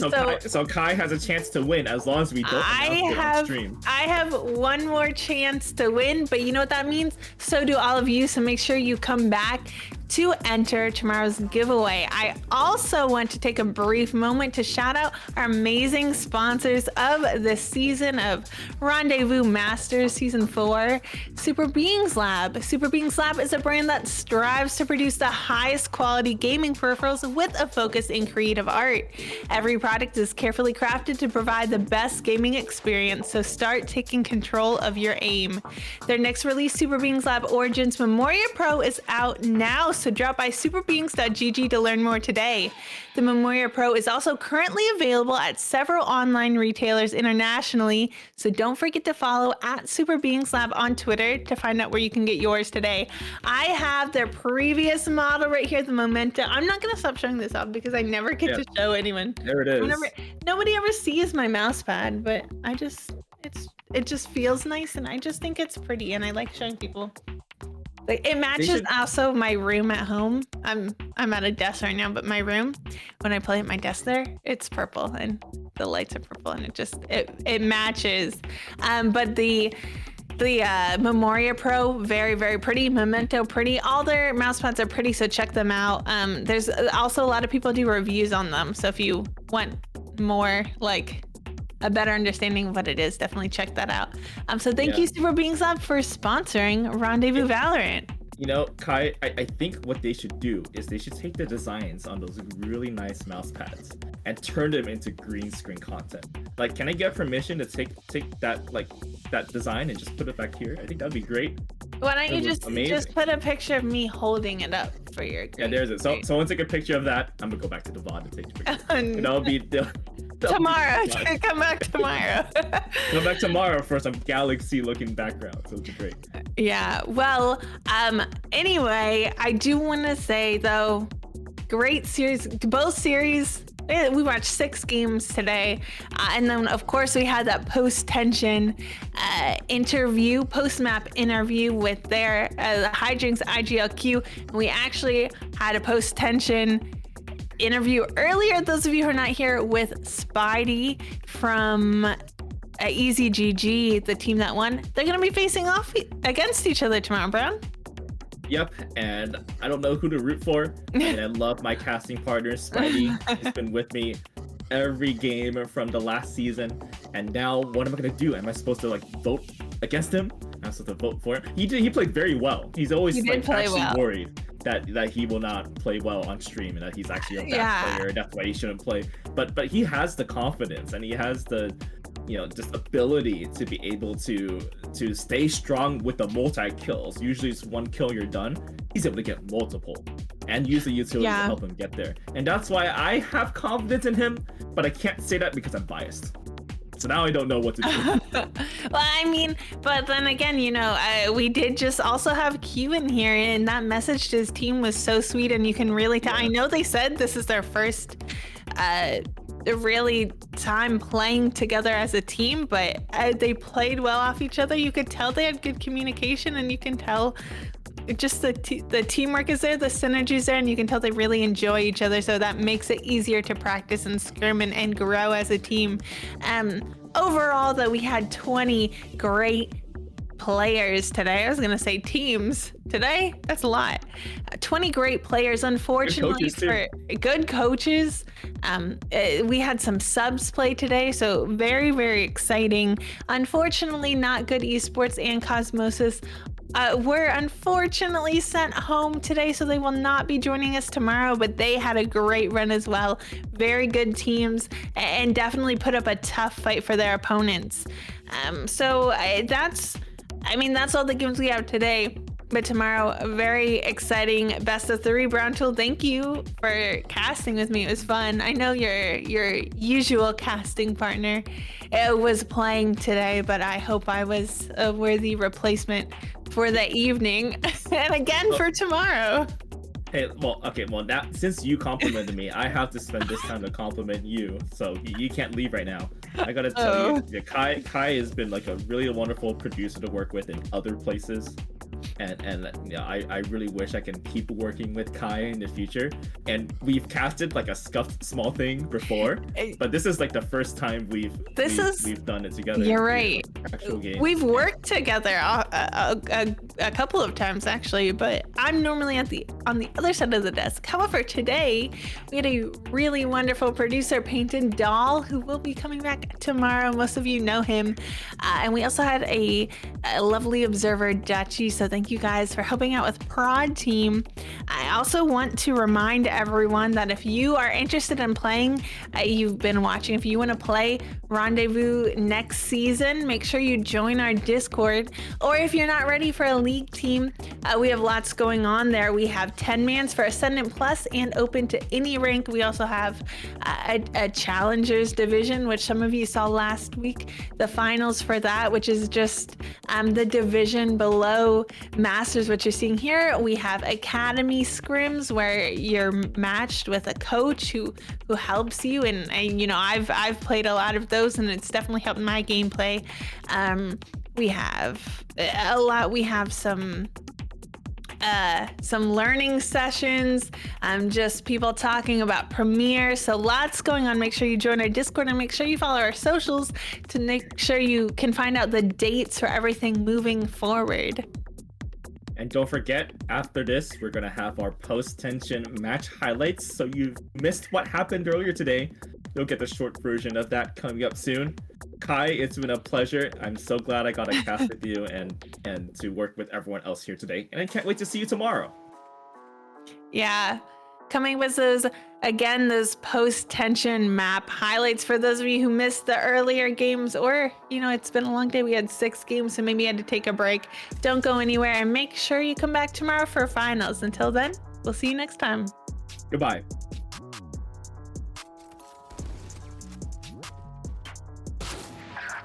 They're smoked out there by the dark cover. It's gonna be hard to get on, and now they leave the Killjoy on their own. Mother Nature with the recon swings over with the help of the breach flash. Looks like they spotted someone long as well, trying to take out Giant with the gun advantage. Oh, the trades are there too. Time's running out. Crow's got to defuse, but ready. Here's the rolling thunder. Catches a couple, gets them off the bomb, and now here come the attackers trying to do some damage. Iran's got some. Not good esports has that man advantage, but not the guns. We saw a lot of Sova util. Everyone's a highlighter right now and being wobbed. They allow EasyGG on to site so they can go later, and unfortunately this KJ locked in just something that they weren't planning on having to work around, but that's something you have to look at. It's easier for your opponents to just kind of get back on site, but if you're able to do it like they just were here, investing some ults, not necessarily bad, but 15 seconds left. They know exactly where the execute's going down, and ultimate's just coming out like crazy. Go quickly. A complete change of pace from earlier.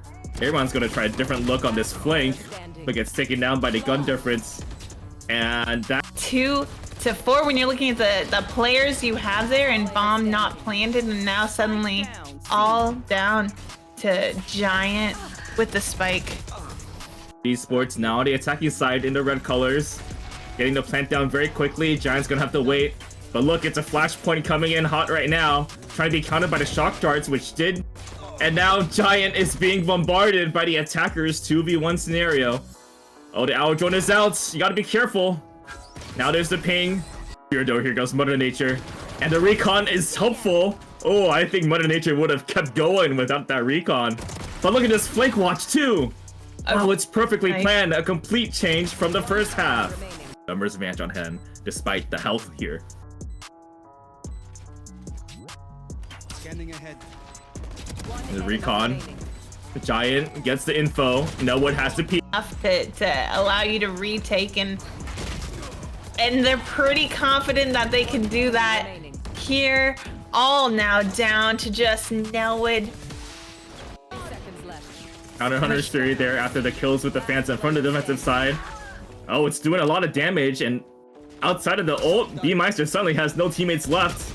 It's gonna have to do it. Advantage there for EasyGG. Lost fall, but nice nano swarm there by Ram. Got a couple of shots on there as well. It's coming up from both sides. Rolling thunder everywhere. Oh. And now all down to Koro. Does have that bomb down. Is gonna flash, but is gonna get picked up by Spidey, and that is going to pretty cleanly end map 1 on Haven. That was fantastic. Mid, which is so wide open, gives these close corners and just the ability to just get those headshots, especially on pistol round. There's a flash entry trying to be covered by the cyber cages. Oh, and now it's just Fall on sight. Fall getting pinged as well. I mean, during all this time, yes, you dropped the operator, but all the attackers are dead too. I mean, look at all of that. Shot almost connected. Instead, looking to the left, taking out a counterpart. And the retake scenario here for V2. Trying to use the off shot through the boxes. It's a nice blind. Interesting. It's 2v2, but the bomb is down and they're on site. Doesn't matter, that op still in Mother Nature's hand. Koro going down. But Mother Nature is going to use that Blade Storm, and things are getting interesting now, Kai.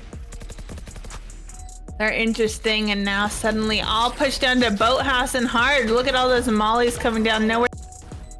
Getting one person pain. Now will now swing over to try to get some more damage. They got to continue at some point. Here they come, up high, getting one to swing. An example of a fake out. I think this was just like a, you know, we have info that they're rotating A. Let's go B.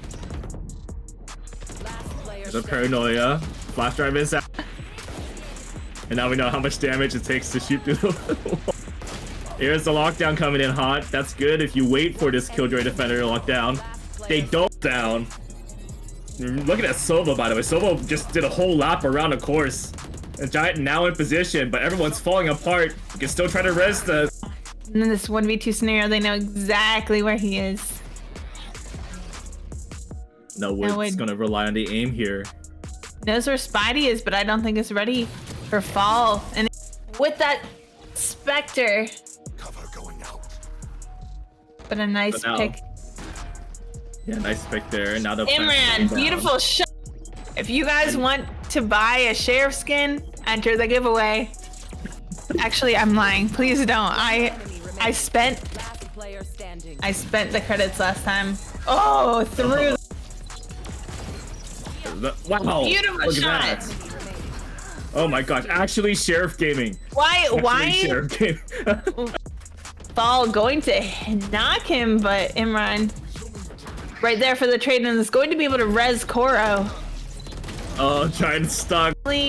Was hard, wasn't able to just dash right out of there. Imran going to have to work against 4. Imran is ready. Imran uh-oh, where's the Hunter's Fury? Oh, Hunter's Fury's canceled. It's a fake. That's interesting. Spidey now getting the 3K up in heaven, trying to prevent the plant. Oh, they're all spotted. 1-2. But not gonna get any more. Imran gonna trade that out. Oh, both of them were tagged, by the way. Oh, get out. Nice. Oh. Nice. Oh. And coming out there on the B site. Don't need to see it to know. Ram. It does some damage there.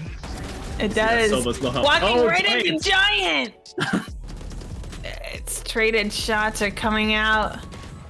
The clock's still ticking. 3v3, but bomb is planted. Going to have to start making moves now if you want to start to defuse. Player standing. Imran now pushing.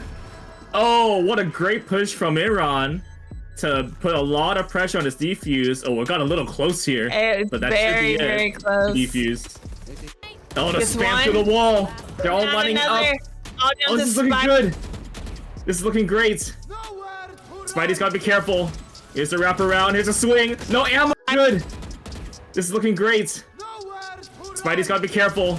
Here's a wraparound. Here's a swing. No ammo. No. Oh my goodness. Attackers win. And the series. Which we see often first round here on Split. Yeah, they try to do a mid push, 3 out of mid to try to catch anyone off guard for that B push. No one was there, but now you can play the retake. You have 2 flank. Yeah, these are all, you know, pay to win skins. They work very well. Here's the one-way smoke. And you can see here, this perspective, Ram is not able to see through it. You have to respect everything. Oh, the right click is classic. Unable to pick up a gun though. And now backs out with the paint shells. The spike is in the hands of the defenders right now. Now Spidey wants to pick it up. Can't get up though. Oh, the Don't come to my site. and the Trailblazer is there as well, Kai. So that will clear up space for Aaron to get into position to get a shot off. Yeah, they know there's at least Toward Heaven and the defending side. And it should be an easy plant unless Not Good Esports decides to peek this. And they do. Waiting, you gotta do something. You're Not Good Esports. Now here comes the exit. Seeing the Boobot come out. Now the ADS shots, so Ram is better. And down. It's yeah, so you saw what just happened there. yeah. And now that's, the entry on the side. unfortunate. It's no laughing matter what here. Yeah, Fall waiting for that rotation. Gonna bring out the knives here. One But- enemy remaining. And so it's so hard to get because they're ready, especially when they have like a judge or something. I mean, One enemy remaining. Oh, Fall's coming in late. Koro's surround. Try to get here. Here it is. Mother Nature's coming in. High risk, high reward. they're gonna get that off. Oh, oh my gosh. Whoa, Noed with a This will be a very calculated retake. You just don't want to get spammed through the smokes now. Here's the Boombot. And a Twizzle Sticks is able to hold on. You gotta check again. Whoa. There's still time to go for a 1v1 kill here, so this seems to be the play. Does Giant know the spike 30 is still there? seconds left. Spectre Gang is just so strong. You see all that confidence coming in hot. Ram does get this kill though, so getting 1 gun down. And now Spidey just wants to Spike figure out if planted. he can get a couple more. Not looking so good, but you have that Phantom. 2v1 scenario. Kuro is waiting. This is a great read. Just one. I've seen a lot of thrifties across this series, but definitely have to agree with you. Here's Fall with the positioning. And Ram. All the options in the world to decide where to go. And now we got some kills here. The attacker is getting some shots off. And the showstopper, it's shut down. Where do you go from here? 30 seconds left. I mean, I think you just hope that you have good positioning. Going to see One enemy remaining. Spidey there. Oh! Defenders win. Osmosis Esports on attack, Hijinks on defense. They try to go for that mid push, but they all fell apart with the spike going down from the alleyway. And Sakusa now on the flank has all the info on the cuss from the breach, throwing in the fault line and the aftershock. Now the Guardian shots firing away. It's traded quickly. Still numbers for the defenders. Look at Sakusa doing some damage. It's a We did see them pick it up, but going to get that first pickup in Heaven, make their way towards B, but Hijink's already on site here. Spiker is down though. For default, that's the green light for Hijinks to move up. A ghost in hand, looking to the right. Doesn't see anyone yet because ISO has gone to the other side. Turns on the Cypher cam on accident. Great aftershock. And this is looking great for Hijinks. Oh, not anymore. Look at this. They got the elbow control, and now Cosmos East from the shadows. It knows exactly where Pack Show is. Oh, be careful. One. Oh, Osmosis for Walker there. Doesn't have teammates there. One enemy remaining. Last got a player flanker though. standing. They know where that Jet is. Low health now. You gotta push this if you're Jet. Halfway there. Snipezilla here. Oh, nice Spawning out pick. one. Oh, that's Going a to free be gun. able You to picked pick up up a that gun. It's a free gun. Remaining. Everyone is on the B side. Do you consider just extending here? Satchel out.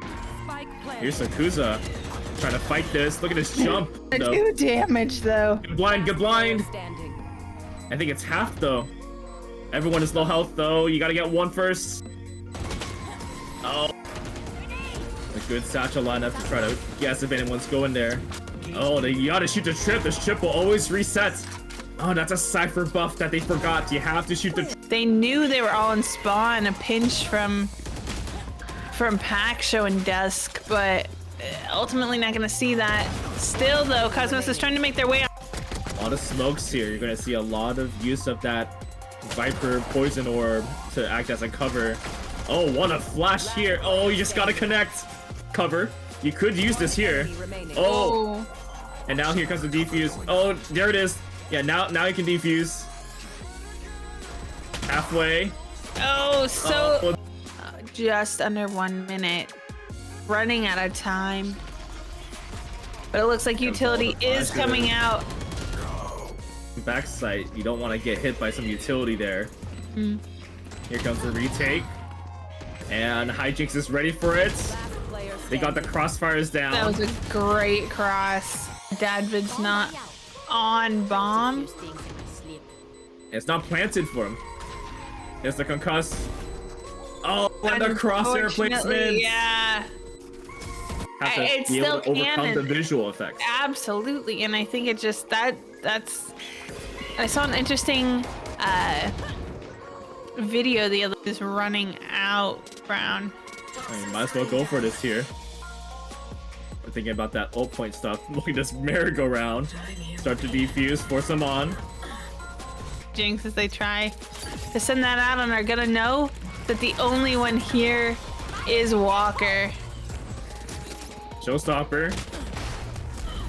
And it's Everyone else. Code their heaven. Nice trades. player Oh, standing. this is a great scenario here. Oh! Attackers win. Out of 9. I have the Depths Ghost, and that's my favorite skin. So There's 3. Look back. Now looking for more. Hard swing flash. Oh, now you gotta reload. You have the gun advantage. so it'll block off U-Haul. Well, Oh no, short. And this. oh yeah, no, I guess it is short, and then gives you. One day, my ultimate is ready. But look here.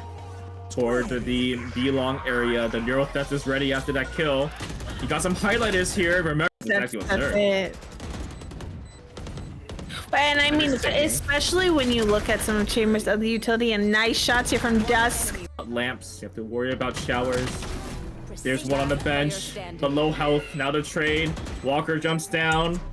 And they're swarming They have everywhere. a Now you have a good crossfire on bench. Yeah. Oh, gets one. Coming over towards A. They're running over, led by Sakuza. Looking for the plant toward truck, but Walker is there. Takes down one and looking for more next to the boxes. It goes, and all Chamber can really do is aim and get out. And that's not a lot you can do unless you can aim. You can aim like this. Oh, you're switching to the gun. Oh, that's scary. Ooh. Dadvid. And suddenly what looked not so doable looks a lot better. That's gonna be guns recovered. That's gonna be sight. Not gonna get that bomb down though quite yet. Last player They standing. know exactly where Husk is. Going to try to half it first. Nice orb. Plant is going to go down. Last player standing. A peek into the incendiary. Now it's Husk. You'll peek twice. This is so much anxiety if you are this player right now. With low health. Oh, Saw the gun a couple times, but not. On top of the box there. And a retake scenario now. 5v5. It's a spray. And Classic Gaming is still alive. You have an opportunity. Gotta start tapping again. Oh, There's one. 1. Nice flash. You have a sky smoke still. Brim sky smoke. Oh, now there's not enough time. You gotta defuse. Oh, just that the management is not there. Rotation here from Snipezilla trying to get to A short quickly. It's half defused. Here's a swing. It's half. You can go for it. Oh, there's Snipezilla. Oh, there's not enough time. Oh, you're sticking it. Got more seekers too. And they're all shot toward Hookah. That's a lot of info. That is a ton of info. Both of them got their flashes. Here it comes. 45 seconds left. Going to have to start making a play, and it looks like they're going to maybe teleport out onto A, and that's exactly what they're going to be doing. I don't think that was terribly played by them earlier. Just that stalling potential with those 2 early picks from Pack Show. Here's a party. 2 ults being expended. And this one connects. We've got a good streak of connections now for the showstopper. And now Walker versus Sakuza. Ring around a... That was huge. All down to Q here. Unfortunately, though, gonna take a lot of damage from that Molly and the ult. Side we're on site, but Hijunk's going to be able to get sight closing that door. 30 seconds left. I am so happy we just got a swarm grenade kill and a classic happy we just got a swarm grenade kill and a classic kill from the Killjoy. And now there are both Killjoys alive in this scenario. Oh, I am so happy, but who's gonna win it out here? 2v1 defense. They all line up. Actually, when you ooh, Q going to get that pick with the classic as Walker sprays as much as he can, but Dadbeat with the pre-coordinated play here. It looked like they were trying to go for a dart and a jet dash, but they decide against it. They're gonna walk instead, Kai. They are, and unfortunately trying to shoot that. We saw those off shots a little earlier. Oh, the whiff from Q. We need some recoveries here. And now, oh, that's bad. That's from Paxo. Another shock dart coming in. Here's a recon. Oh, you can spam this. Get out. Oh, nice move in here. Now has a fight. Low variation of that market dart. Walker now trying to counter, throwing out the dart cover for Snipezilla to try to peek, but tanks the shock dart and double shock around. Oh, Ooze just tanked all of that. That was unnecessary. Now the reposition. Here comes Sakuza. Now the defuse is starting. The jet is peeking. Takes down the diffuser. Is holding strong with that crouch angle. You gotta peek if you're Dadvid. Here's Ooze meanwhile on the side in the super lane. Last one standing here. You're playing together. Oh, the Blaze Storm! Out of Cosmosis, you're hoping you can get one more round here before the half switch. But time continued to tick. Good picks coming out where it all comes down to. So definitely trying to make sure they don't make any mistakes this half, and starting to see utility and shots coming out. All down to Husky. Rated by Husk 2v1. You gotta make haste here. Oh, there's not enough time. I'm gonna play for the exits now. Husk waiting. Looking toward the stairs. Oh, no. Just couldn't spotted out. But David is killed by Dusk. Great teamwork. Where's the Silva? Last one standing. Still trying to hide. Snipezilla is covering. Oh, gets damage onto one player. Now Sakuza is showing off the operator on this retake once again. Dusk doing some more. It's 2. It's wall. Doing a little bit of chip damage, but everyone's looking all sorts of places. You gotta get good target selection. Last one is Ooze in the boathouse. Oh, you gotta look everywhere. Come on. Oh, flashes. You got the recon. But the spam from Husk is so great. The attackers are falling one by one. Now Q joins the party. The spike is stuck on site. I think, yeah, you're right. It is a little strange when... Oh, this is a great defuse. Completely outsmarted. Just able to pick out Sakuza. Thought might get timing, but ultimately not. But it's still a 1v2 scenario, and they're on bomb. Oh, that did connect. And that's a connection for...